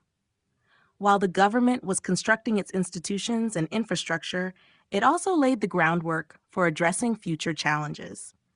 The trial and error approach to governance provided valuable lessons about the importance of flexibility, compromise, and adherence to the rule of law. In many ways, the early years of the Republic were characterized by a constant balancing act between the preservation of individual freedoms and the need for a strong, unified national government. The successes and struggles of this period would echo through subsequent decades, influencing everything from constitutional interpretation to social policy. Ultimately, the early years of the Republic were marked by a profound commitment to the experiment of self-government. The struggles faced and the compromises made during this time created a foundation that allowed the nation to grow and adapt, even as it remained true to the fundamental principles that had inspired its birth. These formative years serve as a testament to the resilience of the American political system and its enduring capacity to evolve. Establishing the first government.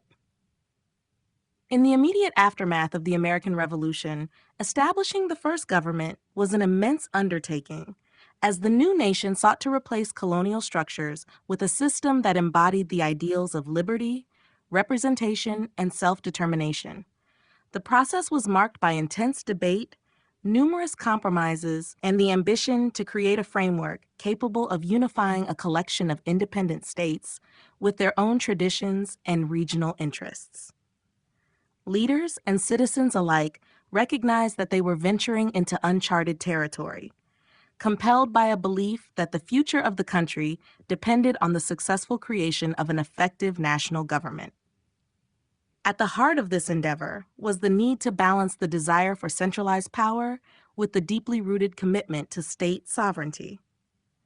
The Revolutionary War had taught a hard lesson about the dangers of oppressive, distant authority, and many were wary of simply replacing one form of tyranny with another.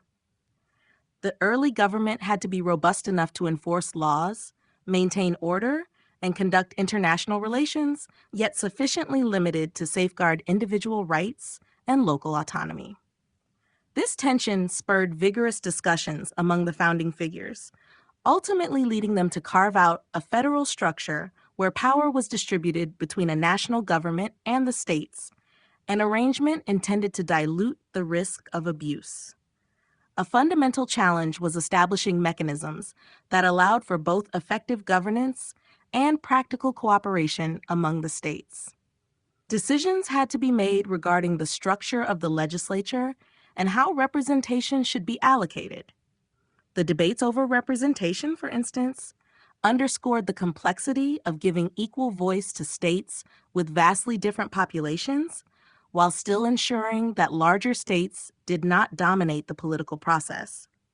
The solution came in the form of a bicameral legislature that offered a compromise between states through proportional and equal representation, a model that would serve as the cornerstone of American federalism for generations. Crucial to the success of the first government was the development of new institutions and practices that could support and sustain the system of checks and balances envisioned by the founders. The formulation of executive, legislative, and judicial branches was undertaken with careful attention to preventing any single branch from overpowering the others. Leaders drew upon both historical examples and innovative ideas to design a system that would ensure accountability while allowing for decisive action when necessary. The establishment of these branches was not merely about division of power. It was also about creating a durable framework that would endure the challenges of time and the pressures of an evolving society. Equally important was the role of public participation and the creation of a political culture that embraced shared governance. The people, now recognized as sovereign, were instrumental in shaping the dynamics of this early government. Through town meetings, public debates, and the dissemination of revolutionary ideas, the citizenry became active participants in the political process. This culture of engagement not only legitimized the newly established government, but also fostered a sense of responsibility and commitment to the principles of democracy.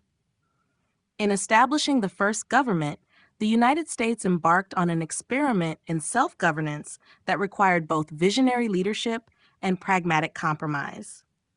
The challenges were many and the solutions imperfect, yet the commitment to a republic based on the rule of law and popular consent laid the enduring groundwork for the nation's future. Political parties and the Federalist debate. The evolution of political parties and the debates between Federalists and their opponents played a pivotal role in shaping the early political landscape of the United States. In the wake of the Revolutionary War and the creation of a new national government, Americans found themselves confronting an uncertain future. The emergence of ideological differences led to the formation of distinct political factions, as leaders and citizens began to articulate divergent visions for the nation. These ideological fissures came to the forefront during debates over the structure and powers of the new federal government, sparking intense discussions that would define the political discourse for decades. At the heart of these debates was the struggle to reconcile competing views on the distribution of power and the role of government. The Federalists, led by figures such as Alexander Hamilton and John Adams, championed a strong central government that would promote economic stability, provide for national defense, and facilitate effective policymaking. They believed that a consolidated federal authority was necessary to overcome the weaknesses exposed by the Articles of Confederation and to foster national unity. This group viewed a powerful executive and an active legislature as essential for guiding the nation toward progress while maintaining order and stability. Opposing the Federalists were those who later became known as the Democratic Republicans, led by Thomas Jefferson and James Madison. They were deeply skeptical of centralized power and concerned that a strong federal government might trample individual liberties and the rights of states.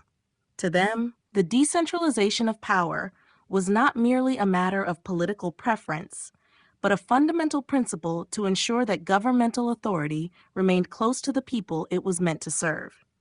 Their critiques were based on the belief that a loosely structured confederation of states would better safeguard democratic ideals and prevent the emergence of despotism.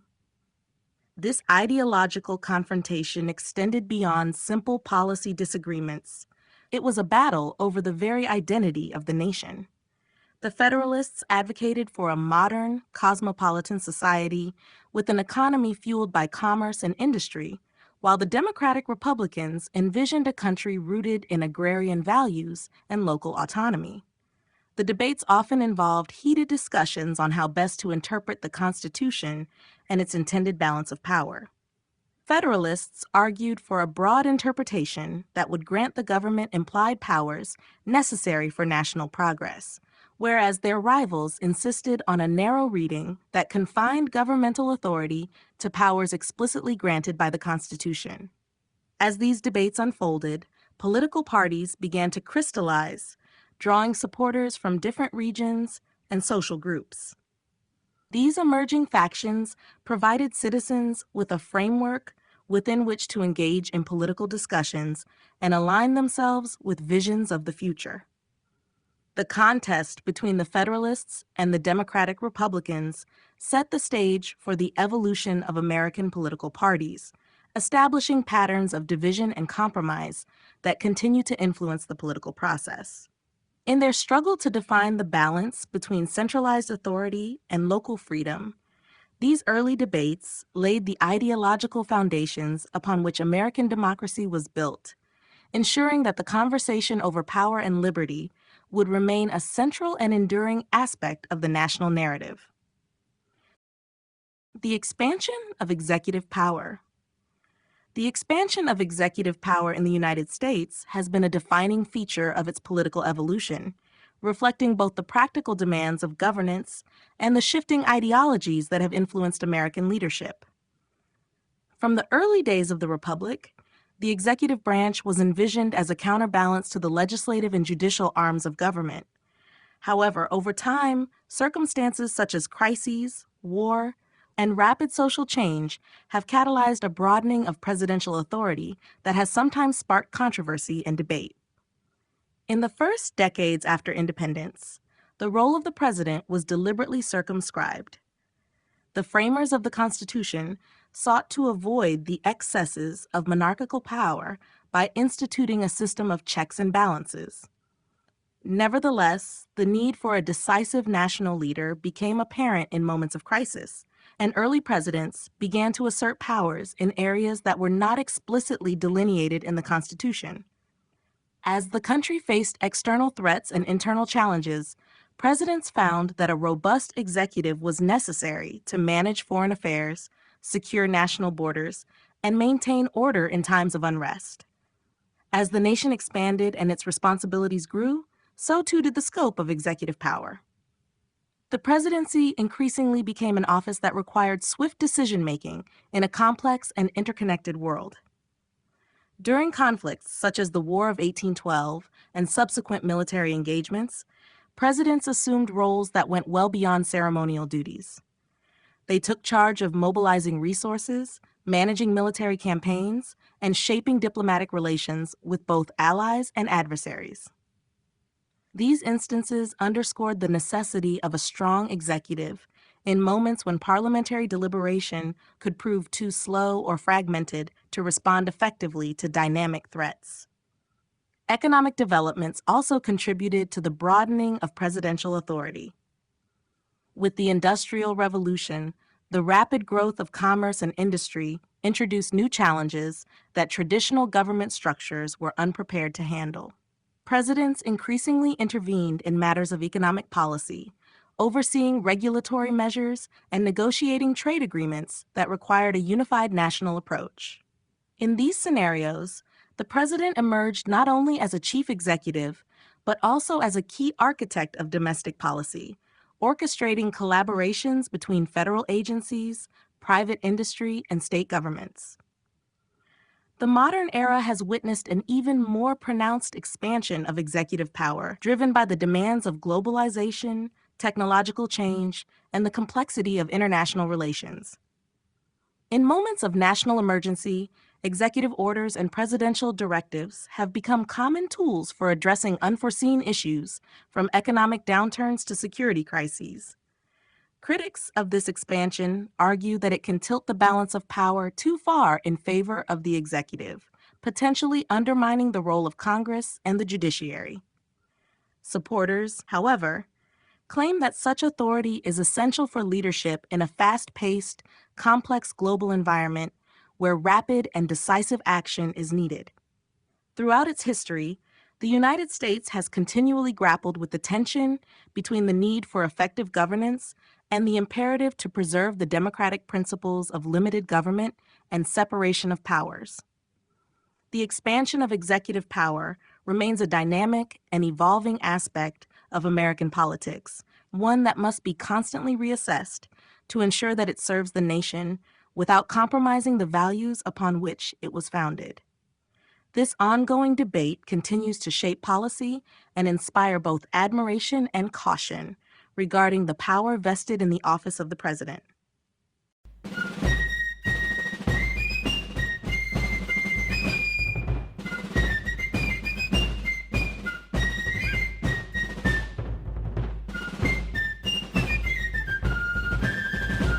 Chapter 4: The Civil War and Reconstruction.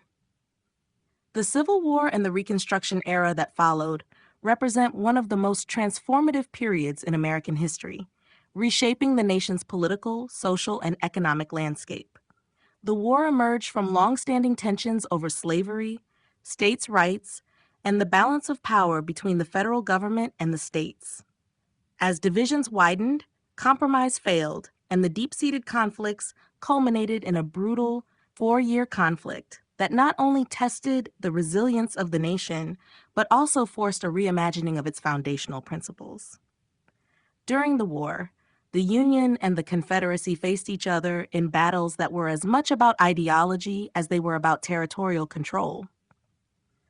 The conflict became a crucible for examining the limits of federal authority, with President Abraham Lincoln's leadership exemplifying the challenges of navigating military necessity and democratic ideals. Lincoln's issuance of the Emancipation Proclamation signaled a strategic shift that redefined the purpose of the war, interweaving the abolition of slavery with the struggle for national unity. As armies clashed on battlefields from Gettysburg to Antietam, the war revealed both the potential for national sacrifice and the harsh realities of a divided people. The eventual Union victory brought an end to the Confederacy and set the stage for Reconstruction, an ambitious yet contentious effort to rebuild the South and redefine citizenship in America. Reconstruction was marked by a series of radical reforms intended to reintegrate the Southern states into the Union and to secure the rights of newly freed African Americans. The passage of constitutional amendments, notably the 13th, 14th, and 15th, laid the legal groundwork for a more egalitarian society, formally abolishing slavery, guaranteeing equal protection under the law, and securing the right to vote regardless of race. These measures signified a bold re-envisioning of American democracy, seeking to extend the promise of liberty to all citizens. Despite these legislative achievements, Reconstruction faced immense challenges as resistance to change ran deep in the South. Economic devastation, social upheaval, and bitter political disputes complicated efforts to transform a society long entrenched in slavery and segregation.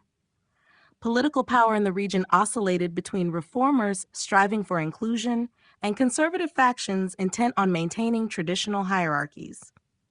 The federal government's attempts to enforce Reconstruction policies were met with hostility, while newly enfranchised African Americans navigated a landscape fraught with both opportunity and peril. Organizations emerged on both sides of the struggle, contributing to a turbulent atmosphere that would have long-lasting repercussions. In the end, the promise of Reconstruction was only partially fulfilled. Although significant legal advances were achieved, The withdrawal of federal troops in 1877 and the subsequent rise of Jim Crow laws undermined many of the gains made during this period. Nevertheless, the legacy of the Civil War and Reconstruction endures in American constitutional and social history. The period fundamentally altered the relationship between the federal government and the states, laid the groundwork for modern civil rights movements, and continues to serve as a reminder of the unfinished work toward achieving a more perfect union. Through both its profound successes and its painful setbacks, this era remains a critical chapter in the evolving story of American democracy. The debate over slavery.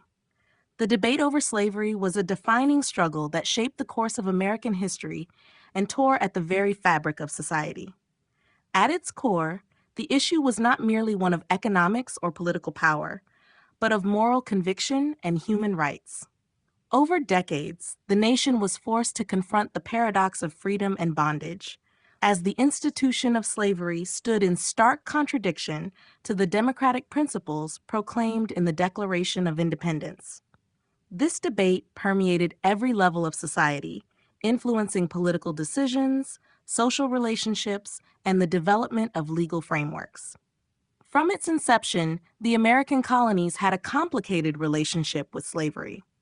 In the early years, many colonists relied on enslaved labor to support their agricultural economies, especially in the southern colonies where the climate and soil conditions made large-scale farming viable. Over time, this economic dependency on slavery became deeply entrenched, with slave labor forming the backbone of a profitable system of agriculture that produced tobacco, rice, and later cotton. As a result, economic interests became closely intertwined with moral and political considerations, setting the stage for fierce debates over the proper role of slavery in the new nation. By the time of the American Revolution, the contradiction between the ideals of liberty and the existence of slavery became increasingly obvious. Enlightenment thinkers, who heavily influenced many of the revolutionaries, argued for natural rights and the inherent equality of all individuals.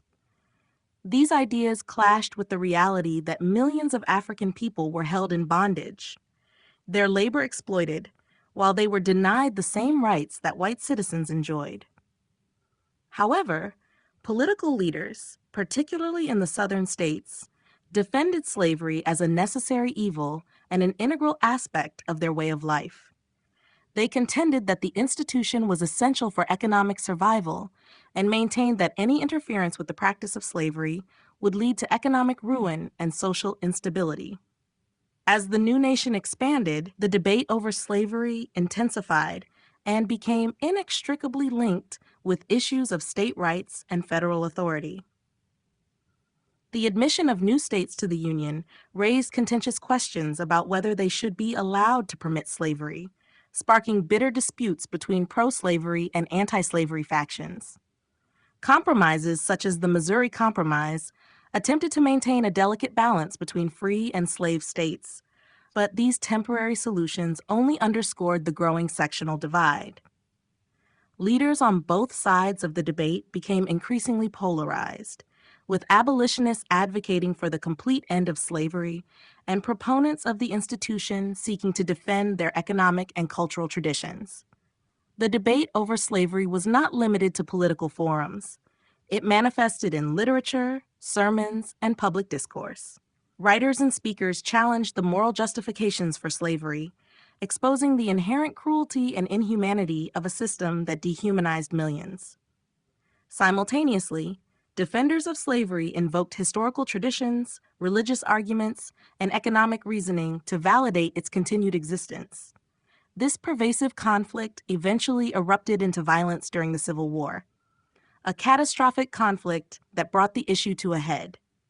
Ultimately, the resolution of this debate, through the abolition of slavery and the passage of subsequent civil rights legislation, transformed American society and redefined the meaning of freedom in the United States. The impact of the Civil War. The Civil War had a transformative impact on the United States, reshaping its social fabric, political institutions, and economic structures. The conflict not only settled the fate of the Union, but also fundamentally redefined the nation's identity and the meaning of citizenship.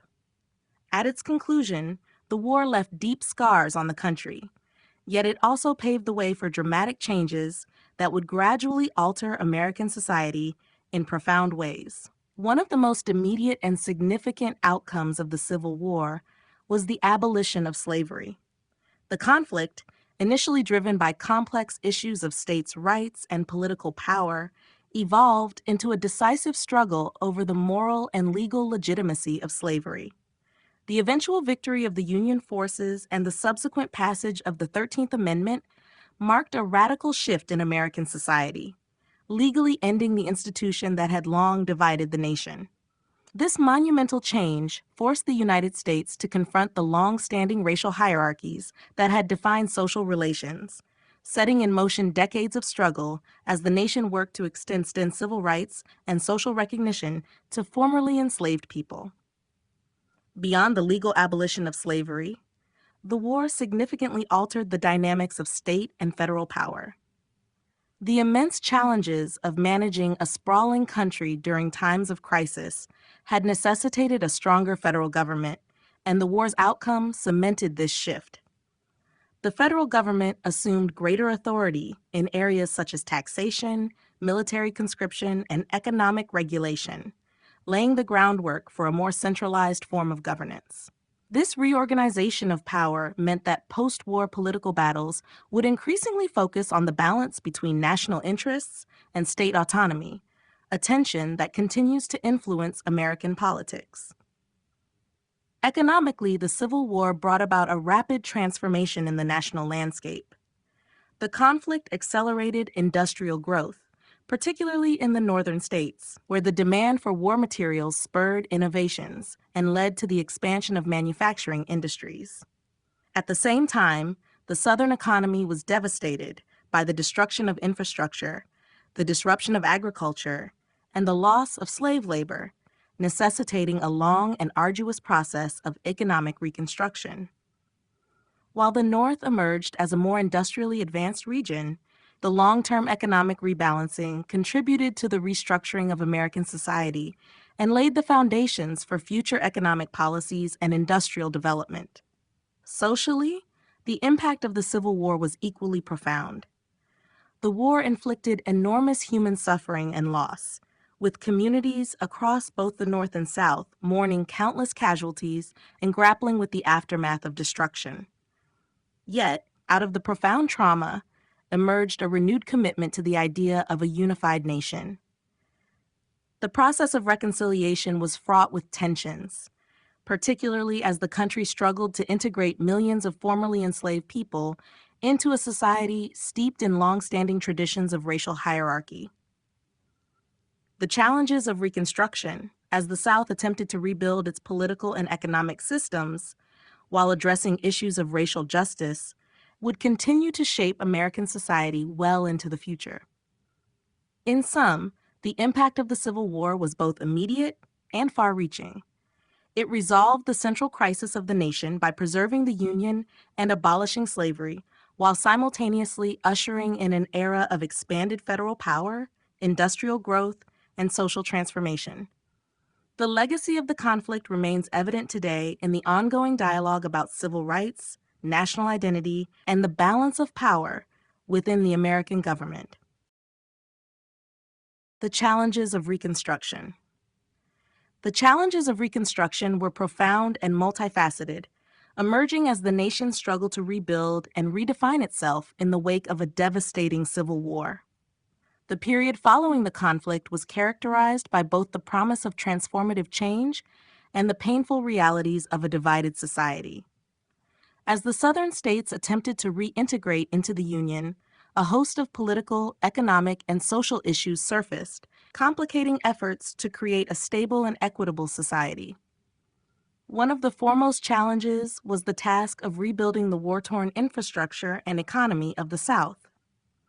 The ravages of the conflict left much of the region in ruins, with devastated farmlands, destroyed railroads, and shattered industries.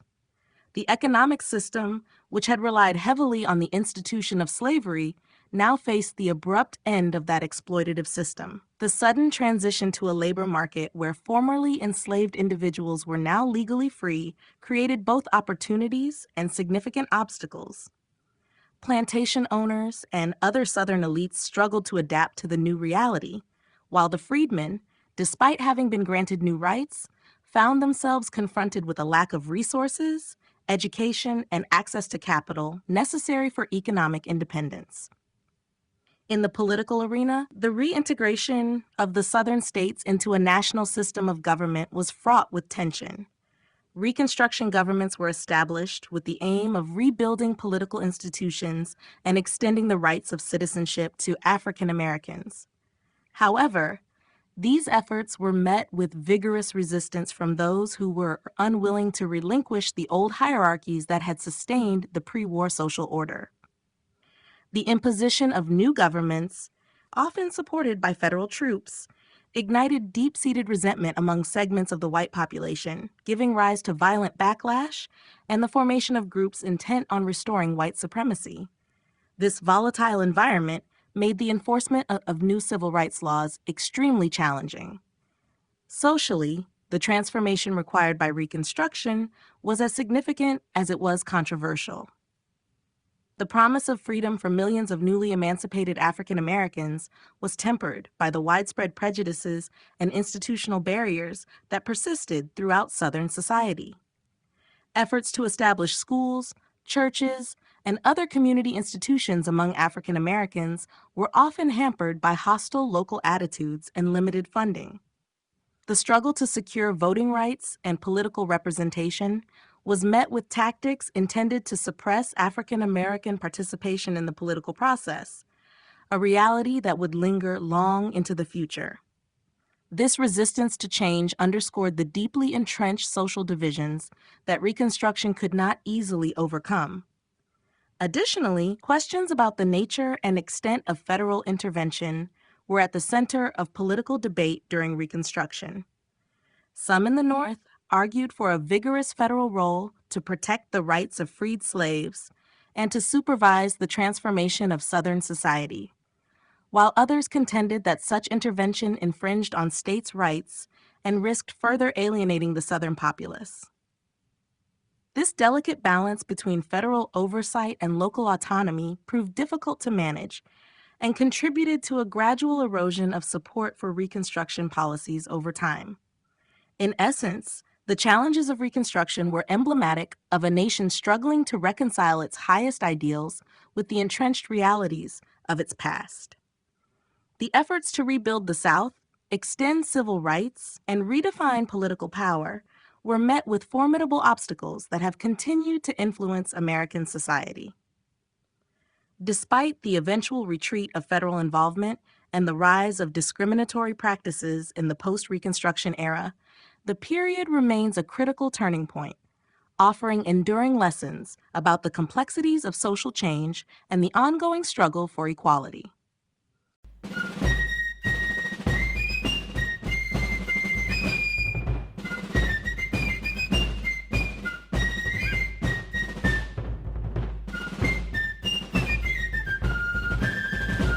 Chapter 5: The Rise of Industrial America. The rise of industrial America was a period marked by dramatic changes in technology, economy, and society, fundamentally transforming the nation from a largely agrarian system into an industrial powerhouse. This era was defined by rapid innovations in machinery, transportation, and communication that revolutionized production methods, created new markets, and redefined the character of American labor and everyday life. The expansion of factories and the shift from hand production to mechanized processes led to unprecedented growth, fueling economic development and ushering in social changes that would shape the country for generations. The technological advances of the 19th century played a central role in this transformation. Innovations such as the steam engine, telegraph, and improved iron production techniques not only boosted productivity, but also connected regions that were once isolated.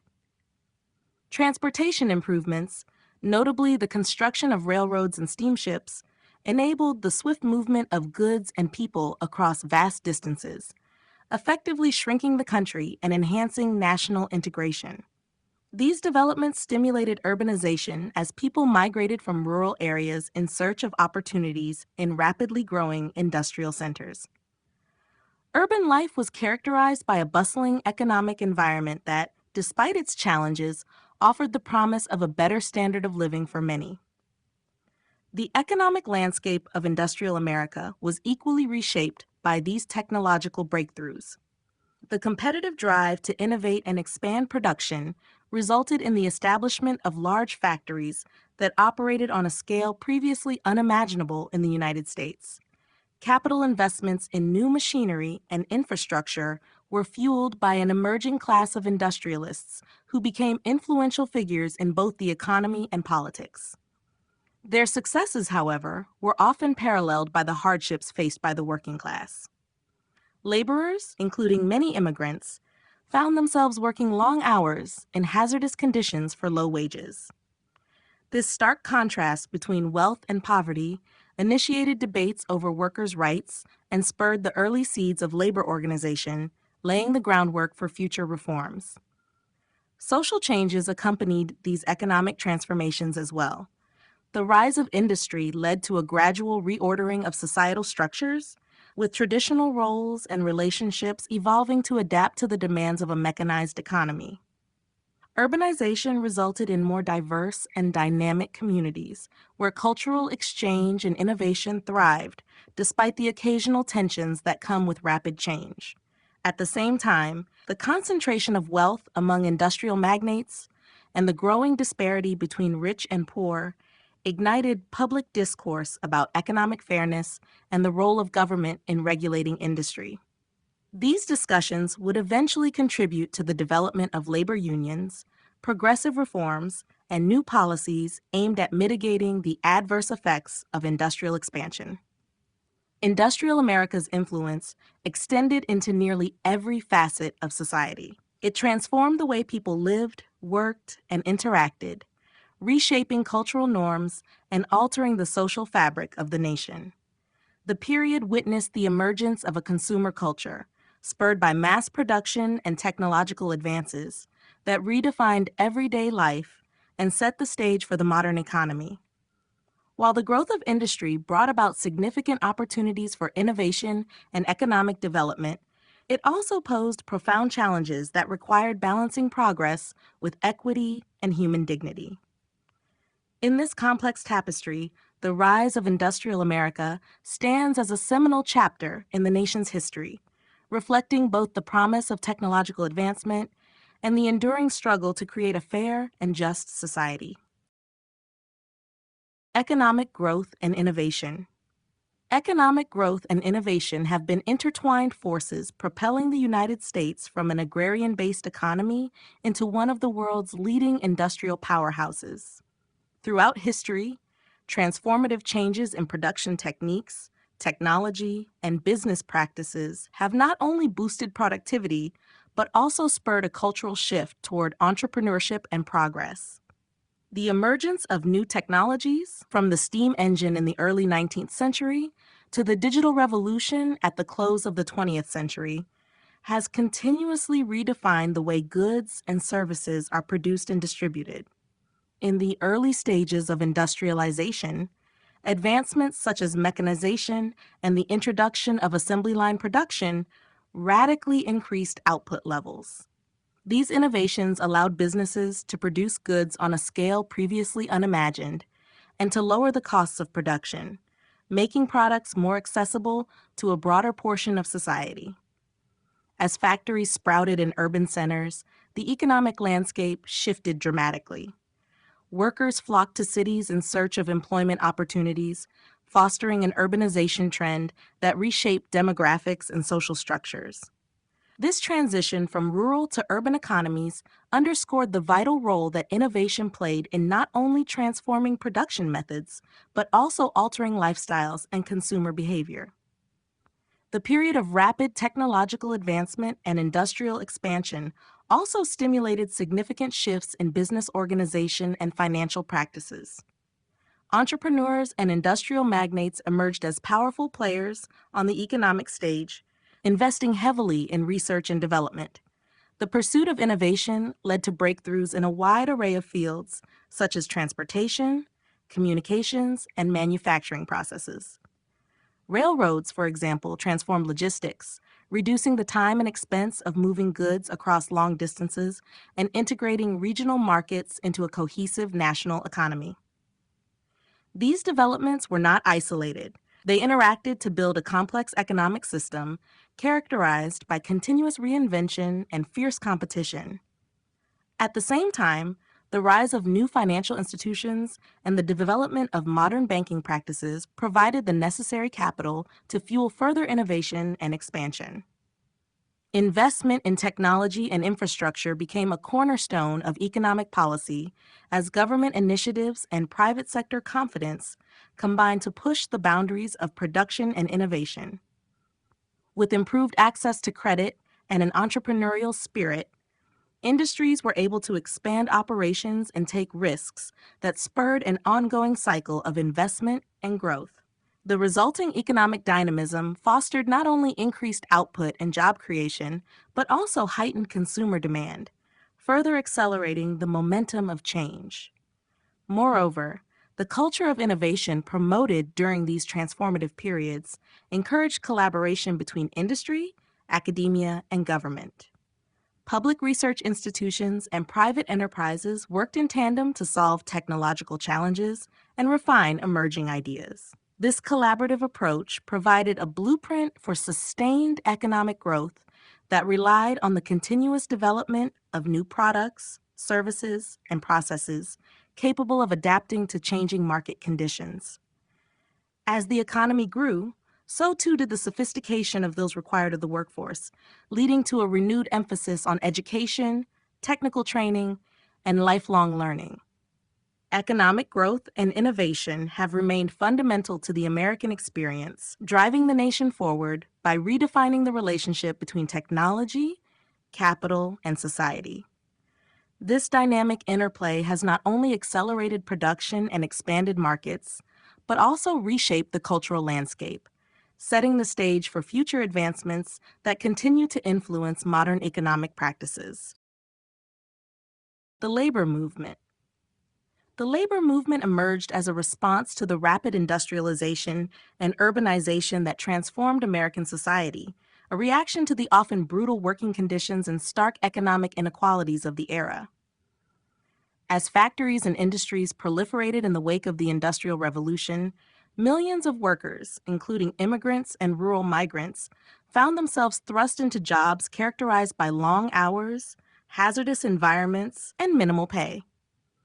This environment of exploitation and hardship became the fertile ground for the organization of labor groups, as workers sought to improve their conditions and assert their rights. Early efforts to unite workers took on many forms, from informal meetings to the establishment of local unions. Initially, these groups faced immense challenges, including employer resistance, legal obstacles, and a general skepticism regarding the potential of organized labor to effect meaningful change. Despite these hurdles, workers began to see the power that came from unity. By banding together, they could leverage collective bargaining, negotiate better wages, and fight for safer work environments. Labor strikes and protests became increasingly common, and these acts of defiance highlighted the growing discontent with the status quo. As the movement gained momentum, its leaders began to advocate for broader political and social reforms.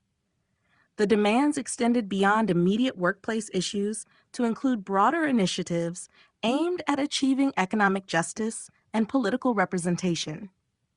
This period saw the development of more structured labor organizations and the formation of influential groups such as the Knights of Labor and the American Federation of Labor. These unions played a critical role in articulating the grievances of workers and in pushing for legislative measures that would establish labor standards, such as limits on working hours, improvements in workplace safety, and the prohibition of child labor. The impact of the labor movement extended beyond the factory floor. It also influenced broader societal perceptions of the rights of workers. Public debates about the fairness of wealth distribution and the responsibilities of employers began to incorporate the perspectives of laborers. Media coverage of strikes, protests, and the often harsh responses by company owners and state authorities stirred public sympathy and led to a gradual shift in the political landscape. Policymakers, facing mounting pressure from a mobilized working class and an increasingly aware public, started to consider reforms that would balance the interests of capital and labor. Despite the progress made by the labor movement, it encountered recurring setbacks, including internal divisions and the persistent opposition of powerful industrialists. Government interventions at times undermined the movement, as strikes were met with force or legal injunctions that limited the scope of collective action. Nevertheless, the perseverance of the workers and the evolving strategies of union leadership ensured that the movement would continue to play a vital role in shaping the future of labor relations in the United States. In time, the efforts of the labor movement led to significant achievements, including the establishment of minimum wage laws, the recognition of the right to form unions, and the implementation of safety regulations that have since become standard in workplaces across the country. The legacy of the labor movement remains evident today in the continuous struggle to secure dignified working conditions, fair wages, and social protections for all workers, reflecting an enduring commitment to the principles of equity and justice in the realm of work. The Gilded Age and political corruption. The Gilded Age was an era marked by phenomenal industrial growth, rapid urbanization, and vast economic disparities. Yet it was also a time rife with political corruption and widespread influence of money on government. This period, roughly spanning from the 1870s to the early 1900s, witnessed the emergence of industrial magnates and powerful financiers, whose wealth not only transformed the nation's economic landscape, but also infiltrated the political arena.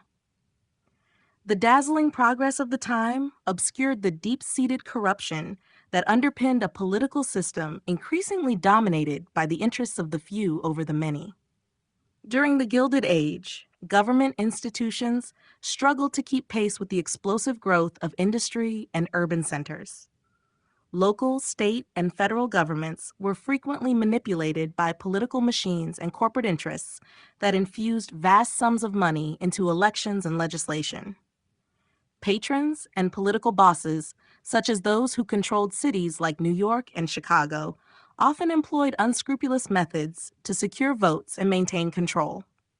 These powerful figures exploited the vulnerabilities of a largely unregulated political system, where patronage and favoritism were common practices, ensuring that their allies occupied key positions within government institutions. The widespread corruption was not confined to local politics. At the national level, the influence of wealthy industrialists was evident in the shaping of policies that favored their interests, such as tariffs, subsidies, and railroad regulations. The close ties between business leaders and government officials resulted in a political climate where policy decisions were often dictated by the immediate profits of a few, rather than the long-term welfare of the nation. As a consequence, laws and regulations were frequently manipulated to benefit monopolies and trusts, consolidating economic power in ways that stifled competition and widened the gap between rich and poor. In this environment, the public was increasingly disillusioned by the apparent collusion between large corporations and government officials. While technological and economic advancements brought about significant improvements in infrastructure and overall national wealth, the benefits were unevenly distributed. The working class, struggling under harsh conditions and low wages, saw little of the prosperity that industrial progress promised. Newspapers and muckrakers began to expose the extent of corruption, drawing public attention to scandals such as bribery and electoral fraud, and sparking debates over the need for reform. These revelations gradually mobilized segments of the populace who called for greater transparency, accountability, and a reined-in role for corporate power in politics. Despite various attempts at reform, many of the entrenched systems of corruption were difficult to dismantle due to the sheer scale of the problem and the complicity of powerful interests. Legislation such as the Pendleton Civil Service Reform Act aimed to reduce patronage, yet political machines often found new ways to maintain their influence. The legacy of the Gilded Age is thus dual in nature.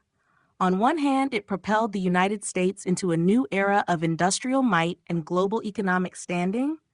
On the other, it left a persistent stain of corruption that would ultimately necessitate sweeping reforms during the Progressive Era. The lessons of this period remain a vital reminder of the importance of vigilant political institutions and the continuous need for transparency and accountability in government.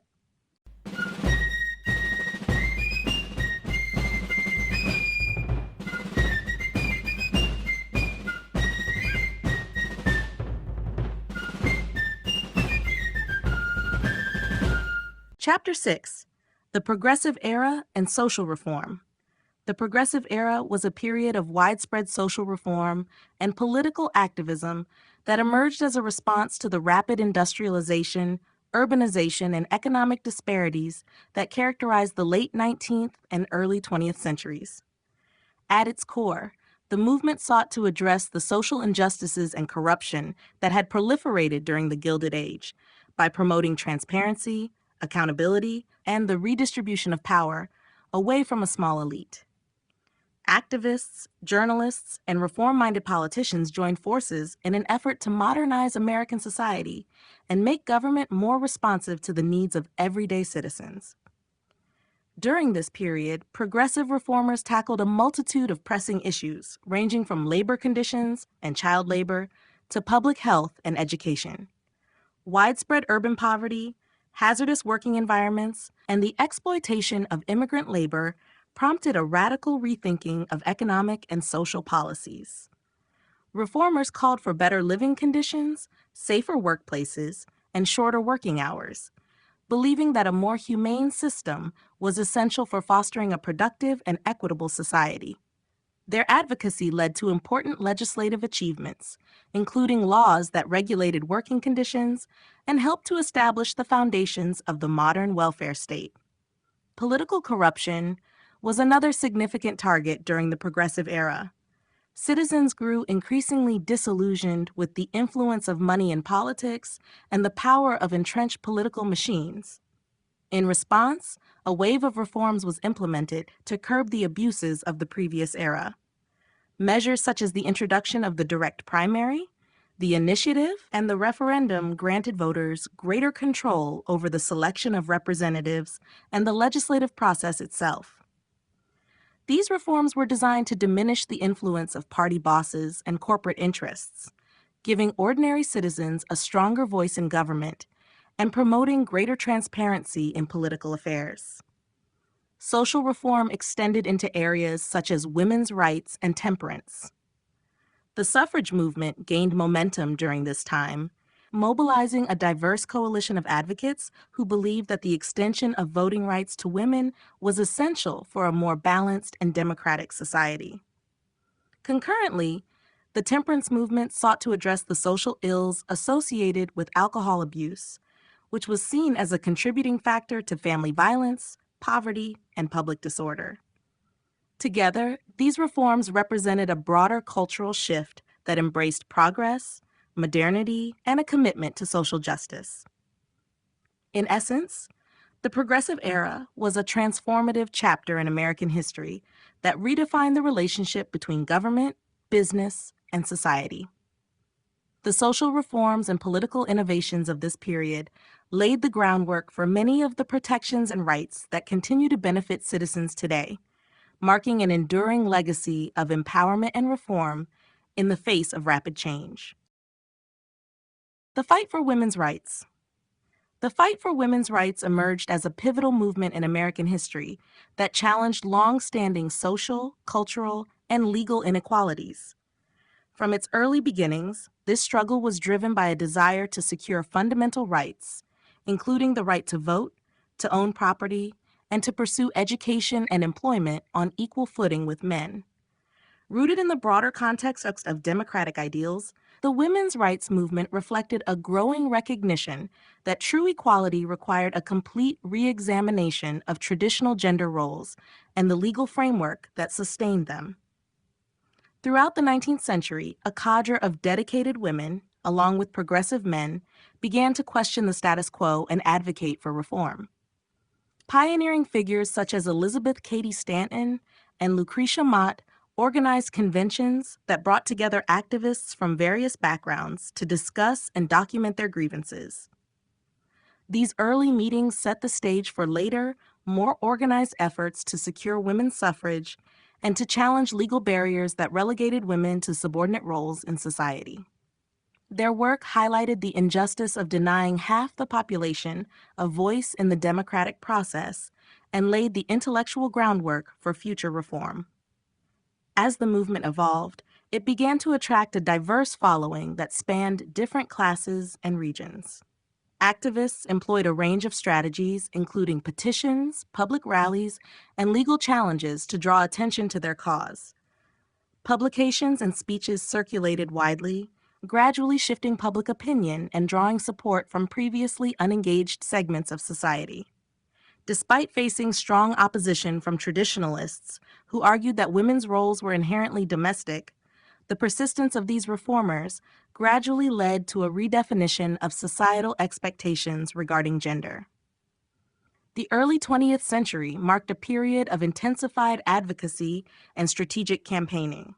Organizations such as the National American Woman Suffrage Association mobilized supporters, organized marches and lobbying efforts, and worked tirelessly to secure amendments that would guarantee women the right to vote.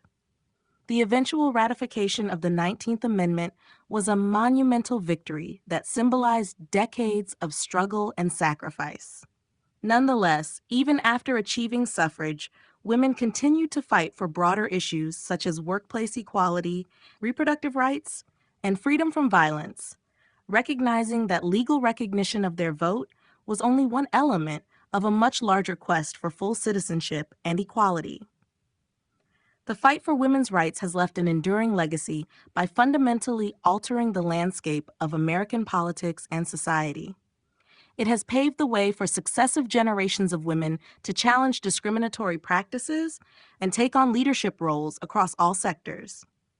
The movement's history is a testament to the power of collective action and the importance of steadfast resistance in the face of pervasive injustice, reminding society that the quest for equality is both ongoing and essential. Labor laws and worker protection. The development of labor laws and worker protection measures emerged as a critical response to the harsh conditions that accompanied rapid industrialization in America. During the late 19th and early 20th centuries, workers faced long hours, unsafe environments, and minimal compensation.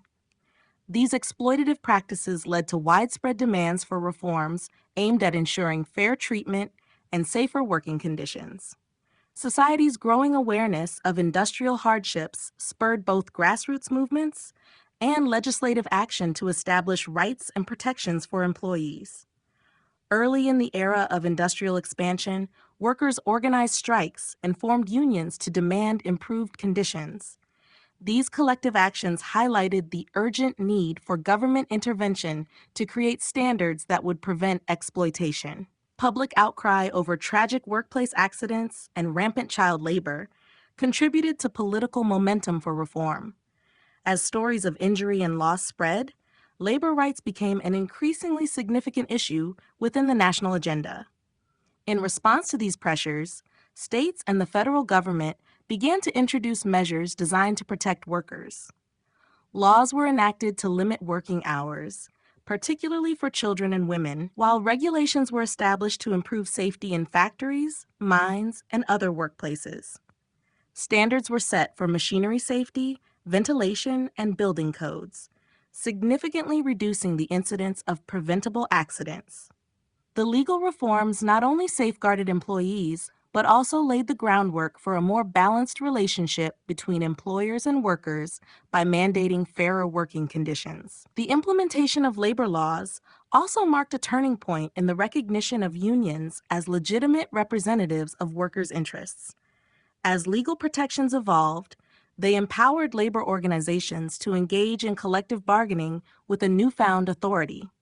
Negotiations led to better wages, improved benefits, and more humane schedules, reflecting a shift in public policy that acknowledged the rights of workers to a safe and dignified work environment.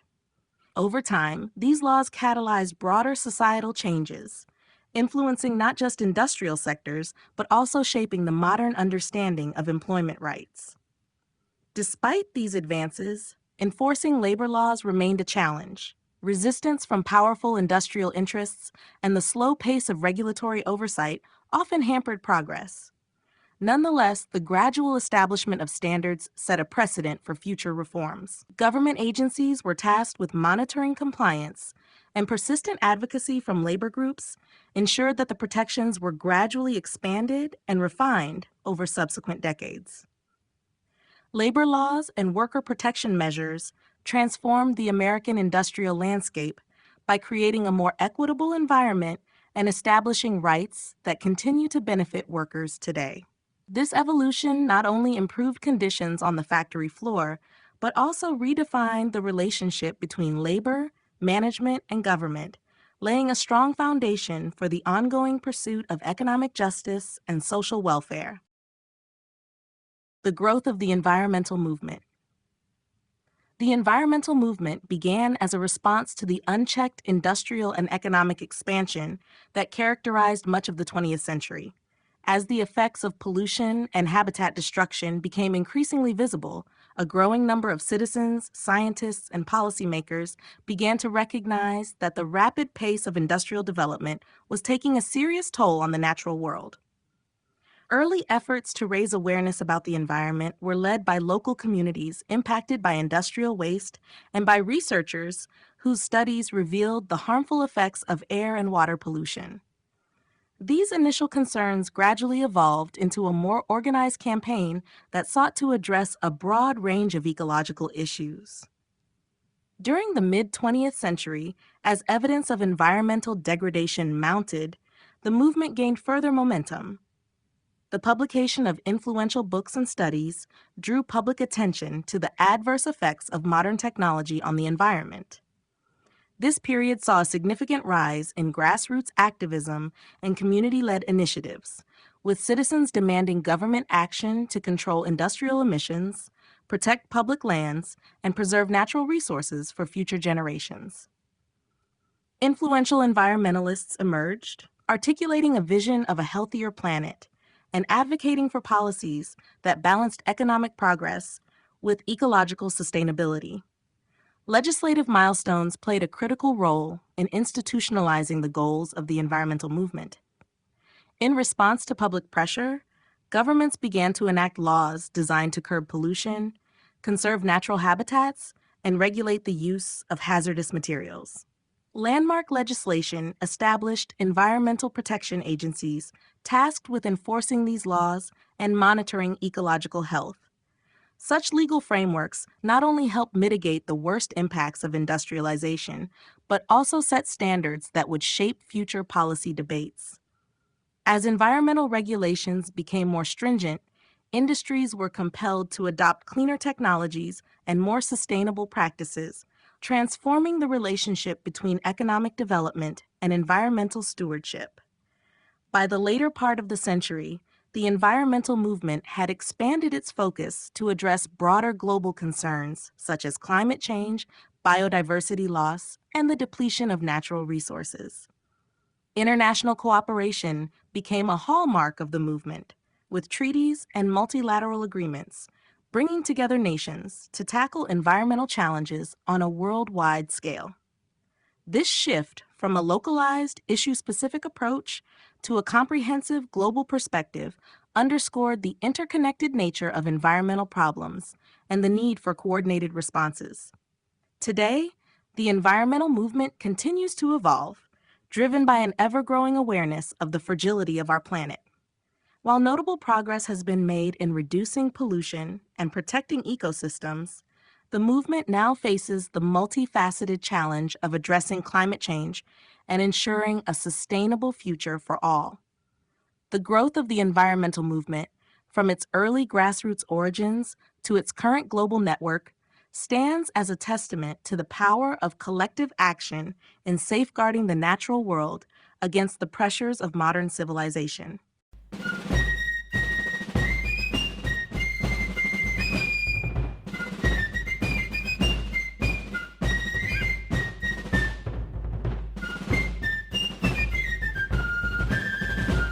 Chapter 7: Democracy in the Modern Era.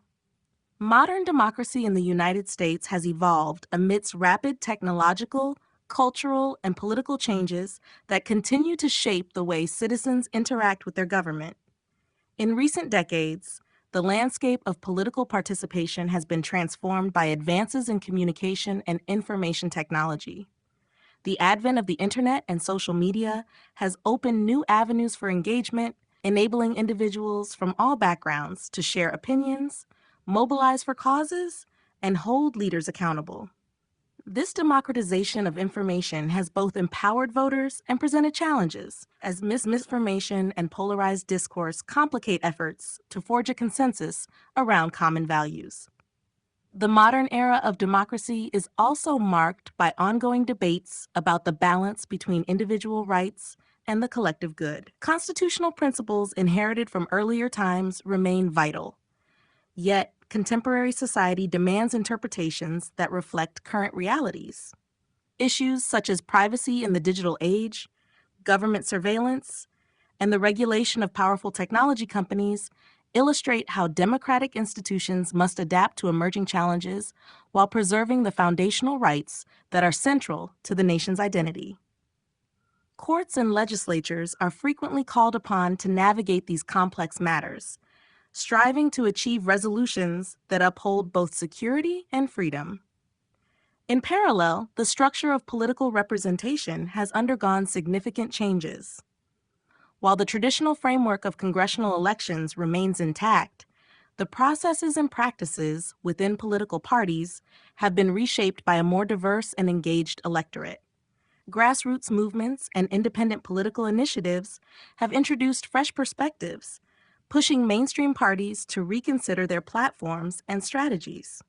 This evolution has revitalized local and national political scenes, although it has also intensified partisan divisions and generated debates about the fairness and integrity of electoral systems. Economic inequality and social justice continue to be central concerns in the modern era of democracy. The concentration of wealth and its impact on political influence have prompted vigorous discussions on campaign finance reform and regulatory measures intended to ensure a level playing field. Movements advocating for racial justice, gender equality, and the rights of marginalized communities have gained unprecedented momentum, challenging policymakers to address systemic disparities and to create a society that reflects the promise of equal opportunity. As the nation moves forward, the ideals of democratic governance remain both a guiding light and a subject of continual contestation. The modern era demands that democracy be resilient, adaptive, and inclusive, capable of embracing diverse voices while responding to the rapid pace of change. In this dynamic environment, the principles of participation, accountability, and transparency continue to serve as the bedrock upon which a more equitable and vibrant democratic society is built. Civil rights movements and social change. Civil rights movements have been instrumental in redefining American society by challenging long-established norms and advocating for equality and justice. Over the decades, these movements have mobilized diverse communities against the systemic discrimination that has marginalized individuals on the basis of race, ethnicity, gender, and other identities. They emerged out of a deep-seated desire to transform an unequal social fabric into one that truly reflects democratic ideals and the inherent dignity of all people. The struggle for civil rights gained national prominence in the mid-20th century, particularly through the tireless efforts of leaders who sought to dismantle the legal structures of segregation and discrimination. Iconic figures, including Martin Luther King Jr., Rosa Parks, and countless local activists, galvanized the collective conscience through nonviolent protest and legal challenges aimed at securing equal access to education, employment, and public facilities. Their work brought critical attention to the injustices inflicted on African Americans and other marginalized groups, ultimately leading to landmark legislative reforms such as the Civil Rights Act of 1964 and the Voting Rights Act of 1965. These legislative milestones not only prohibited discrimination, but also established federal oversight to ensure that the rights of citizens were upheld in the face of persistent local resistance. In addition to the African American civil rights movement, other groups also began to assert their rights and push for social change. The women's rights movement fought for gender equality across all spheres of life, challenging discriminatory laws and cultural practices that limited opportunities for women. Similarly, the LGBTQ+ community has organized and advocated for recognition, legal protection, and the right to live openly without fear of persecution. These varied movements have worked in parallel and sometimes in conjunction with one another, reinforcing the broader commitment to justice and fairness in society. Social change has been further propelled by grassroots organizing and the power of storytelling. Activists have increasingly harnessed the power of media and technology to raise awareness about injustices and to mobilize communities.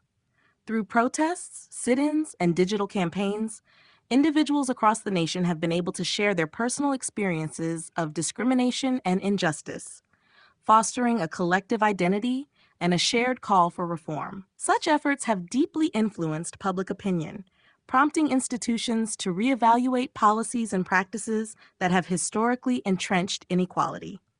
Ultimately, civil rights movements have not only secured critical legal reforms, but have also reshaped the cultural landscape of the nation. Their legacy is seen in the ongoing pursuit of equality and the gradual yet tangible transformation of societal attitudes. The struggle for civil rights remains a powerful reminder of the enduring need to confront injustice, ensuring that the promises of liberty and equality are realized for all citizens. The role of technology in democracy. Technology has increasingly become a transformative force in modern democracy, reshaping how citizens engage with governance, access information, and exercise their rights. As digital platforms have expanded, the traditional boundaries of political communication and civic participation have been redefined, allowing for a more dynamic and inclusive dialogue between governments and the people they serve. In recent decades, the proliferation of digital tools, social media, and online communication channels has allowed individuals to express opinions, mobilize around causes, and hold public officials accountable in ways that were once unimaginable. The rapid evolution of technology has significantly enhanced the transparency of government actions. With widespread access to the internet, citizens are now able to obtain real-time information about legislative processes, political debates, and public policies. This accessibility empowers individuals to critically analyze governmental decisions and contributes to a more informed electorate. Digital platforms have also facilitated the democratization of news and commentary, enabling independent journalists, activists, and everyday users to share insights without being filtered through traditional media gatekeepers. As a result, diverse perspectives can be heard, enriching public discourse and providing a counterbalance to potential bias in mainstream reporting. Moreover, technology has transformed the mechanisms of civic engagement and political participation. Online petitions, social media campaigns, and digital town halls have created new opportunities for citizens to connect with policymakers directly. These tools often expedite the process of gathering public support and can amplify grassroots initiatives, allowing small communities to influence broader national debates. The interactivity provided by digital platforms fosters a sense of collective responsibility, where individuals are not only informed about political developments, but are actively involved in shaping them.